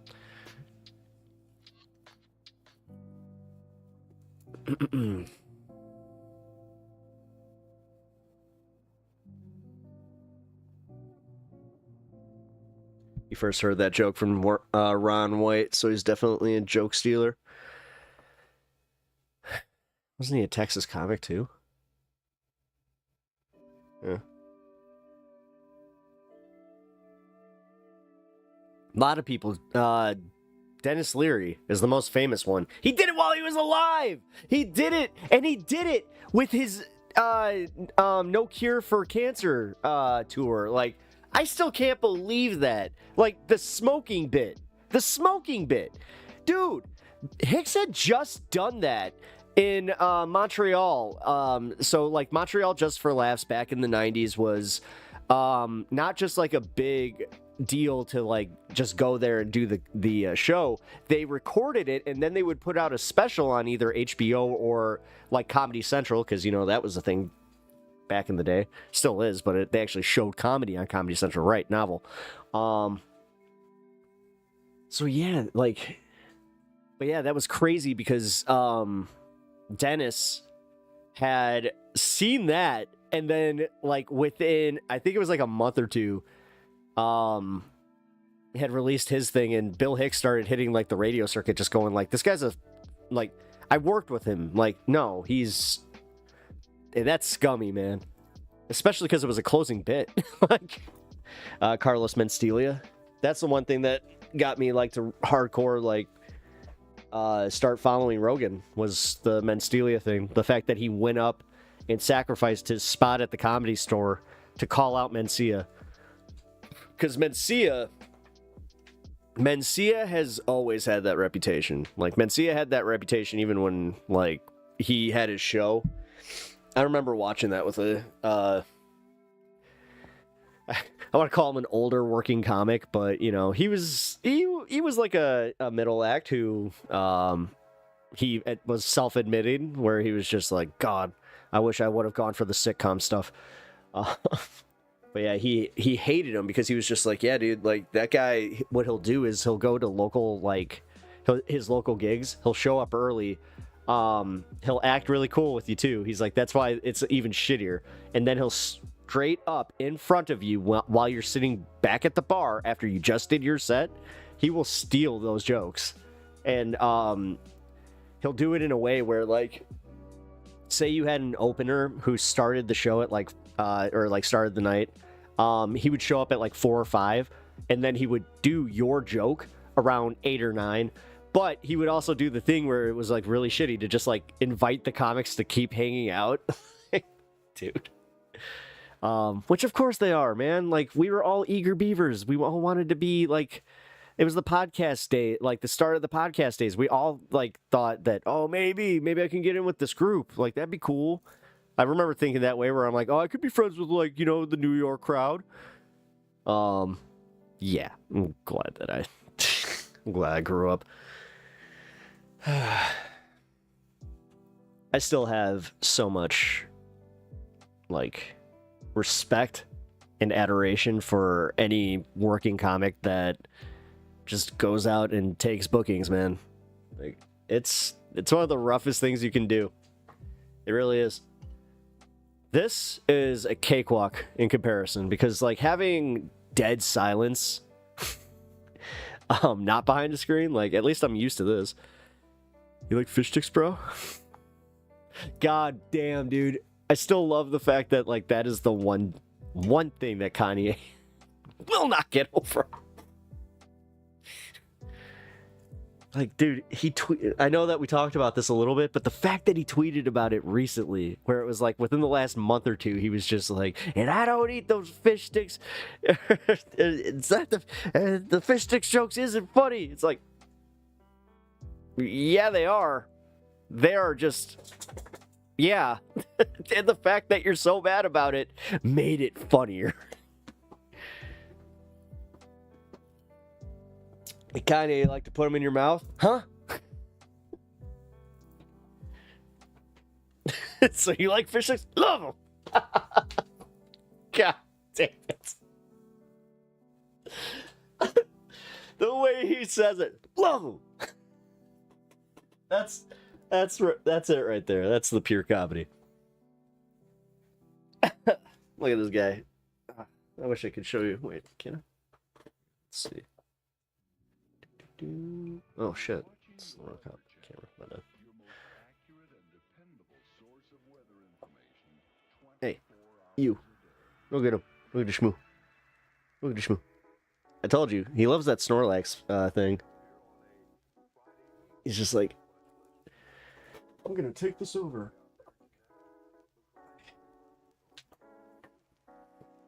You good? Dude, I don't think that you can, like, please don't try and do what I think you're doing. He's sniffing it like he's about to start going like, is it chew toy? It's not chew toy. Friend of mine that signed with Larry the... Yeah, you told me about that. Signed with Larry the Cable Guy. Who signed? What's he do? Comics... Listen. If there's comics that are out there signing contracts with other comedians instead of just signing them, I don't know, like having a talent or like, not a talent agency, like, don't go with those. Like, honestly, never go with a talent agency. But like a, you know, a manager, or that's silly. Like if he was opening for Larry, that's fine, and as long as he was getting paid, but oh man. I heard about a few of those like types of things. Dane Cook used to do that shit with young comics where he's like, yeah, you want to sign like an up and coming deal? It's like, why do I have a feeling that in this contract there's a very specific stipulation that you get to use my jokes?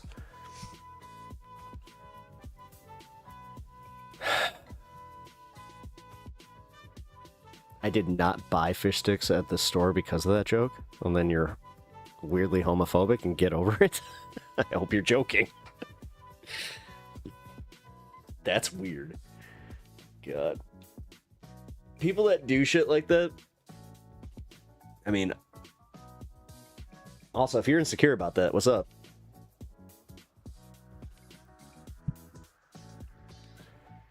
Going to make Snorlax puppies. No. No, he's literally trying to lay on him. He did some shows to open for Larry. So he was Larry's opener. That sucks that he got stage 4 cancer, but honestly, he can still, after he obviously gets some energy, stage 4 cancer is not a death sentence. My dad had stage 4 mouth cancer, and he's in 14 years remission. So, knock on wood. You know, they gave him, I think it was like 9 weeks to live. And he went to another doctor who put him on like an experimental treatment thing, which is now a regular treatment. It's the same one that Michael Douglas was getting. I happen to know that because of a very gross reason. Because when he found that out, apparently he took that as so that's where I got it. It's like,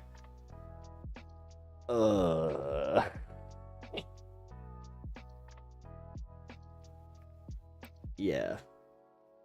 You never want to hear your father talking about coitus. Trust me. Just saying that.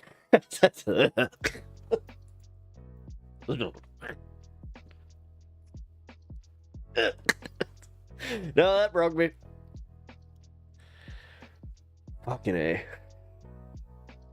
Jeff, I think that's it. I think I got it with you. You remind me of my pops a little bit. Your sense of humor.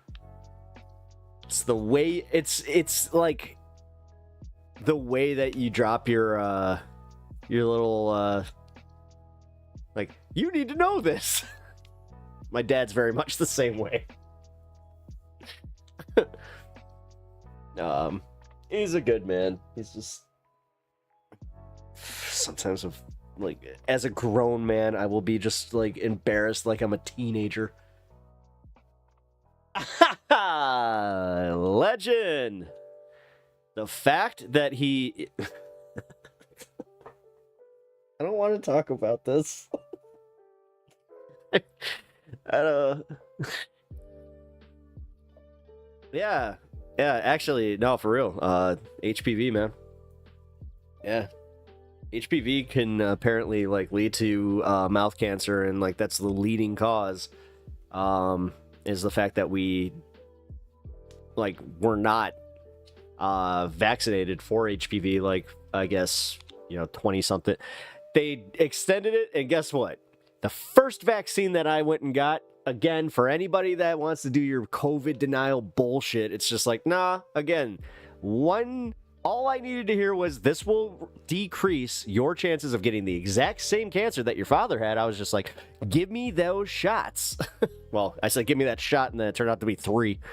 And yeah, when they say they progressively hurt more after each one, they ain't kidding. Like, holy shit, that third one. It felt like they took like a hot needle and just jabbed it right into my arm. Yeah, that's what the COVID vaccine feels like too. But I'm a badass. I took that needle and I fucking just ran with it. Yeah. God. Are there any bigger bunch of babies than the fucking anti-mask, anti-vax crowd? Can I just say, like, the ones that were so, like, I don't care what if you personally believe that, fine. But if you're like out there making it your identity, that's a whole different story. God, the amount of people that were just like, I don't care about helping people. It's like, then I don't want to be around you. Why doesn't anybody like me? Bunch of woke assholes. Yeah. You know what my favorite part about MAGA is? How none of them actually like each other. Like, they have community until they don't. Like, they talk, like, you think leftist infighting's bad? At least we kind of, like, do it. Like, at least we kind of like get it out of our systems and eventually we'll come back around. I've seen content creators doing that recently where they're like making amends and realizing, hey, we need to like build a bigger community here. Maybe this was silly. Maybe we've grown. I'd like to see that with a few more.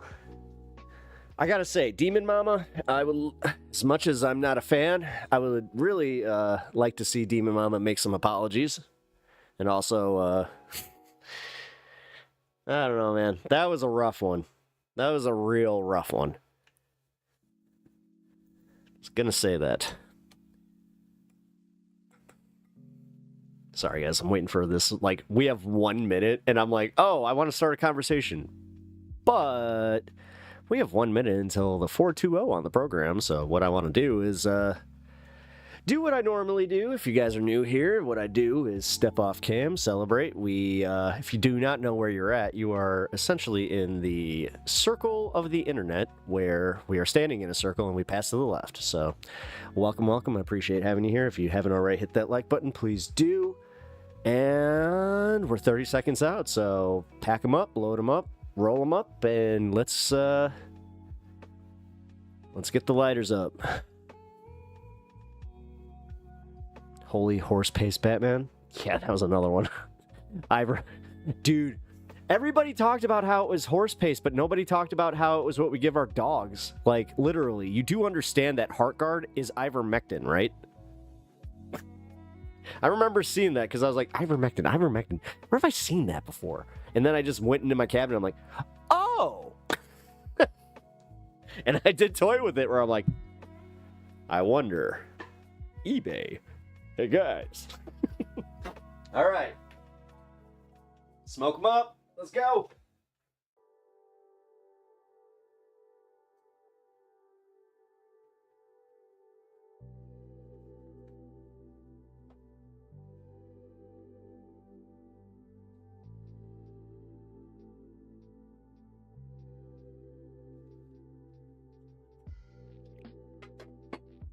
You guys see that ghost in my window? That was crazy. It's like he was holding something. I don't even know what it was.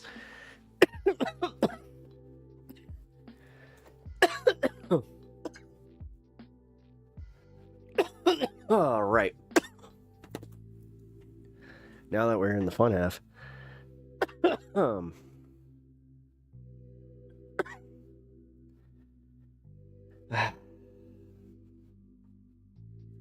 I've got to stop putting this off. I've got to hook up the Switch too. The only thing that's annoying is the fact that it uses a different plug from my OLED. Like, it actually has like its own AC adapter, which there's Piff. Wait. Oh no, Piff is the comedian. Oh, he had the puppy, that's right.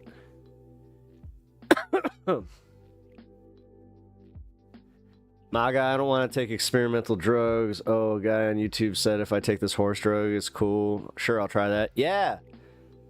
Right?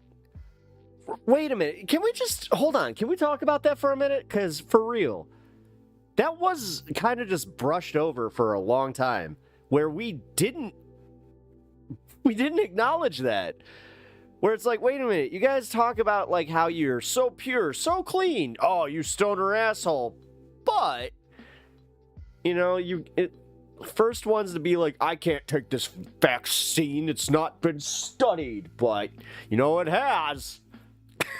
Do you think they just wanted Special K and they like mixed it up when they heard that it was like a horse medicine? They're like, oh, the horse medicine. That's the one. That's the one. The one from the 70s, right? I'd rather smoke, but a gummy is, why not do both? I don't know. Jeff, my man, you're a seasoned veteran of this life. Why not enjoy it? Why not take that little extra edge off? Why not let yourself enjoy things? That's something I'm personally working on. I have a hard time with that, man. I have a hard time living in, like, for the longest time. Living in the moment, like, is what some people would call it. But yeah, no, I admit, like, I got a hard time where I can just, like, take myself out of enjoying things because I overthink them. That's the name of the kid's magical dragon, Greg.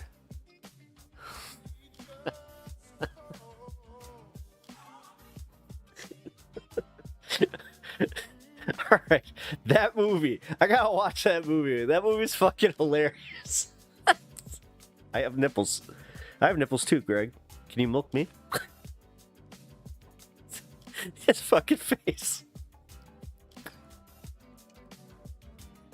Oh, god damn. Can we just admit that Meet the Parents is a legendary comedy at this point? Like, damn. That movie transcended. That one is up there. Happy Gilmore. Let's see. 90s, legendary 90s comedies, because 80s comedies. Actually, hold on. What's the legendary 80s comedies too? Porky's, even though it shouldn't be. Although Kate Cottrell. Anyway,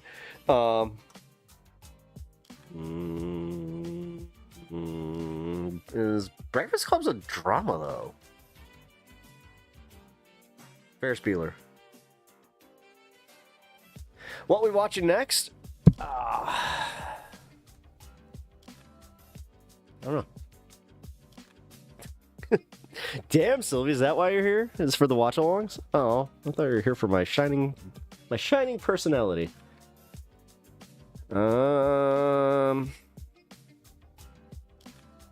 Nah, we did. You were here for that legal mindset thing, right? Like that was Tropic Thunder. Tropic Thunder. That movie. Dude, no, they don't make movies like they used to. No, god damn it. The first 5 minutes of that movie almost had me piss laughing. So when they do the fake trailers and it's Robert Downey Jr. as the gay priest, dude, that was one of the fucking funniest fake trailers I've ever seen.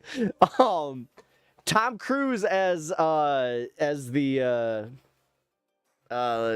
Les Weissman? I think that was his name. Yeah, dude, that was, and then yeah, of course, Robert. What do you mean, you people?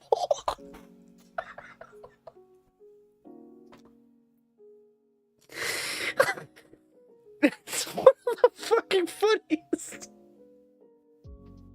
The way that everybody stares at him through that scene too. Fuck. Jack Black was also pretty underrated in that, by the way. Me and my buddy just watched that recently, where we were just like, dude, let's watch Tropic Thunder. We haven't seen that in a while. Grandma's Boy was one of our favorites, but that didn't age as well. Still has some like quotable stuff, but realistically, we were like, oh, this movie kind of sucks. Harold and Kumar, though, is a legendary stoner comedy that will always hold up. God damn, that movie is so funny.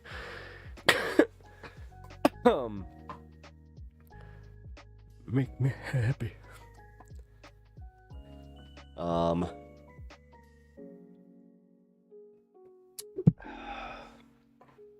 Trying to think.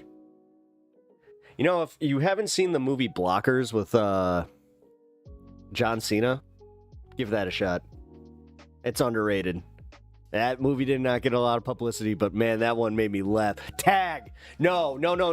Tag is the last movie that I have, honest to God, like, yeah, no, like, it made me, like, belly laugh. And I can watch it and still laugh my ass off. It's some of the best physical comedy since The Three Stooges. If you have not seen the movie Tag with Jeremy Renner and, God, oh my God, it's got the dude from The Office. It's also got the guy from New Girl. Road Trip. Yeah, Road Trip was good. I liked Euro Trip a little bit better, though. It was funny. Brazil? Terry Gilliam? Yeah. I've seen Brazil. Earl of Laurel. It's a weird movie. It's a really weird movie. But, I don't know. I like the visuals. I need to watch that one again. Because I watched that in God, I had to be in high school because I remember I was trying to impress this one girl that was like she's like really deep into like, she was into deep cuts. I remember she watched the movie Pi. I watched Pi because of her, and I had to pretend to like it. That movie sucks. I don't get it. I guess I'm not a mathematician, whatever. Cube, though. She did make me watch Cube, and that movie was dope. So, dope. Euro Trip with the Man United thugs. Yeah, dude. Yeah. Again, Euro Trip has, like, funny scenes. It's not a great movie, but as far as, like, clipped scenes, some of them, yeah, they even hold up today. They're pretty funny. Freddy Got Fingered. Yeah, it's a good one. It's not one of the best comedies of all time. That's a stretch. Is Ferris Bueller a comedy? Yeah, Ferris Bueller's a comedy. Ferris Bueller's good, but that's an 80s. American Pie, okay, so I'll say this. American Pie 1 does not age well. American Pie 2, I think it still holds up. American Pie 3, American Wedding, way better than you remember it being, by the way. Just gonna say that one. Because I did that social experiment where I was just like, hey, let's see, let's see if these movies held up. Yeah, 1 did not. I gotta say, 1 was actually like a painful watch where I was like, ooh, just a reminder of every cringe moment in high school. Yuck. Idle Hands. Idle Hands is a really underrated horror comedy that I love. So if you guys have not seen Idle Hands, definitely take a look at that. Let's see. Another comedy. Half-Baked. Half-Baked is like legit. It's still a quotable, watchable, just great time of a movie. Strange Brew. Good one. Slapshot. Although, again, now I'm getting back into the 70s, but it's one of my favorite movies. Obviously. There's Something About Mary. That one's pretty funny. Franks and Beans. Oh, God. No, that one actually might be a problem.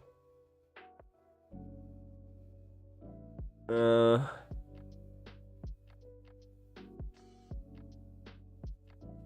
don't know. Stripes. That was a good one. I mean, any of the Bill Murray, Chevy Chase. Oh God, the vacation movies. The vacation movies are like most of them are good. Even the Vegas one. I just recently watched that one with my dad. It wasn't that bad. Got a bleeder. Yeah. Oh, dude. That was, yeah. That was one of those movies that I watched a little too early, and then I watched it again when I was older, and I was laughing my ass off. Oh, Dodgeball. No, Dumb and Dumber's good, although Pretty Bird, Polly Want a Cracker? Pretty Bird. Dude, that is wild. It's on the fucking news later. This sick and depraved man, I just thought he was really quiet. Oh my God. Kick his ass, Seabass. Oh my God. Liar, Liar. Liar, Liar's another one. Jim Carrey comedies were always, like, specifically the elevator scene. Yeah, it's probably because he got some huge jugs. I mean, I want to squeeze them. Mom. No, but Dodgeball. Dodgeball, God damn it. That movie. Yeah. That one, I think that that one goes in the Legends category because yeah, it's consistent through and through. Like you laugh throughout the entire fucking movie. If you could dodge a wrench, you could dodge a ball. He just cracks Justin Long. No warning. Dude, again, it's the timing, which my favorite part is where the actors were all like, what the fuck? Because if you didn't know, behind the scenes, they didn't tell him that he was going to throw it. So it's all an organic reaction where they're like, oh, shit. I love those. I love movie moments with like lore like that. One of my favorite ones is the Hans Gruber drop scene, because apparently when they take the watch off, they had a rig where it would count down from 3, 2, 1, and each time in practice, they just did it. And they're like, we're not getting like the look that we want out of this, so the director just had the idea where he's just like, go on 2. You just see him and he's like, and that's the moment. He was like, I slowed it down to as slow as you possibly could. So that moment where you watch him go, that's legit. Fucking, oh my God. Why am I, he's a legend. How am I forgetting Hans Gruber's actor's name? Alan Rickman. Alan Rickman's face in that is 1000% just pure shock. And that is what makes the scene. It's the fact that it's real. Yeah, just, let's see. Me, Myself, and Irene was underrated. It was. It's just not, like, it doesn't, like, it didn't transcend. It's a funny movie. But, like, The Mask was also one, but I would actually put that there with Me, Myself, and Irene, because I kind of, like, pivoted off that. Like, it's a good movie. It's just not hilarious. It's Liar Liar is downright hilarious. Like, it has some scenes that will make your face hurt from laughing so fucking hard. Oh, God, again, where he starts going off on the judge. I don't you. You're alive.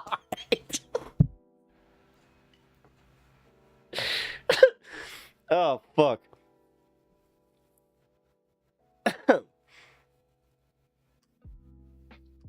This might be mildly offensive. The Kentucky Fried Movie. Popcorn you're eating has been pissed in film. Film at 11. Yeah, see, I didn't like that one as much. And I've seen, like, a lot of those, like, the 70s comedy flicks. That one didn't resonate with me.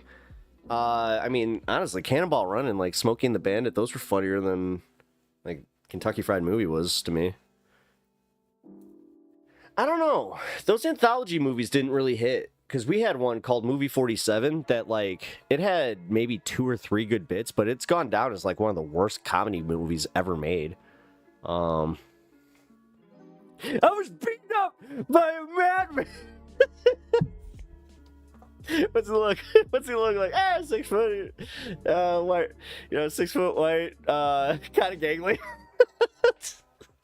Dude, that was again. No, the cop. When he's just like, "Do you have anything else to tell me?" I have unpaid parking tickets. Just fucking.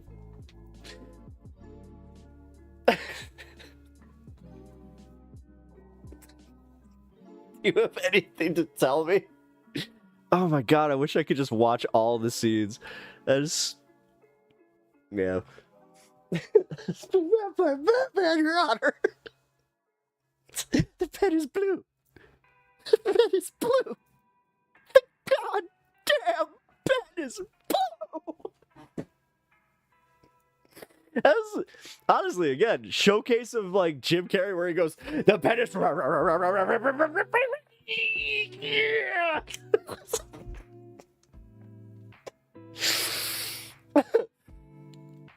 I want to watch that now. Tommy Boy. Tommy Boy is one of my all-time favorites. I love Tommy Boy. I can watch Tommy Boy any day, anytime. Super Troopers. Super Troopers holds up. You boys like Mexico? Dude. Dude, organic reaction. They didn't tell the guys in the back that they were gonna do donuts. They sent them out there.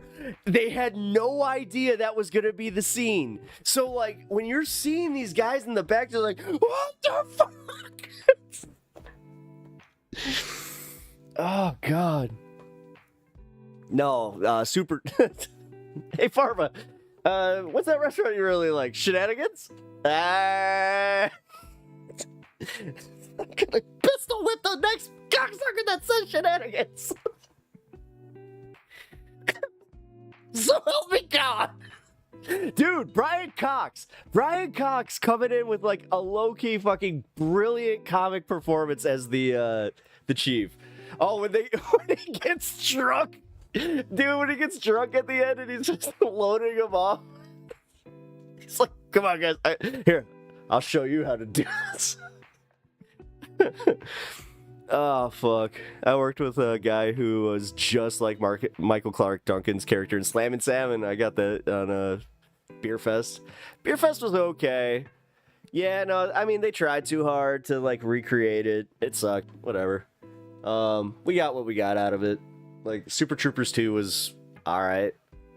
It wasn't Super Troopers. Like, it's like this Happy Gilmore thing, man. I gotta be real. I'm not sure if I'm really that jazzed about, like, watching Happy Gilmore 2. It's like one of those movies that didn't really need a sequel. I don't know. Maybe it did. I don't know. We'll see. I might have a different opinion about it. I'm gonna give it a shot. Been trying to be more optimistic with stuff like that. Yeah, but man, thinking about it, they really haven't made, like, they're not making a lot of comedies like that. And I understand why. Because, like, where are these gonna go? Like, the way that they just broke media. You know? Like, short of them getting rid of streaming services, we're not gonna fix this. And the thing is, they would love to get rid of them. Paramount, all these, like, big corporations, they want to get rid of the streaming service. They want to go back to cable because they're paying so much just to like, they're hemorrhaging money just to, like, even bring advertisers in. And then they're like, oh, well, our consumers are mad about this. And then our number one complaint is that this is just like cable. Oh. Weird. And then the cable companies are sitting there just like, yeah, come on, fucking, like, come on back. We're losing our asses. We're probably not going to be around for like the next year. God. Beer Fest was okay. Just watch with low expectations. Huh. I mean, to be fair, I kind of watch most of my comedies with low expectations. I ain't been to the theater since 06, and you have repeated that a few times there, my man. I appreciate you. And I appreciate that you're going to see the Naked Gun. I'm just making sure that you understand that you have repeated that in chat a few times. But no, your enthusiasm is warranted, because, okay, there it is. Like, yeah, Naked Gun looks like it is bringing back comedy to the theater, which I just realized is another Seth MacFarlane movie. Meaning watch Happy Gilmore 2 with...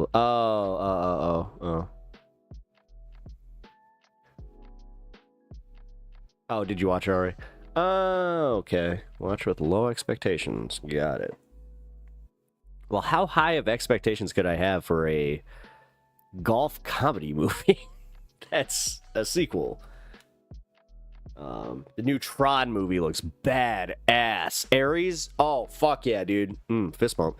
No, I'm right there with you. That looks badass. I have been waiting for this for a while. I'm gonna go see that in IMAX. I have to.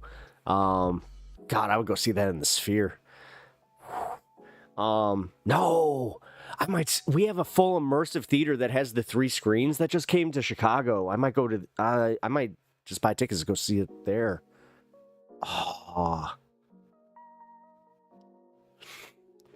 there we go. Oh, actually, wait, I could just go see it at the main IMAX. I saw The Dark Knight there. That was cool.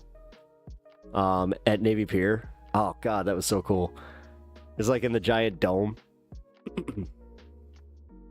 They CGI Bob Barker. Why? Why? Do they at least acknowledge that it's a CGI joke? Because no, they didn't. You don't need that joke. It's been done. No. Revisiting? Oh my god, it's one of those comedies where it just... You remember this? It Memba Berries you? It's just all Memba Berries about the jokes where it's like, you remember this joke? Well, here it is again. We spiced it up a little bit. You remember this joke? We tried. It's like, come on. No. Ugh. I hate that. All right. Fuck it. I'll be right back. I'm gonna go get my my Switch 2 so I can put on some Mario Kart, because I at least want to try to beat 1cc.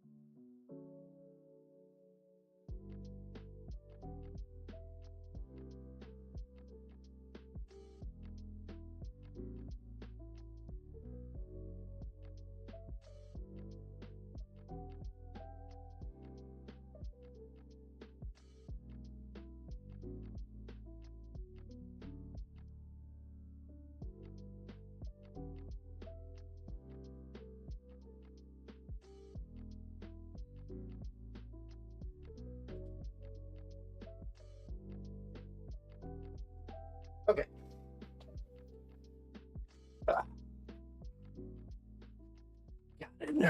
Major League was a good comedy. Major League is a good comedy. I do like Major League.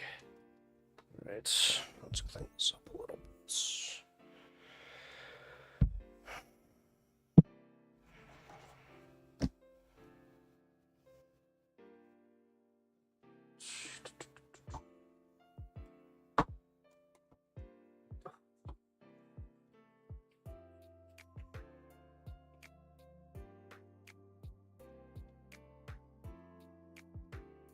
Right. Oh, Switch. Why is it like this? Give me 1 sec. Sorry, guys. I'm just hooking up my stuff so I can try and get this running.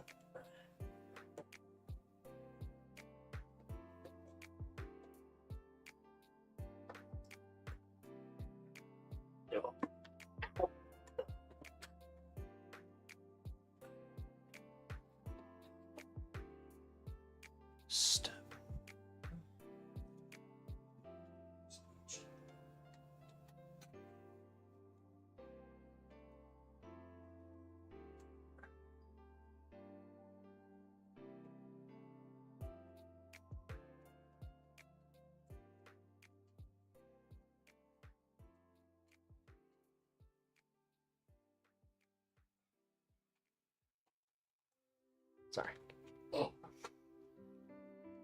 Give me 1 sec, guys. It's really fucking annoying.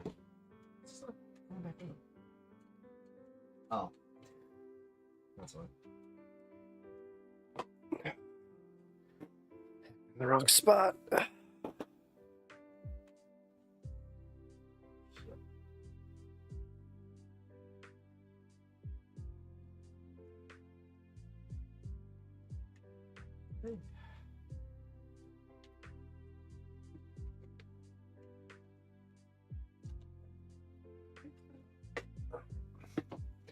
Let's see.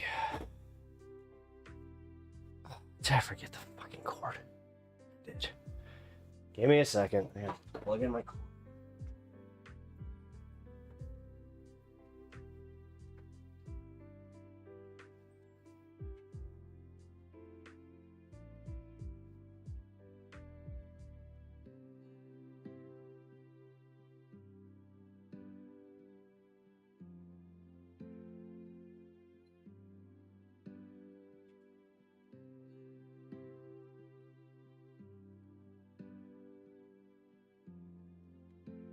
Come on.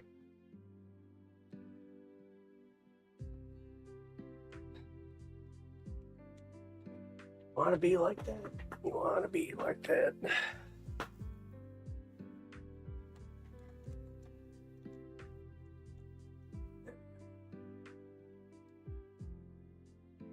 Okay.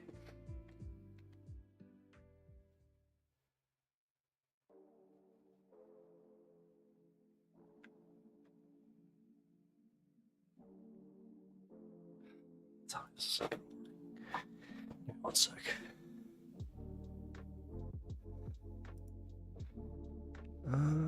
Capture card.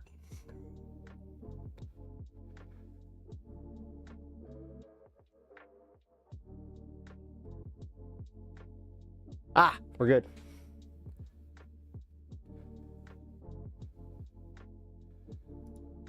All right.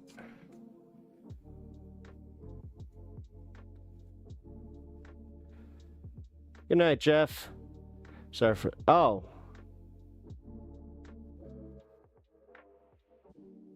Oh. I'm sorry. I wasn't, like, trying to shit on you for repeating, dude. Like, man. I hope that... I wasn't being aggressive, was I? Like, I just wanted to let him know, like, hey, like, I know. And yes, for the new listeners, no, Jeff's, you're good. You're good, dude. My bad. Here.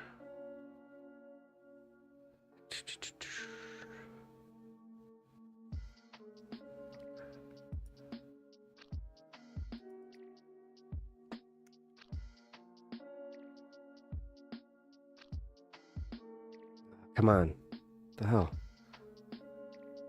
Why all of a sudden being a dick here? There we go.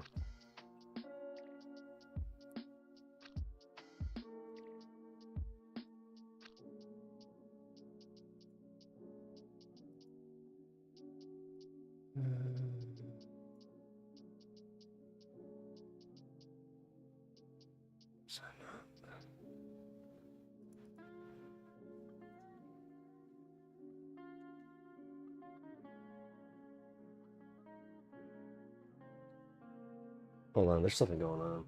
I don't think it's getting power.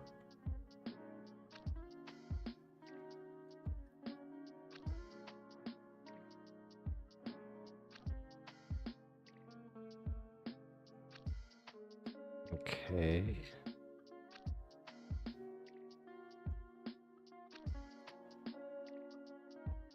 Let's see.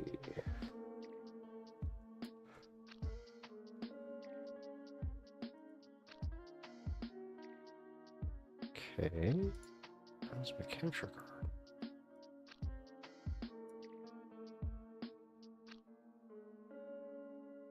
Sorry, guys. Is this a test? I am trying to get my capture card to work, because... I mean, I had it before.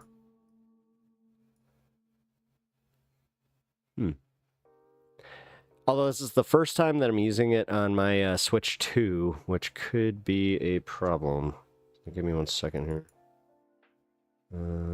Custom. Yeah, no, I know. Oh.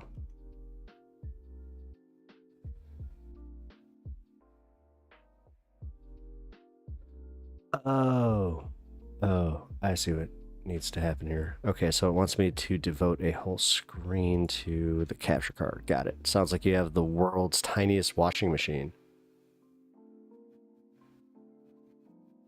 Where?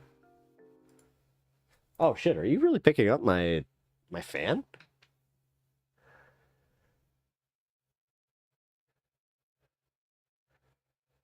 HDMI is picky. Yeah, that's kind of what I'm... Hold on. So... It's picking it up for sure. It's just not bringing it to my screen. Like here, I still got my normal shit going on here. So hold on. Wait, if I do this... Ah, there we go. There we go. We got it. All right. We're in business, so what I will do then is... you'll also find a commentary. Actually, you know what? Fuck it. What I'll do is I'll bring this up. Give me 1 second, guys. I'm going to disappear. I'm going to put this over here. Boom. Donkey Kong. And then I come back here and do this. Boom. Much better. And then we get sound.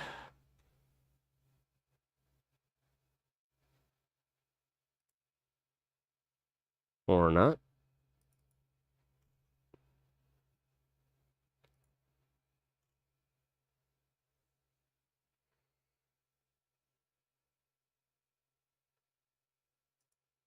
Wait.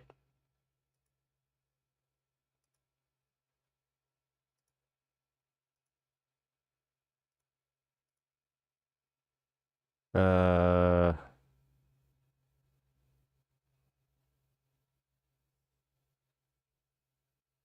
hell? Now it's not giving me any audio. God damn it. If I had more time before stream, I would have, wait. Do you not have a super tiny washing machine? No. What do you mean washing machine? No, I do not have a super tiny washing machine. I have... There. Can you still hear it? Because if you can hear that, that's insane. Because that's, number one, somehow getting through my gain, which is nuts. But also, I'm not seeing anything being picked up by...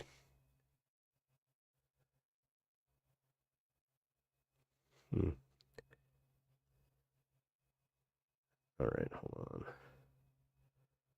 Audio output.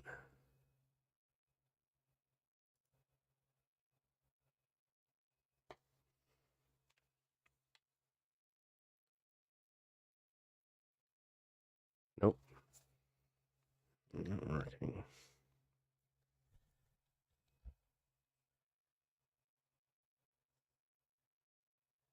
Give me... Why are you doing this? Why didn't...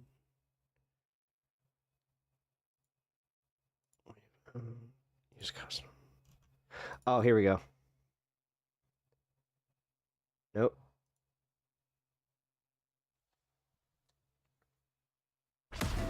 Yep. All right, we're good.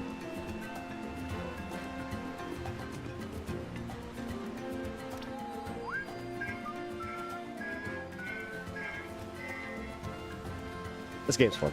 All right. I think I'm saved.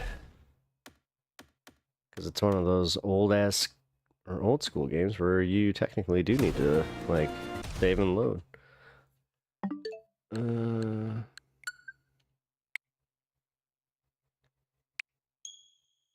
Yeah, I saw my name.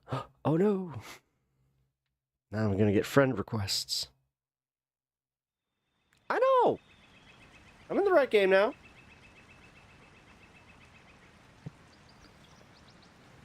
It's alright.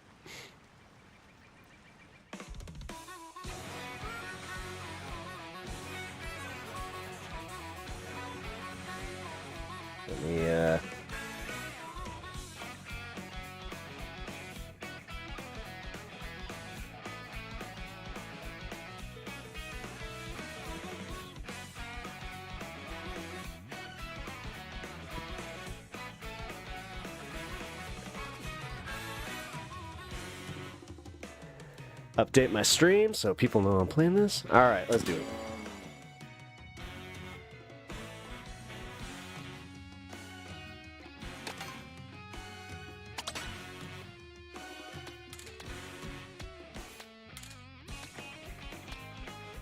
Huh, it's a weird frame rate dip. Alright, I'm feeling the vibe. Let's go with him.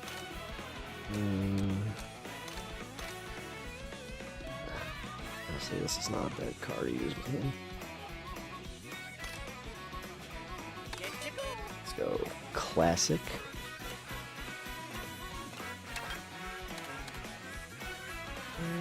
Do I have all of them? Oh, nope. We're at 150cc here, actually. You know what? I'll go up the corner. It's a little bit easier. And then I won't lose any of the gameplay. There we go.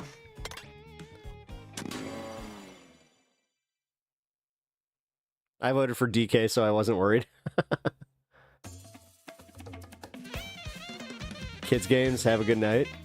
Oh, yes, kids games. Earl of Laurel, good night. I will see you later. Been on for 5 hours, bro. I kind of want to just have some fun. My God. My God. I'll catch you later, brother.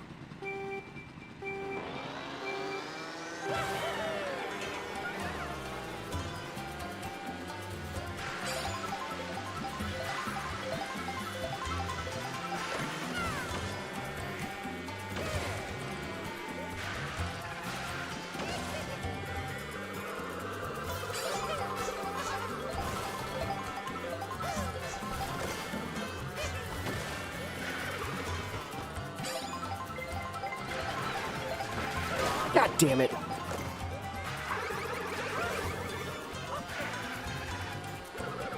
Ah!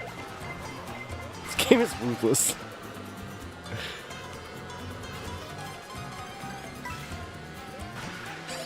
Alright. You guys want to try and talk some politics while I do this? I mean, I will give it a shot. What the what just what the fuck?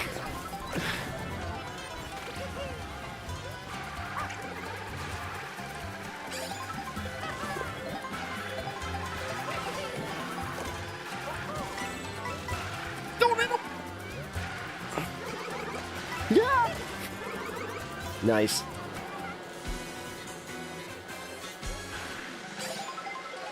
Crap, crap, crap, crap, crap, crap, crap.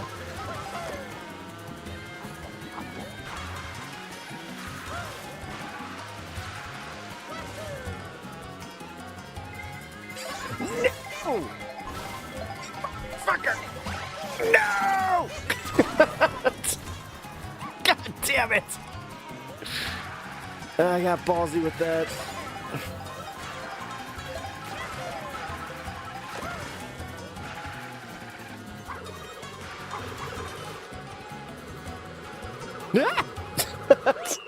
It could have taken me out. Shit.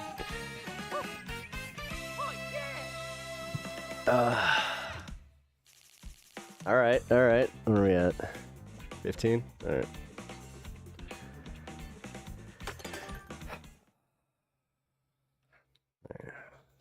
Goddamn game will give you a stroke.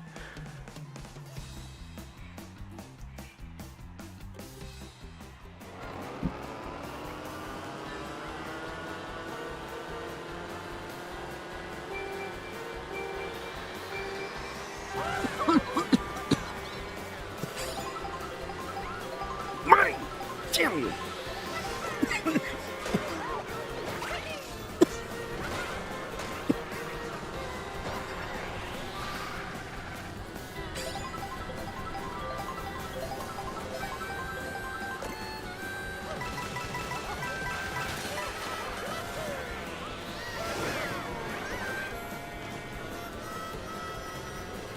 Ninth place, this will not do. Oh my god, did I really not get.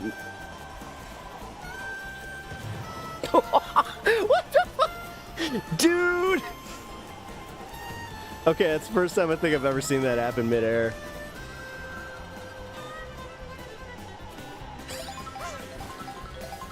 Really? No boost? One for you. One for you. And Daisy can stay in second for now. Oh my god!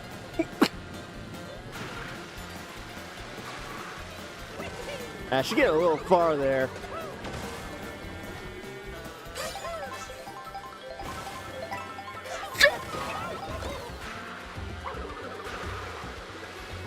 Oh my god!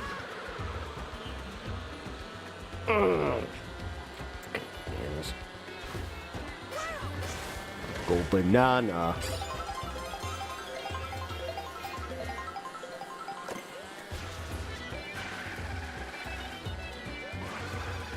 Oh my god! Shit!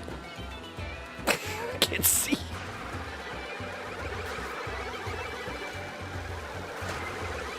Oh, dude! Ruthless. Oh, did I just really get caught up in the ground?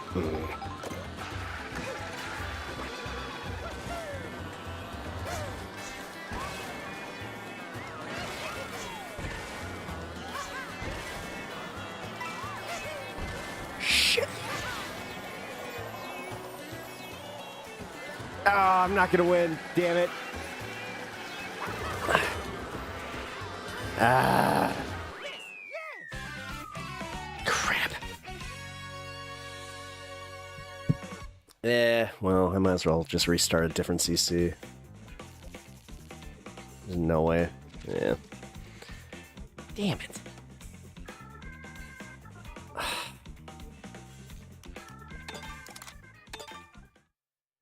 I need to 3-star these.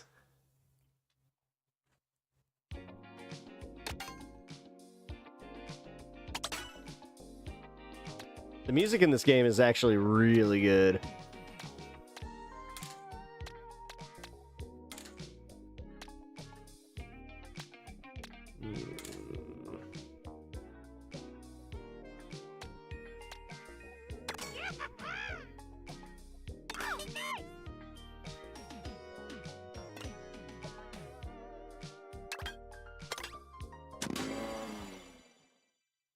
All right, let's give it a shot.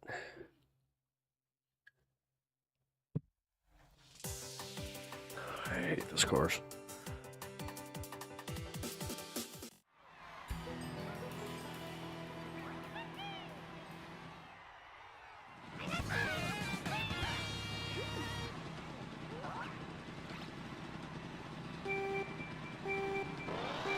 Ah, I didn't get it. Crap. Eh.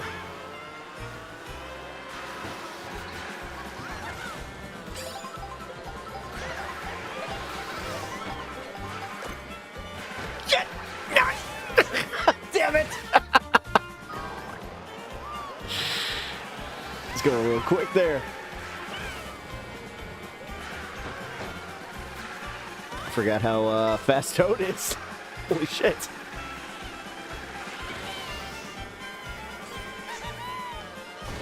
What was I doing? I should have been using him all along.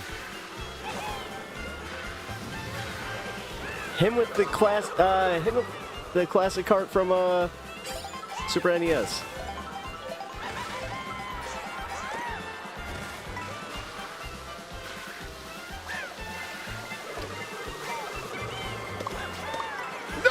Don't get it.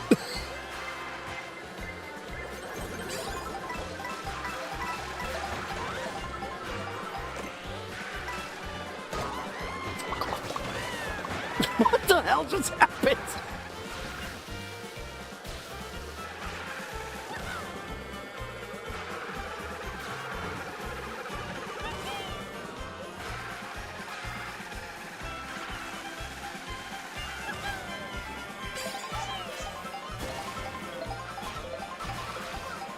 Bowser Jr., of course. Fucking.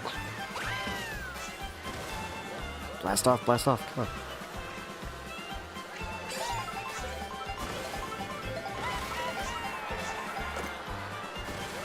Alright, not a bad place to be. Oh, come on! Right as I said it.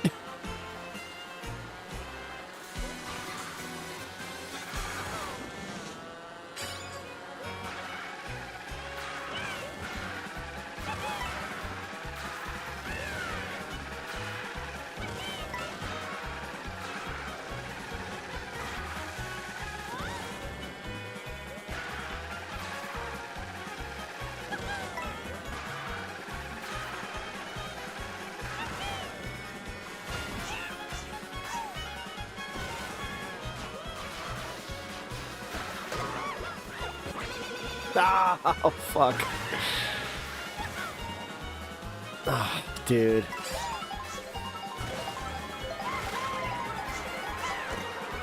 Oh my god, dude. Fucking 150cc sucks. Every time.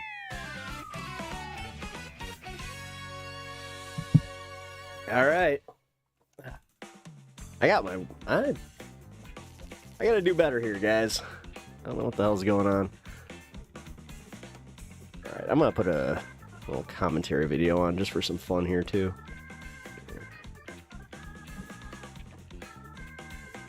Let's learn something. What do you think?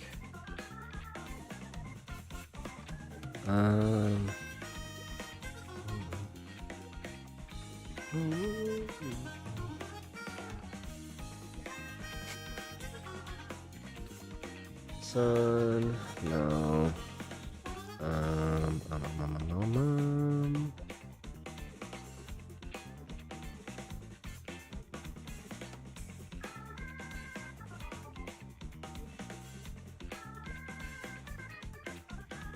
Alright, come on.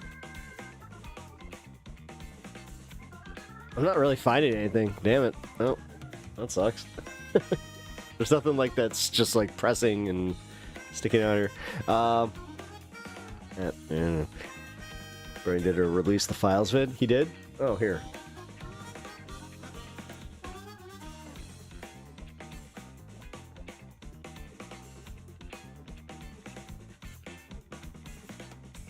Thanks very much for joining me. Let me be frank. I have no idea what is in the Epstein files, who is in the Epstein files, or whether or not these files actually even exist. But this I do know. Jeffrey Epstein was an extremely wealthy guy who hung out with some of the wealthiest and most powerful people in our country and the world, including Bill Clinton, Prince Andrew, multiple billionaires, and Donald Trump. And this I also know. During his presidential campaign, Donald Trump said very clearly that he would release the Epstein files. My response, Mr. President, do it. Do what you promised the American people you would do, and stop trying to deflect attention away from what you promised. Be transparent the way you promised you would be. Tell the truth like you promised. Because hiding whatever he's hiding with the Epstein files is not the first time, to say the least, that he has lied to the American people. He promised that his big, beautiful bill wouldn't touch Medicaid. Instead, the bill is going to take away Medicaid from 17 million Americans. Why is he slashing Medicaid? So we can give $1 trillion in tax breaks to the top 1% and $900 billion in tax breaks the to the timing on that corporate was a world. little funny. In other words, he is making his very rich friends much richer while making life harder for working families. But that is not all. Trump is attacking every single day the very foundations of American democracy. He is usurping the responsibilities of Congress and is illegally refusing to allocate the money that Congress appropriated for education, housing, and other basic needs. He is ignoring court decisions that he doesn't like and attacking universities who are teaching courses he doesn't like. He's going after law firms that represented clients he doesn't like. Further, he doesn't like a free press, and he doesn't want criticism. He has sued ABC, Meta, the Wall Street Journal, and CBS, and he has cut funding for PBS and NPR. Enough is enough. Too many Americans have fought and died to defend freedom and democracy, to defend the First Amendment and the right to dissent. That is what makes America great. Whether Donald Trump likes it or not, we are and will remain a government of the people, by the people, and for the people, not a country run by a bunch of billionaire oligarchs who want to move this country to an authoritarian society. Thank you. Yeah. Short and sweet. I mean, I'm glad that he, like, addressed it.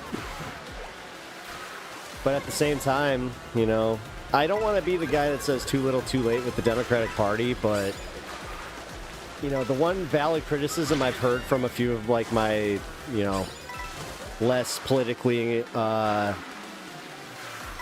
know, excited friends is that, you know, the Democrats did have it for blah, blah, blah amount of time, so why are they getting all interested now? And I don't have the good answer for that necessarily.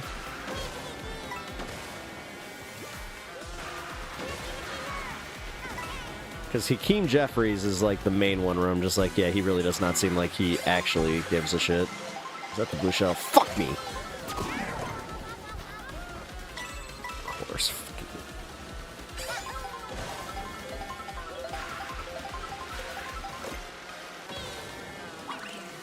Oh, get it! Son of a bitch! Oh.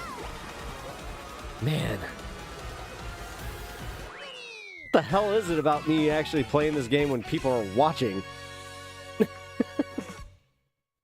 All of a sudden I really suck.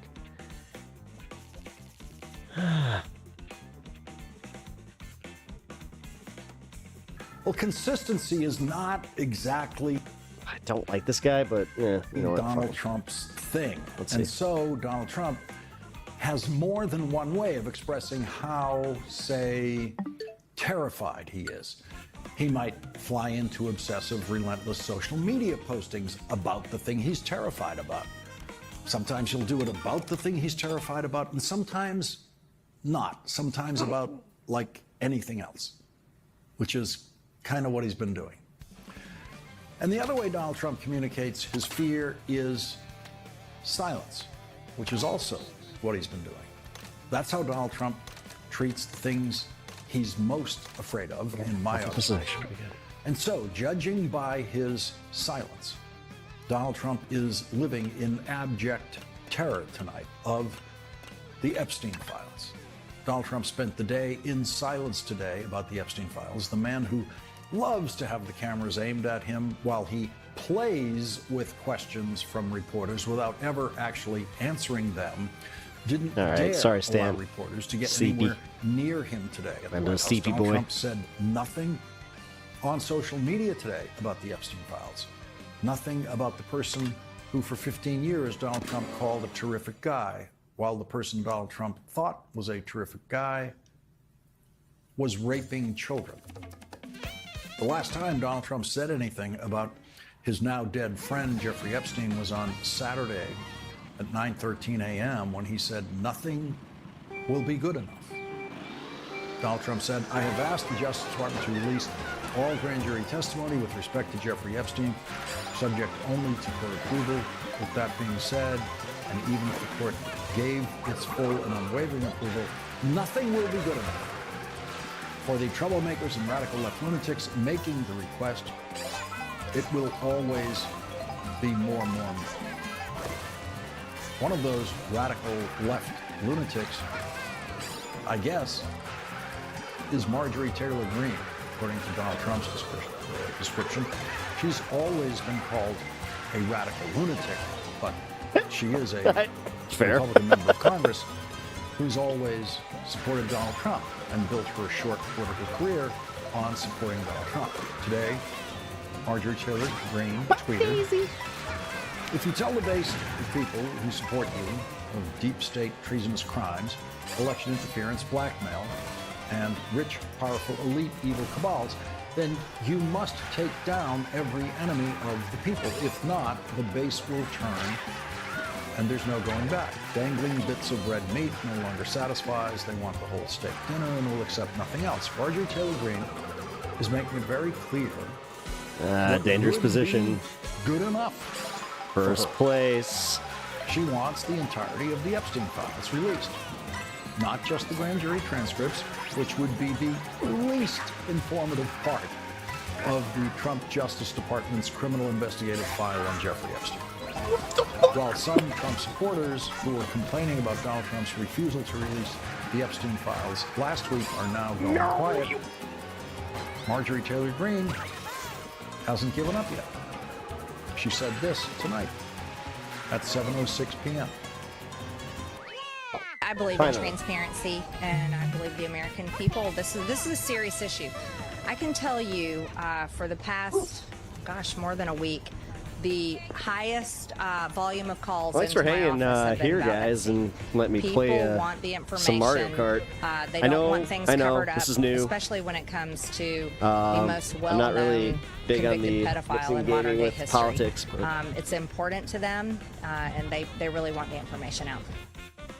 But Donald Trump says Marjorie Taylor Greene is a radical left lunatic, and everyone she claims is calling her Georgia office, all of them, radical left MTG's my good luck charm. Don't say that. And that nothing will be good enough for those no. Republican radical left lunatics. Although, dude, I did pretty well Donald that one. Trump's silence about Jeffrey Epstein now Ah, extends, crap. as it always does, Magic the Gathering. to So his that's complete it, silence right? about Jeffrey Epstein's victims. One of them was a high school girl who felt very lucky when she got a job working for Donald Trump. No, at mine, Mar-a-Lago. mine. And that was the worst lucky moment she ever had. I just got screwed like so Because hard when there. she It's was not even working funny. in the spa as an assistant at Mar-a-Lago, No. she met Donald Trump's friend, Ghislaine Maxwell, who then lured her to Jeffrey Epstein's Florida home, where she was raped by Jeffrey Epstein and Ghislaine Maxwell at the That's same what Mario. time, the very first time Again? that she was there.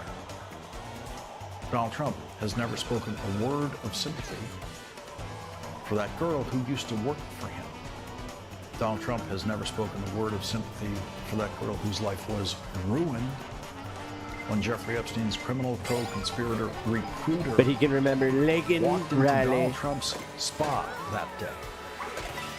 Ghislaine Maxwell is serving a 20-year prison sentence right now for, among other things, recruiting that girl, sex trafficking that Fucking Christ.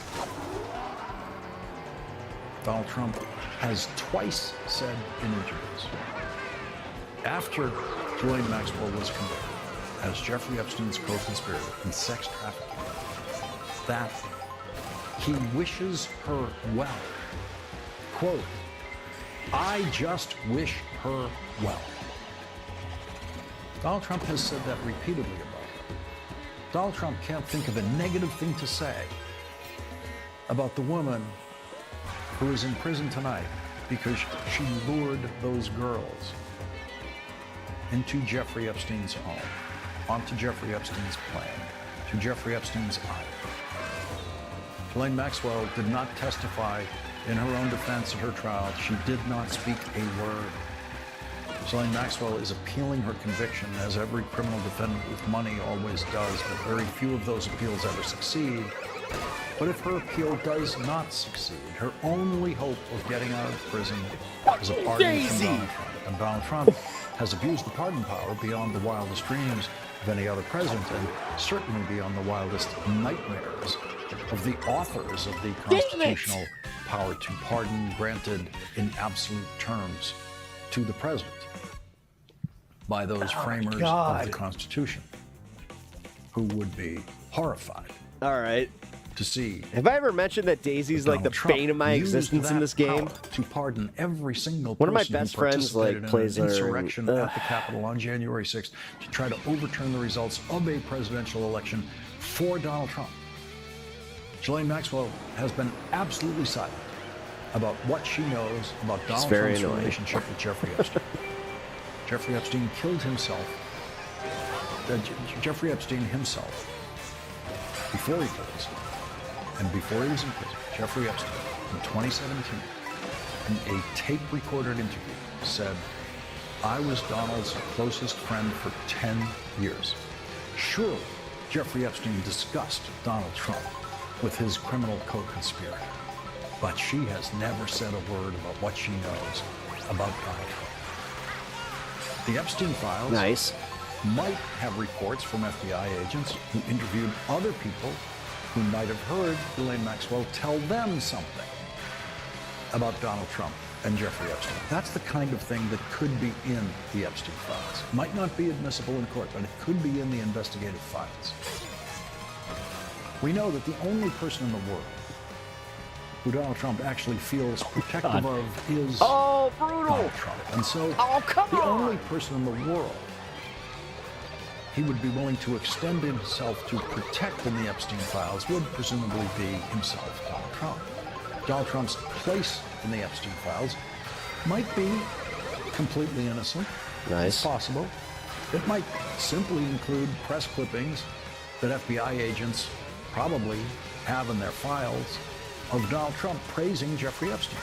The Epstein files surely somewhere there has a copy of the 2002 New York Magazine profile of Jeffrey Epstein, in which Donald Trump says, "I've known Jeff for 15 years, terrific guy, he's a lot of fun to be with. He's even said that he likes beautiful women as much as I do, and many of them are on the younger side. No doubt about it, Jeffrey enjoys his social life." That's the kind of thing that appears in FBI investigative files. Donald Trump's public dating history does not include underage girls, but truly weirdly and perversely, in 2006, the year Jeffrey Epstein was first charged with sex trafficking, Donald Trump said God something damn it, Daisy. very strange when he was asked on Howard Stern's radio show about the ages of women. Do you think you could now be banging 24-year-olds? Oh, absolutely. Would you do it? I have no problem. Yeah, do you have an age limit, or would you? No, I have no age. I mean, I have an age. I don't want to be The like upper bracket, yeah. Foley with 12-year-olds. What the fuck? Donald Trump was 60 years old. Wow. 60 years. Damn it! No problem. He was 60 years old when you just heard him say he would not want to be involved. Honestly, having With a multiple 12-year-old. things playing at once feels nice in my brain. Oh, cool. And of course, Donald Trump is the only president of the United States in history who has publicly discussed. I'll be honest, I'm having a little bit of Anything a. like This is like a learning curve for me. One count in Donald Trump's lawsuit, new lawsuit. But yeah, against the no, I'm Wall Street enjoying this. Journal, Thanks for hanging, guys. claims I really am having specific fun here. defamation. Despite the fact Because I'm the Wall losing. Street Journal article described Donald Trump as being a Come on, friend Luigi. of Jeffrey Epstein.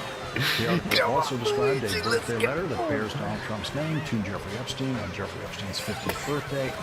And the lawsuit Donald I play Trump Mario filed the Kart, very right? next day, Right? which he You is know what's up, very guys. unlikely to ever pursue beyond just that file, because it would force him to testify under oath about Jeffrey Epstein. That lawsuit of Donald Trump's claims that it is Oh shit! I didn't mean to defamatory get rid of that. to say that Donald Trump was a friend of Jeffrey Epstein's. That's what that lawsuit said on Friday.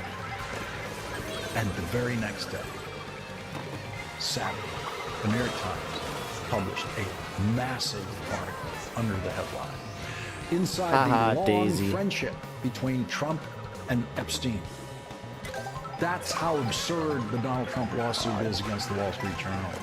Donald Trump is not suing the New York Times for saying he had a long friendship with Jeffrey Epstein. And the Trump lawsuit against the Wall Street Journal says it's defamatory to say that he was friends with Jeffrey Epstein. That New York Times headline proves to you how absurd the Trump lawsuit against the Wall Street Journal is, and the Trump lawsuit will go nowhere because Donald Trump will not dare to pursue that lawsuit. Donald Trump will not force himself to go under oath testifying about his friendship with Jeffrey Epstein, because that's what the Donald Trump lawsuit would force Donald Trump to do. Rupert Murdoch, who Donald Trump is suing, can force Donald Trump to give a videotaped deposition under oath with unlimited questioning about Donald Trump and Jeffrey Oh Epstein. my god, dude! I just fucked up so bad. I panicked when I got hit by Bullet Bill. One day stunt. Just to try to trick the news media, and it tricked a lot of the news media, and trick Donald Trump's followers into thinking that Donald Trump was actually taking some kind of action against the Wall Street Journal. Senator Dick Durbin, the top Democrat on the Senate Judiciary Committee with jurisdiction over the Justice Department, sent a letter to the Justice Department saying According to information my office received, you pressured the FBI to put approximately 1,000 personnel in its information management division, including the Record Information Dissemination Section, which handles all requests submitted by the public under the Freedom of Information Act and Privacy Act on 24-hour shifts. To review approximately 100,000 Epstein-related records in order to produce more documents that could then be released on an arbitrary short deadline. This effort, which reportedly took place from March 14th through the end of March, was haphazardly supplemented by hundreds of FBI New York field office personnel, many of whom lacked the expertise to identify statutorily protected information regarding child victims and child witnesses. R-rated Mario Kart. FOIA requests. My office was told that these personnel were expected to flag any records in which President Trump was mentioned. The letter asks Attorney General Pam Bondi several questions, including, have you personally reviewed It's my first all bronze trophy. files Yeah, in DOJ's cool. possession related to Jeffrey Epstein? And who made the decision to assign hundreds of New York field office personnel to this March review of Epstein-related records? There. Oh, of course, the video like literally finishes right then. I need to take a small break because I need to pee, but oh man, I can't believe I got third place. How long have I been on? This is the nice part. As I said, do not have to worry about timing with this. So, here. Actually, what am I doing here?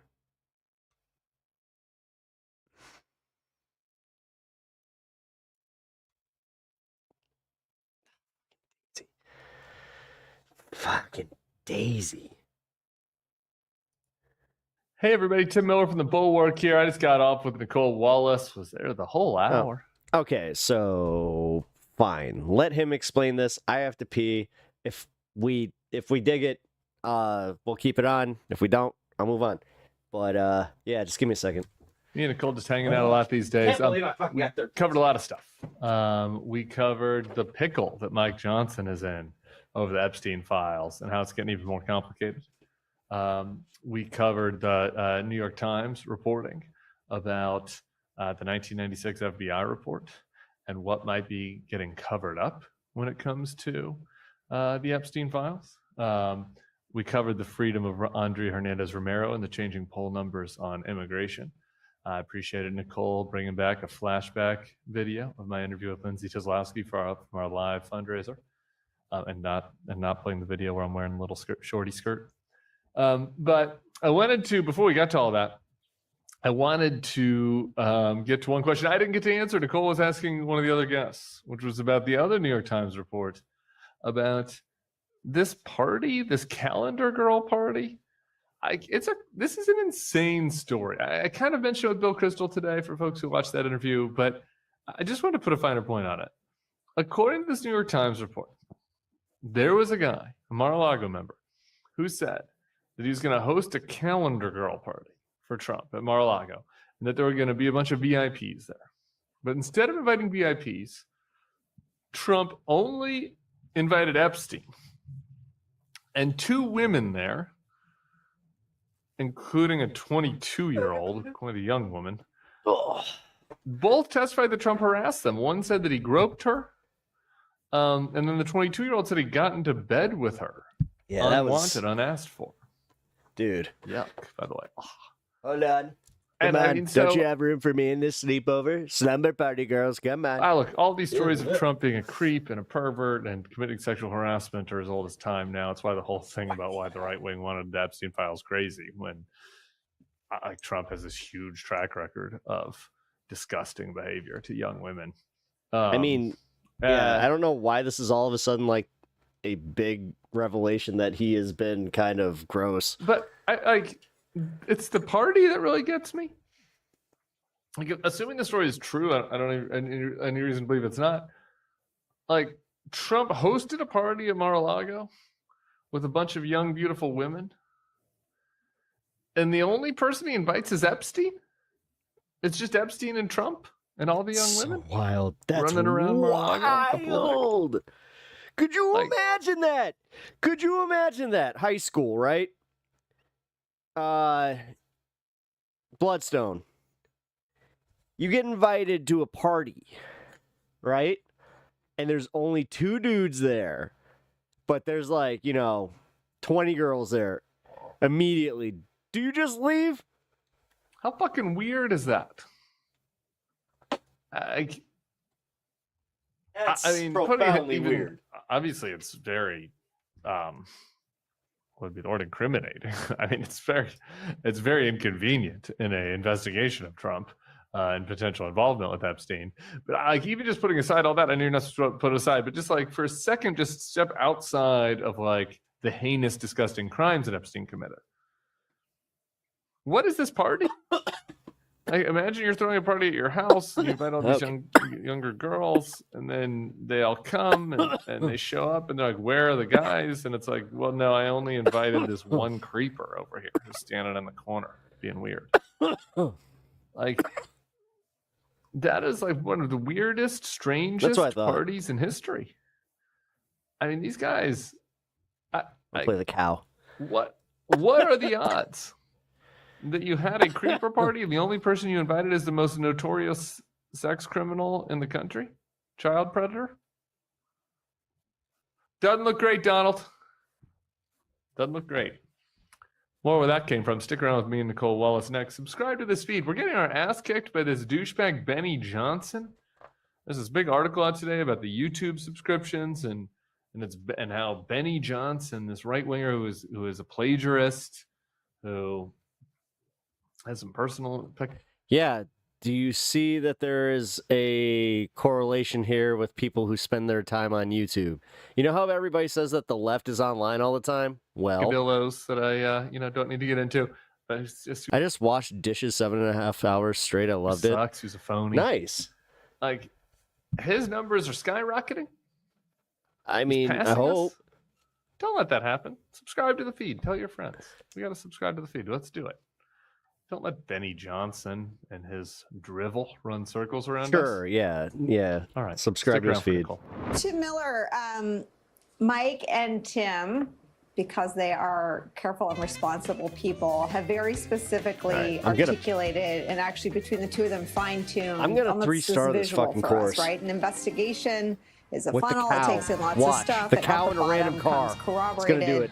things that they, take to the bank that prove guilt, they hope, in a jury of criminality. The problem for Donald Trump is that Kash Patel didn't go on podcasts and ask for, the corroborated stuff. He didn't go on and describe a funnel. They have been asking for 10 years for all the tapes, all the texts, all the emails, all the videos, all of the investigative fodder, which includes accounts like Ms. Farmer's. Where do you think we are in terms of this story unschooling? I love how you kind of slightly suggested that I might be a little bit more irresponsible in the accusations than Mike and Tim are. Not irresponsible, but just knit the worlds together, right? Like an investigative journalist and a lawyer and a prosecutor they're using a scalpel. The Trump world has never used a scalpel when it comes to this story. They're swinging away with the most imprecise weapons, bashing at the people that they think are hiding deep inside the crevices of an investigative file. They're not asking. I mean, this is what they're asking for. The actual witness testimony and all the names that came up in the course of a decades-long investigation. Yeah, no, I'm just teasing. That's exactly right. And here's the problem that Kash is in. Especially if we believe what Dick Durbin put out, saying essentially that the reporting that they're getting, the Senate Democrats are getting, is that in March, somebody, whether it be Cam Bondi or Kash Patel or Dan Bongino, had ordered FBI agents to go through tens of thousands of pages of material related to this case, and in part of doing that, flagging times where Donald Trump was mentioned. So, to your point, if you're going to take the broadest view of all this, then people should see everything that was in there. And as far as we know, if the FBI agents did what Dick Durbin is saying that they have information that they did, I literally then went the we'd wrong presume way. that they would have a file or a new file or a new log, if you will, that gather all of the Donald Trump mentions. This is really Italian. And there's really good reason to believe that there's a lot of them. You know, you mentioned this case with I'm keeping Farber, the which damn, I think the this damn cow. victim case is really important. I I need don't something know with if better there are handling, others though. like me out there, but I've become re-obsessed with this. here I we go. read all the Julie We'll Brown go with stories Rob. years ago, but I rewatched the documentary over the weekend.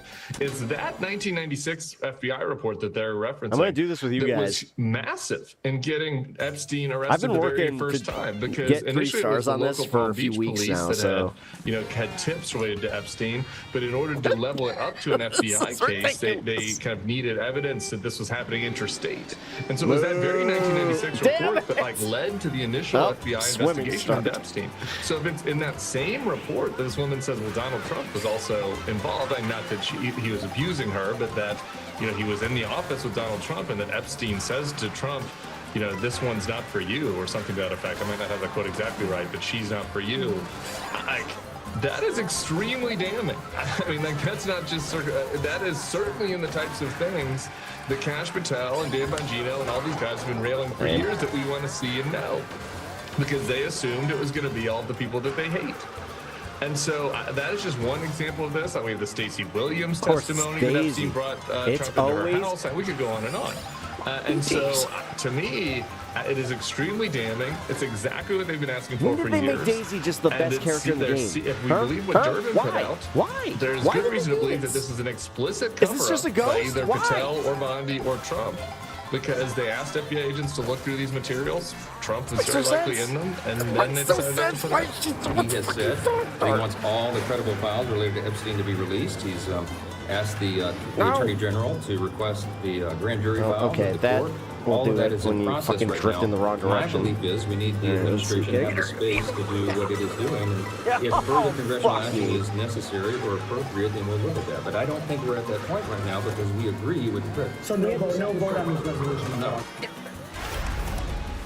This is the White House Director of Legislative Affairs. I'm just kidding. That was the Speaker. Tim Miller. This is an issue that should be easy for them, like even easier than tariffs, which their voters don't want, even easier than, I mean, it should all be pretty easy because their voters do not want cuts to Medicaid, but their voters are ravenous for the Epstein files and they can't even vote to release them. What is this? It's a pickle for Mike Johnson. I know Suck you them think it's an titties. easy one, but here's the problem. Yeah, sure, it's an easy one with the base voters. It's easy to know what they want in a grand scheme of things, but he can't get on the wrong side of Donald Trump. I mean, there's a graveyard of past Republican speakers who got on the wrong side of Donald Trump on various issues. And so I think that is his first and foremost priority. I think that Mike Johnson is certainly not, I guess who knows, but there's good reason he would not be read in on whatever it was that was behind the decision for Donald Trump or Pam Bondi to not release these additional files. And so if you're Mike Johnson, it's like, I guess let's try to kick the can down the road.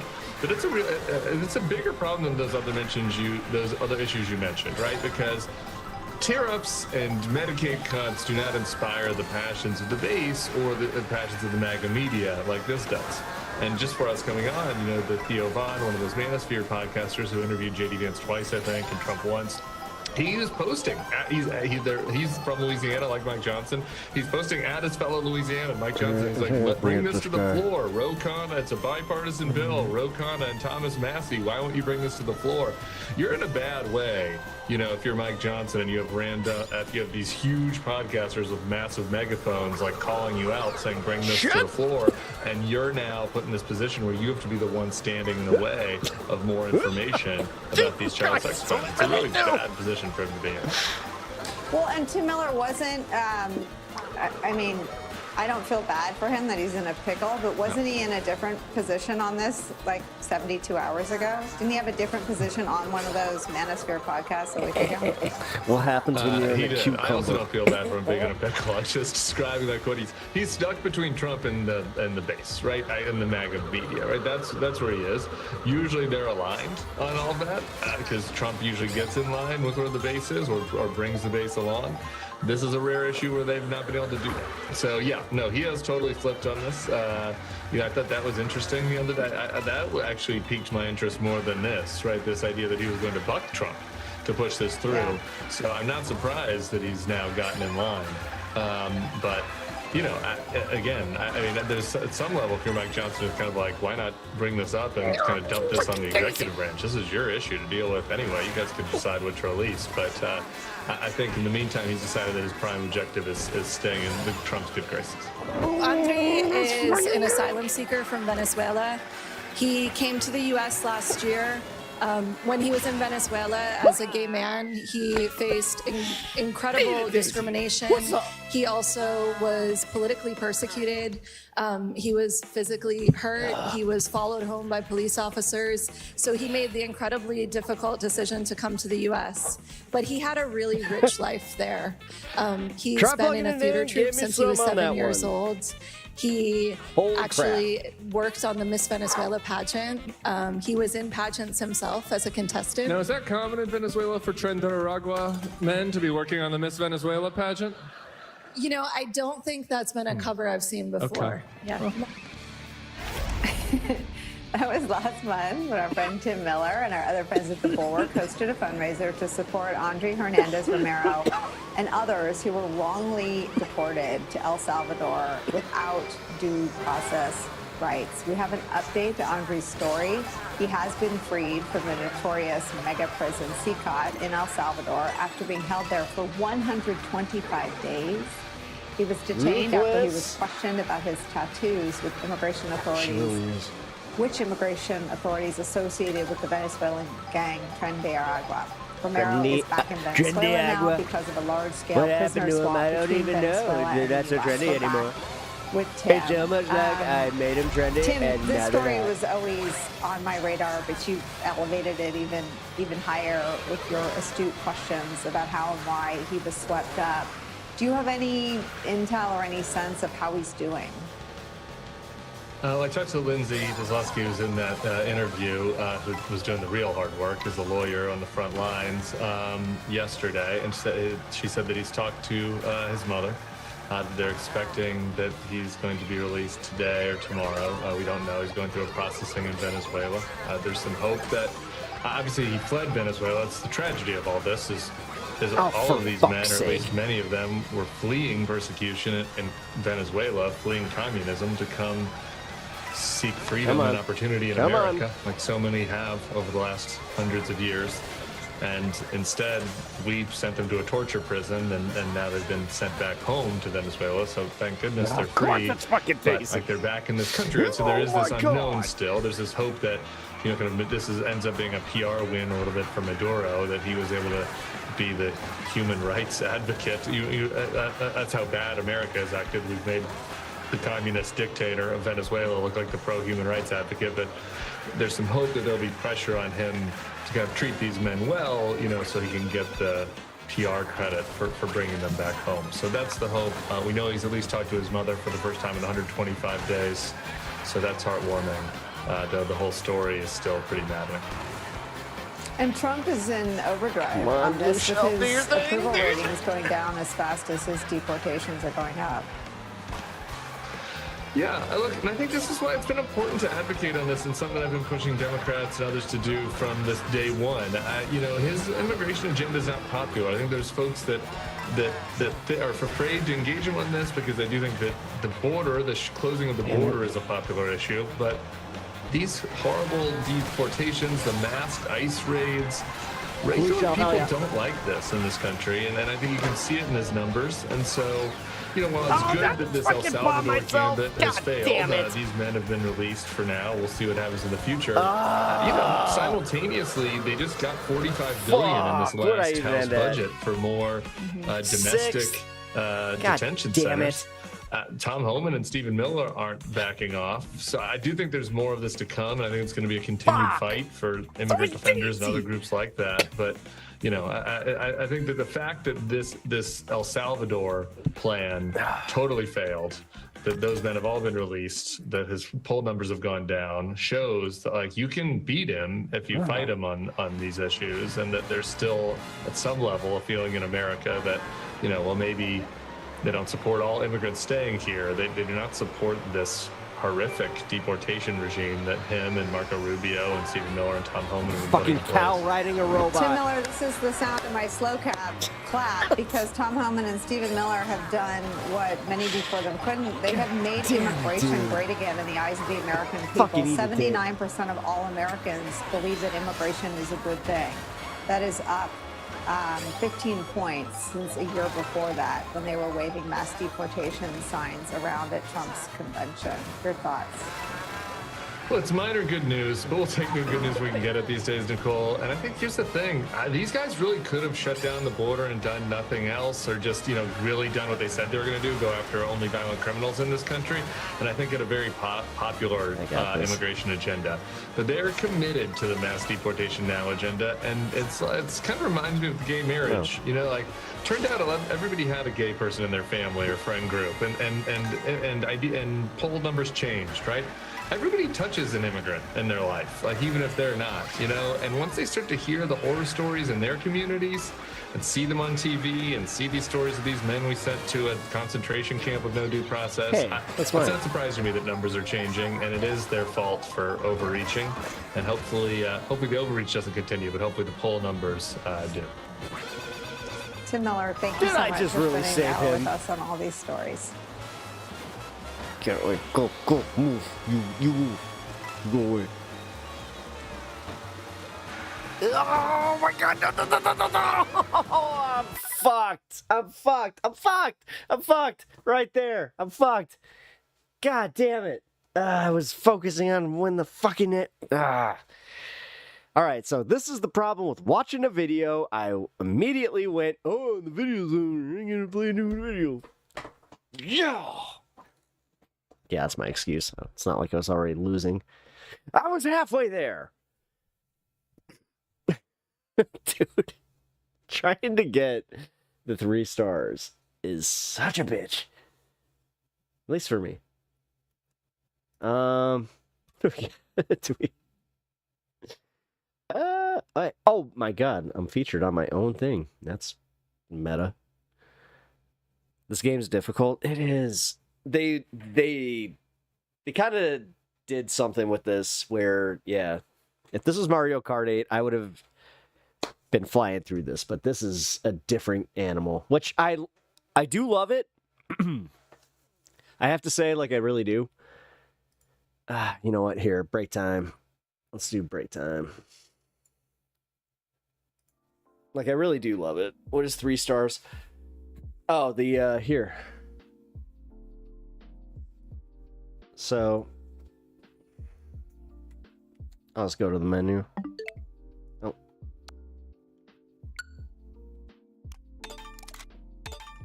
All right, so when you go to like your CCs,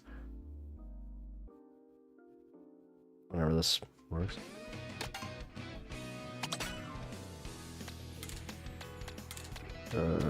Just for shits and giggles, I'll go to my normal character. There, Yoshi. I'll go to my normal car.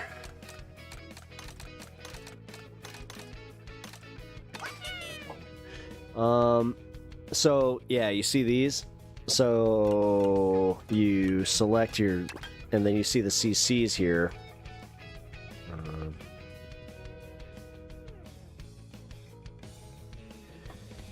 So you see how I have 3 stars, 3 stars, and I have no stars here? That's because I have not actually, like, won this, so... Okay, this is the one we'll do. Let's do it now. Let's do it right now. Screw it.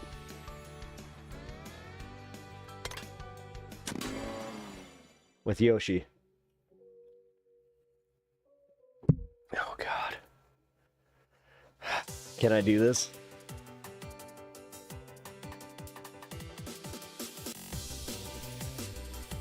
Let's see. Well, consistency is I'm gonna not... see if I can Thanks find very something much that's for like joining. audio based that we can listen to.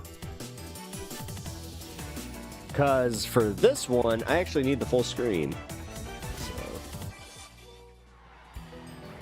So, there we go. For a very long time, I've been telling you guys that this new media space, even though people like to suck themselves off in this space and pretend like they're Yeah, fuck special it. and pretend like they're truth tellers and pretend like they're not subject to the same downsides as mainstream media, I've been warning you that this space is just absolutely packed to the brim with con men and grifters and careerists and self-aggrandizers and scammers and people who are willing to sell out to the same advertisers and corporations that buy mainstream media. And today was a real crossing the Rubicon moment, because one of the biggest like brosphere podcasts is the Nelk Boys, the Full Send podcast. And, you know, these are those podcasts that, you know, just like the same Rogan ethos of like, who, me, bro? I'm just shooting the shit with whoever I have on. No big deal. It's whatever. We're just like bros hanging out. We don't even claim to be experts. We just like talk about stuff and let the chips fall where they may. Well, apparently What I need is a new today, car. these assholes decided to release a podcast. You ready for this? With Benjamin Netanyahu. So the brosphere, you know, podcast people decided, let's bring on an indicted war criminal who's currently in the midst of doing a genocide. As we speak, Palestinians are dropping dead from being starved to death by the IDF. Every day, you have Palestinians going to fake humanitarian aid sites, and then the IDF opens fire on them and murders about 100 of them every single day. It is a live-streamed Holocaust in real time, and these fucking idiots decided, let's bring on the leader of the genocide, the person who's steering the ship, and let's, like, shoot the shit with him. So this thing is infuriating from beginning to end, y'all. Like, I turned it on, and, you know, they start with, like, we're kind of in over our heads here, bro. Like, but also, we're kind of like journalists. Oh my God. Aren't we? Yeah, Like, it's a sorta great like time. journalists? Like, yeah, My now, God. you know, we don't really, like, know what we're talking about, but, like, we'll have both sides on of the issue to talk All right. about. And it's like, you know what? It is time Give me a to second. grow out of this bullshit mentality. This idea that, hey, why would you draw any lines? Drawing lines is like weird and whack, bro. And it's like, no, sometimes lines make sense, right? Would you want to hear both sides of the debate when it comes to a serial killer? How about a child rapist? How about a jihadist?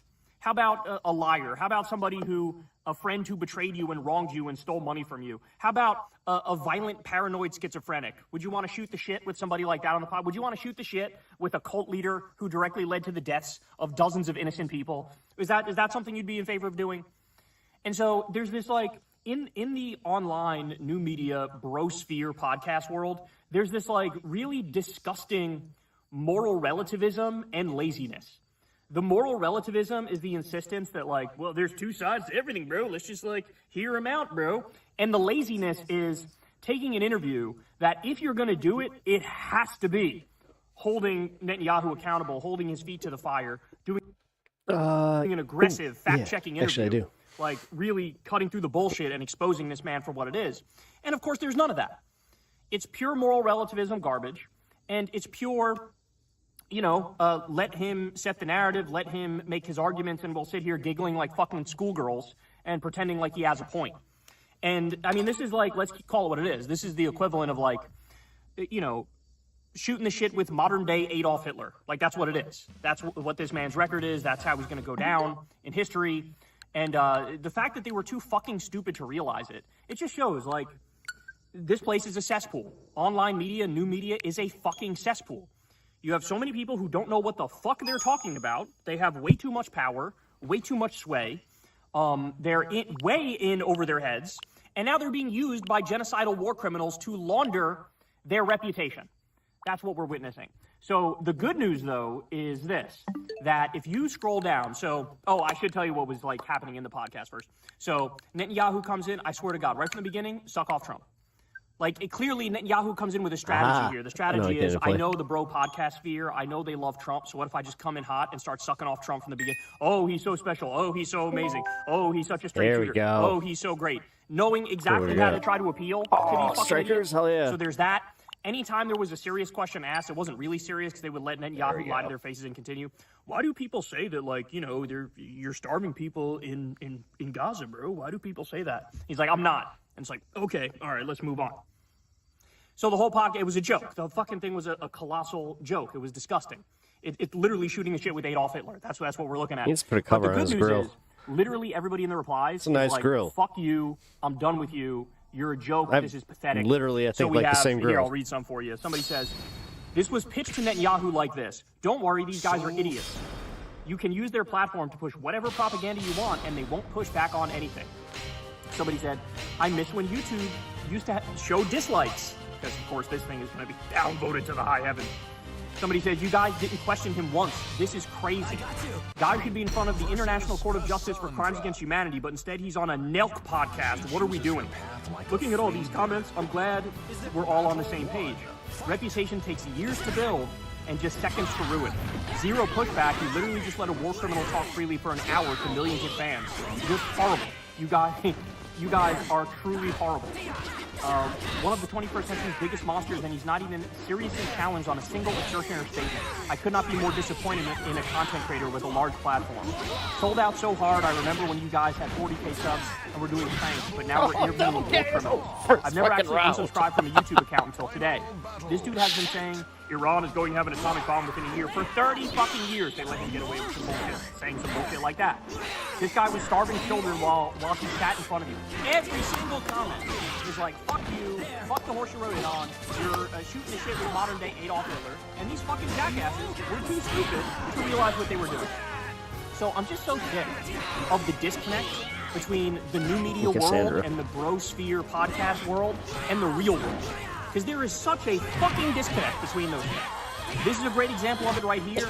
Not understanding how serious this is to talk to a guy like this who's an indicted war criminal who should be locked up for the rest of his life. All the spin coming out of the brosphere podcast world when it comes to Trump and Epstein, where they can't just accept that Trump is in the Epstein files. They can't just accept there's evidence piled as high as Mount Everest that he's done disgusting things with children, that he was involved in international human sex trafficking. They can't acknowledge that, so what do? They go out there, people like Tim Dillon, people like Alex Jones, all these assholes. Oh, Trump can't release the Epstein files because he's afraid that they're going to kill him if he does. Who? Who's they? He picked the entire fucking deep state. It's his administration, asshole. What the fuck are you talking about? You got... Apparently I'm better if I just don't have sound. The Democrats, is what Alex Jones said. The Democrats have, they doctored the files, and Trump's out there saying, Obama wrote the files, Hillary Clinton, James Comey, they wrote the files. And you have Alex Jones going, that's right, they tampered with the files and they made Trump look bad even though it's all fake stuff. So what I can't stand anymore is this disconnect between what happens in the real world and the fact that people aren't getting the straight stories about what's happening in the real world, and what happens in like this right-wing bro podcast land where I used to be able to these idiots are really so piss my friends off with Keelik. Just the by doing like the implications of their double flip actions, thing right? and just like trying to humanize getting and him out of the ring. justify a war criminal who does war crimes on a daily fucking basis. I mean, literally this week, this asshole Netanyahu bombed Damascus in Syria, the capital of Syria, to get out of his corruption The trial. input lag and that is worked. real. He got out of it. And then the next I'll day give he you that. had the same trial. I'm noticing and he goes, that. oh, I have food poisoning, so you need to postpone the trial till fucking September. Uh-oh. And they go, okay. It's my buddy Like, are any of Josh's these things favorite. going to fucking come up? Are you going to hold this guy accountable for fucking anything? This man who's desperately trying to start World War III, desperately trying to create a greater Israel, and he's shooting the shit on podcasts with these idiots who openly admit, Oh my God, I fucking don't really hate know Volvo. anything. I didn't study. I don't know the first thing about this fucking issue. Like, I'm just like looking to have conversations about ideas, bro. Sitting there, I think we're kind of like journalists now. No, you're fucking not. No, you're fucking not. You're a bunch of douchebags who don't know what the fuck you're doing. Oh, yeah. I was and about to who say. are I'm like, we're not steering done this yet. country in the wrong fucking direction. Bitch. But again, thank God, bro. At least if the comments weren't brutal. Yeah, dude, the input lag with I block right here I is wouldn't be able to insane. I I'm wouldn't be able to I'm I would holding be fucking block. Furious. But at least since the comments are brutal, it lets me know that like, all right, well, their audience is paying a lot more attention than they are, right? And they have more of a moral core than they do. And so I want to reiterate this point one more time because it's been a long time now that there's been this ethos in new media and in the the brosphere podcast land, and the ethos is like bro, I'm like a real man, so like whatever, but like I'll have conversations with anybody about anything, bro. No holds barred, bro. Free speech, bro. That's what I'll do, bro. Like, this is their whole shtick. This is how they suck themselves off and pretend like they're So the brave. input I'll lag talk to isn't much on the anybody about emulators. anything, bro. Hopefully Both sides Nintendo of can the update bro. this. And they think that's like, yeah, you're that'd be so nice. cool. You're willing to like talk to anybody about anything. Why can't people just have conversations? Let's have conversations about having conversations, man. Like, this is what they do, right? But I want to reiterate this point because it's super important. Do you want to talk? Do you want to shoot the shit and have like a nice positive experience with a serial killer who killed 12 people? Never mind. Do you want to humanize that person? Do you want to shoot the shit with them? I thought How you about just somebody meant, like, do you who's, want to shoot the shit? I was like, a yeah. skinhead Nazi with a giant swastika tattoo who brags about killing Kyle minorities. Kalinske, You hell want to yeah, shoot I the shit would. with that person and hear their side of the story and try to humanize them. How about a And child just end up rapist? asking him what You he wanna was hear both into like, sides of the in child rapist certain debate? years of his How life. about in Al Qaeda or ISIS jihadist? That's Like, bro, openly in you were a favor Ninja of Turtles bombing, guy. you All know, right, who's your innocent- favorite Ninja innocent Turtle? people in schools. He's How about either that? a Raph Bombing guy little or a kids. Leo How about, guy. I don't know, tankies and Stalin defenders, or just outright liars, or violent paranoid schizophrenics, or a cult leader, or somebody you know in your own life who betrayed you, who wronged you, Who's your who turtle? stole money from you, who tried to fuck your Mine's girlfriend Mikey. or whatever the Come fuck. on. Like, there are sometimes If you need to didn't draw already lines in this fucking world. know. Let's stop. I don't even have any lines, bro, because I'm a fucking idiot that doesn't have a functioning brain. Sometimes there are lines in this world. One of those lines is, don't suck off a war criminal who's starving people right this very second on your shitty fucking podcast. Okay? So this needs to be, I hope everybody's listening to me. This needs to be the beginning of the end, the downfall of new media and the bro podcast sphere. It's gotta go. All of the fucking, the influence they have. Now understand something. I'm not a fan of mainstream media. I criticize mainstream media today. Dude, I'm gonna just realize criticize that it's mainstream media all tomorrow with over what's happening with CBS and how at they're this stabbing point. Colbert in the back, If that's the case, then trying to then appease who are we Trump. listening There's a to? million And things I also, can say. dude, I They think you pushed us into war, you et put cetera. way too much But stock let's in not comedians. pretend You like really new do. media is This ain't better. like the They are Andrew not Schultz in any way, bullshit. shape, or form Like better. they don't put It's that a bunch much of stock. idiots in way You over like their Leo? heads. If you wanted to have on Benjamin Nothing wrong with Netanyahu, okay, it would be a Leo's different my story if you second. had him on and you genuinely held his feet to the fire. Nobody wants to have. It's not fun to do an adversarial interview. I've done them. It is not fun to do it. Crystal just made this point to me. Did we have fun when we fucking were disagreeing with Jank about a very important issue about how to be a leftist and how to approach MAGA? You think that was fun? You think it's fun when you have to, in order to be ready for an interview like that, you have to do an immense amount of preparation. Write out your arguments. Write out the facts of the situation. Make sure you deliver them to the audience. It would be one thing if they did this interview and they held him accountable. Like if I interviewed, or Crystal interviewed, or Hassan Piker, or anybody interviewed Benjamin Netanyahu, it would have been a different fucking story. But they The take hell is this this? responsibility that you have being a public figure with this platform, and they just fucking swat it aside and say, I don't give a fuck. I'm not going to learn anything. I don't care. I'm going to go in there and shoot the shit with a war criminal. And at one point, they literally say, listen to this. They literally say, oh, I'm happy we're talking to Netanyahu because we'll get educated on the topic. God. Oh. I mean, that is, I'm literally. Dude, they have a literally at words. painting Like, I don't fucking know how to function. respond. I don't know how to respond to that. That is Oh, the this dumbest is fucking thing I've ever wild. heard. So let this be the beginning of the end. I mean, I really do think the beginning of the end of the new media obsession and the bro podcast sphere obsession. I really how do I think get it out? was when Rogan and his, little sycophantic right-wing comedians decided to go full MAGA there we go. and decided to like suck off the administration and literally endorse the administration and run cover for them. I think that was like the beginning of the end of this like new media bubble popping. But now it can't come fast enough. Because again, the thing I can't get out of my head is like, I'm literally covering stories now all the time and seeing on my social media feed all the time, another 20 children just died from starvation in Gaza because the IDF and Netanyahu are starving these people to death and not allowing in aid. Another 100 just got gunned down and murdered while trying to get flour to feed their families, right? They're not allowing in food, they're not allowing in medicine, they're attacking hospitals and schools, and like every negative, I'm seeing that all the fucking time. And then imagine my shock at the same time, on a daily basis. Why are more people not talking about this? Why is this not the biggest story in the world? At the same time, these bro podcast sphere assholes are giving a hand job live to Benjamin Netanyahu and treating him like special, treating him like he has some insight, treating him like he's just another one of the bros, just shooting the shit. And that disconnect between the real world and this nihilistic, moral, relativistic, bullshit bro world, it's gotta end, bro. It's gotta end. They gotta wrap it up. They gotta lose power. They gotta lose influence. I hope they fucking hemorrhage all their fucking subscribers. This is a fucking cesspool that we're living in. They make CNN look like brilliant geniuses. And like, give me Christian Amanpour interviewing fucking Benjamin Netanyahu over these assholes fucking any day of the week, dog. Any day of the week. But that's how you know you're pathetic. When you make the mainstream media losers who suck in their own special way seem way better than you will ever be. And now they're trying to clean up the mess. They went on Hassan Piker's stream. Adam Friedland's on the stream. Hassan's on the stream. The Nelcoys are on the stream. They're trying to be like, bro, it's whatever. Like, we're going to have somebody with a bunch of options. You come on the next day. And like, so that's, you know, it's totally cool, bro. Again, just imagine this in fucking 1940s. Yeah, okay, sure, we talked to Goebbels. Sure, we talked to Hitler. Sure, we talked to Adolf Hitler. But, you know, we'll have on like Stalin next week, bro. We'll have on like FDR. It's whatever. Like, we're just hashing out ideas, bro. It's just, I can't with these people. I can't with these people. Like, Adam Friedland made a great point. He said this directly to the Nelcoy's face. Some things just aren't content. Some things aren't content. Yeah, maybe don't try to, like, you know, make some video clips off the guy who's literally starving babies to death right this second, right?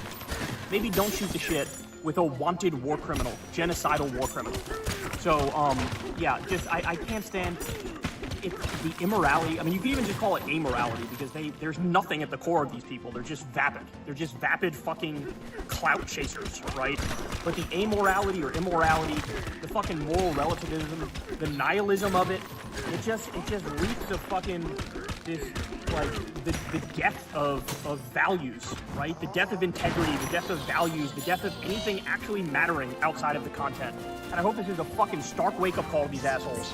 That day of like, bro, I'll talk to anybody, bro. That day, I'm sorry, but that's dead and gone, and it's gotta stay away forever. Because what you're saying, I'm gonna turn off my brain and never use human judgment. That's what I'm gonna do. That's what you're saying. I don't care about human judgment. I don't care about morality. I don't care about how beyond the pale some of these people are, right? It's whatever, bro. We just talk, bro. So, it's disgusting. If you go watch it, I recommend you keep a puke bucket nearby you, because you're gonna need it. Because it was a humiliation fest. By the way, correct me if I'm wrong, guys. I think when they interviewed Trump, they didn't wear a suit and tie. When they interviewed Netanyahu, they were wearing a suit and tie. I think that says it all. So, fuck these guys. Fuck the whole new media world. Fuck the whole bro podcast sphere. I'm just so sick of them. I'm so sick of them. Now they're running cover for Netanyahu, just like, you know, Tim Dillon and Rogan and all these assholes. They might mildly criticize Trump, but ultimately they always end up running cover for Trump too. They're in over their head. They don't know what the fuck they're doing, and they think they're special and they're God's gift to this earth, when really they're vapid, immoral, clout-chasing freaks.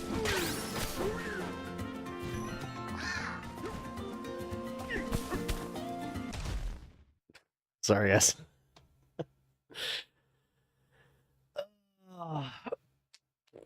This game's awesome.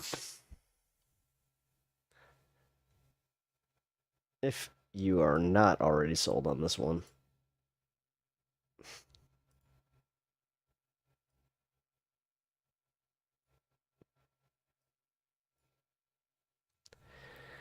Oh, man. There's a dub series of Hood Turtles with the voiceovers from the old Turtle movies. Wait, what? I have to look that up. Yeah, if you if you're into the Turtles and you haven't read The Last Ronin, I highly recommend it. It's definitely in a graphic novel form now, but it's awesome. I don't want to spoil it if you don't know anything about it. It's essentially the what if in the future, well, not what if, it's in the future, all of the turtles are dead except for one. You do not know who it is. They use all of their brother's weapons, so it's really good at keeping you guessing throughout the whole thing. They also do like a bunch of like these spirit sequences, which they almost give it away there, but they do just enough to where it's like, oh, it also kind of reminds you, it's like, oh yeah, that's right. They all kind of did have like a little bit of like their brothers' personalities in them, just no matter what. Donnie, I would say, is the number one turtle that had the most unique personality. That's all I'm gonna say. I think Donnie's cool as fuck.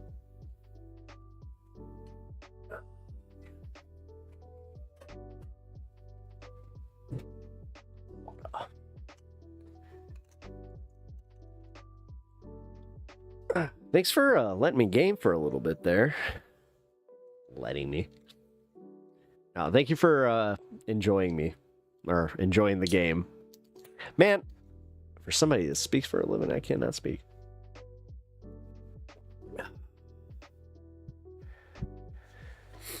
So you know that expensive water? You know, the liquid death? I may or may not have gotten some from another party. Dude, that's the one nice part about like going to parties with like people that like certain things.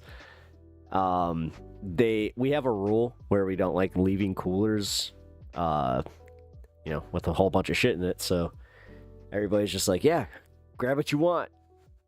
Immediately I'm just like, liquid death. It's just expensive. Never pay. No. Wait. Wise man say, never pay for late pizza, or never pay full price for late pizza.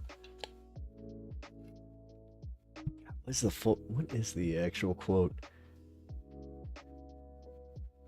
Damn it! I used to know that one off the top of my head. Ugh.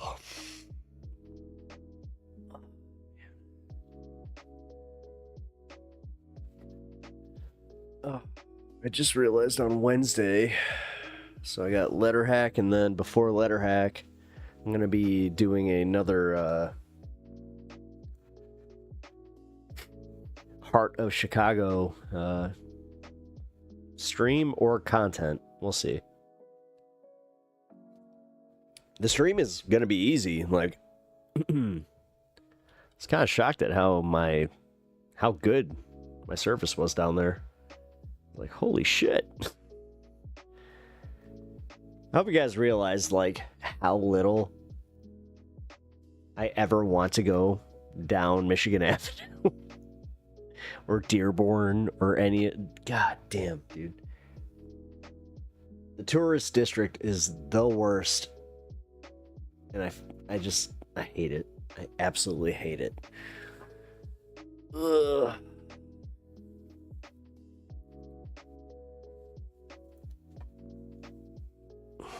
But for you guys, I guess I could do some of that. Alright, what time is it? 1. Alright, I think I'm gonna call it. Should probably get some sleep. Get ready for stream tomorrow. We're gonna be doing the normal time for we're gonna be having some more fun. We're gonna be doing the politics. As much as I want to play Donkey Kong, I can't. I just can't. I don't want to like do the big pivot on everybody, like where it's just like, hey guys, all of a sudden I'm a gaming streamer. Look, you guys are watching me play Donkey Kong. That is how you lose audience. But that doesn't mean that I don't appreciate you guys hanging out for, you know, tonight and having a good time, watching some Mario. Dude, I sucked at Mario Kart.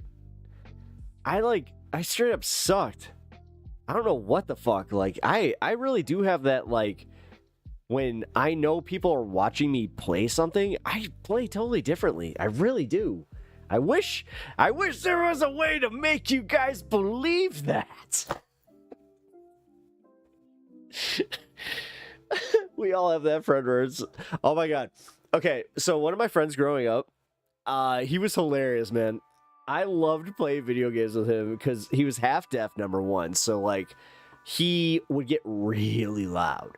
Also, he had one of my favorite farts ever, where he was sitting on a cement floor, just It was like a vibrational fart where like the entire room was staring at him and he's like, what?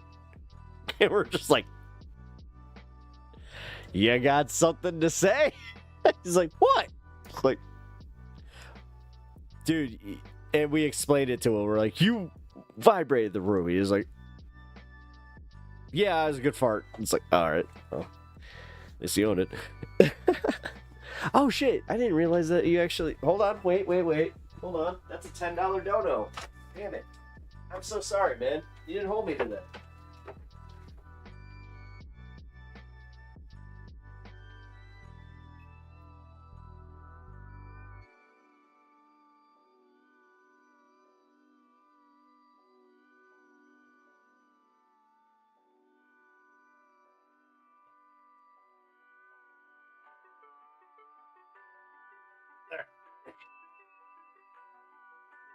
My bad. Dude, I could have been rocking the coziness while I was while I was playing. Damn. Well, at least I hold to it. What can I say? But as I said, oh shit, it's 6:20. Let's do this.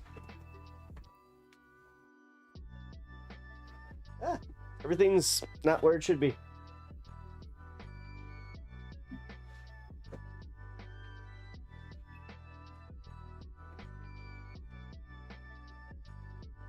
Oh, come on. Fail. Fine. Benjamin. Sorry.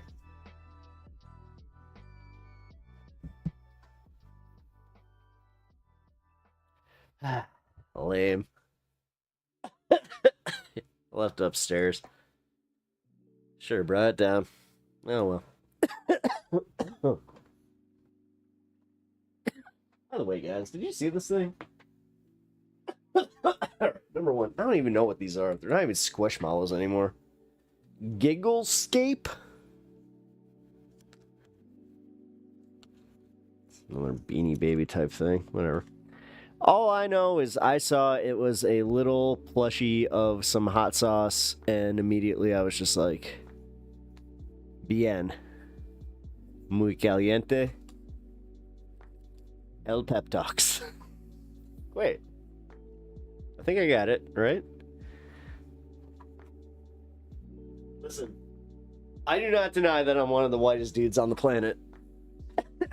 I have Spanish like 1.5 level. Can understand it a lot better than I speak it.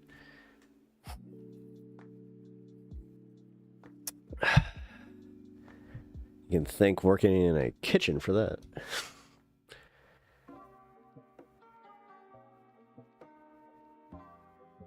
I thought you increased the price. Oh, I did. Well, whatever. I did increase the price, but it's okay. I don't know what I'm doing. Let's just say this. Kirk covered it for tonight because that was a very, very generous donation. I think that Kirk wants to see Unimoogle here, which I'm not sure if you guys understand that, but this is essentially the way to get Uni on stream. Like, you guys want to see see the wife, you know, have her on stream, and she's gonna be here the entire stream. She's gonna have like her little hair chair. Apparently, I have to like sit on a different chair though. It's gonna suck. I think I have to use that one. Which, full disclosure, that one's not the best streaming chair. That one's good for painting. But fine. I'll do it for you guys. No, she's already committed to it. Like, she's just like, yeah. She has faith. She has faith in us, is what I mean. She's already like mentally committed. Didn't mean like, hey. I'm so bad at this. How do other streamers do this shit? Like, I really don't know. occasionally I'm like, oh.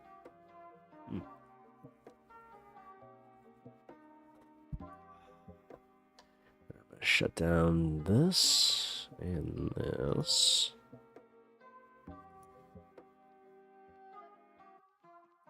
We got the ground news for tomorrow. Cool.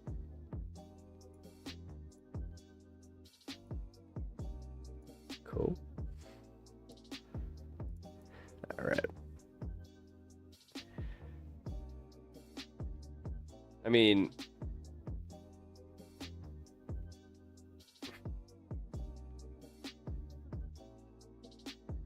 I do have to say the $10 is a little bit too easy, but it's only because you were like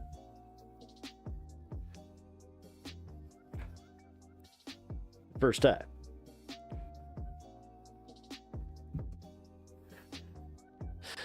I just don't want to wear this thing all fucking stream. That's why I was like, yeah, I definitely need to put a cap on this. It gets really warm down here.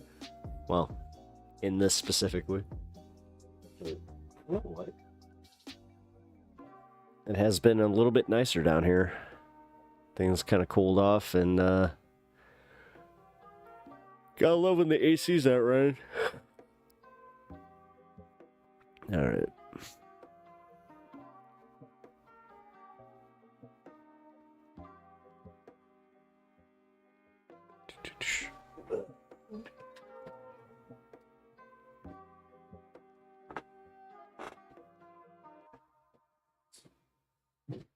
So that's tomorrow's set. Have a time period for when it applies. That's not fair.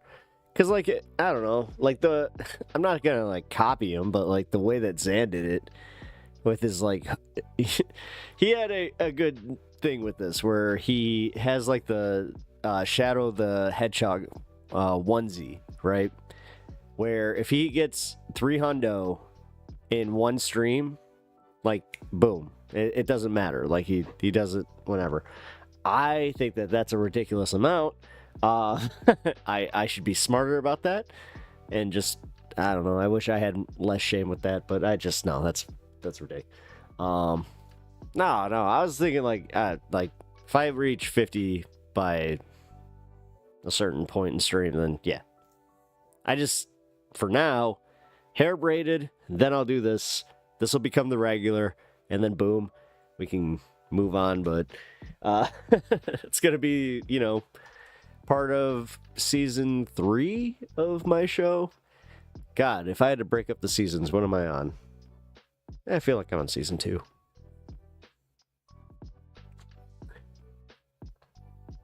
At the end of season 2. But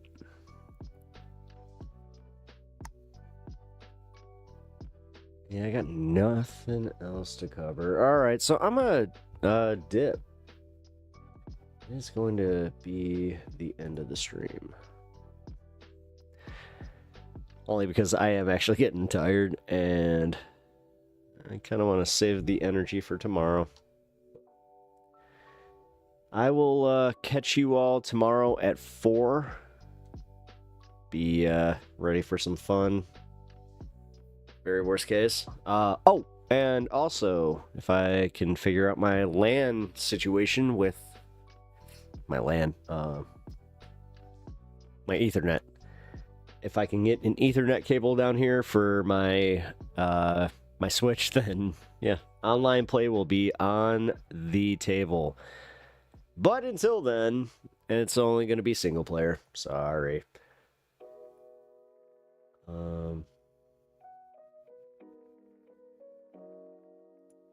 But all right, I will catch you all later.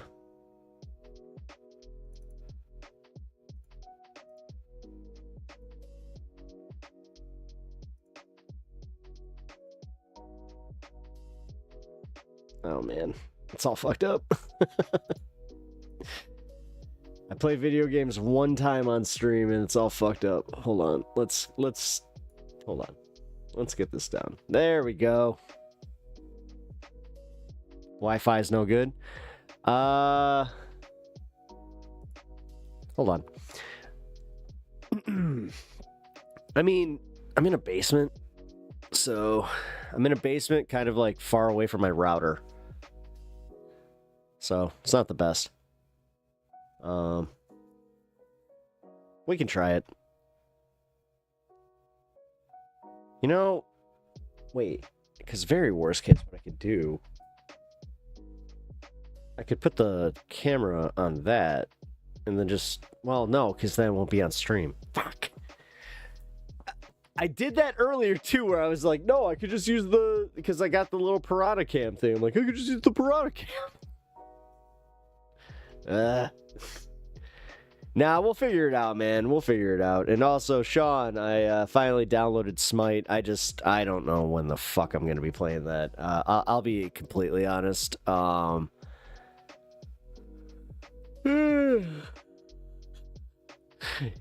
pretty much downloaded that just to play with you. So. That's if you're even here. But either way, try plugging it in. Yeah, if you got Mario Kart World, let's go.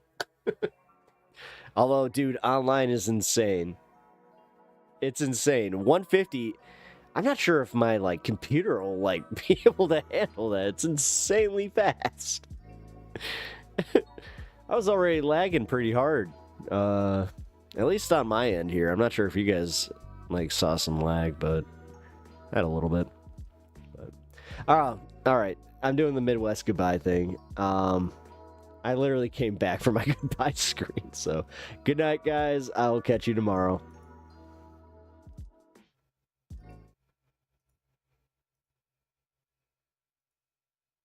Who the heck is Pep Talks? I'm not gay, but I fantasize about Marco Rubio. Pep Talks. Pep Talks. Pep Talks. Let's eradicate the Kung Flu. I'm literally coming. Pep Talks. Pep Talks. Who the heck is Pep Talk? They want our women. They want our children. Pep Talks. Sometimes no means yes. Grab them by the pep talk. Grab them by the Marco Rubio. Obama is a racist. Pep Talks. I'm literally coming. I'm Pep literally coming. Pep Talks. We found weapons of mass destruction. My fellow Americans, it has been confirmed today from Pep Talks that we are indeed all high on politics.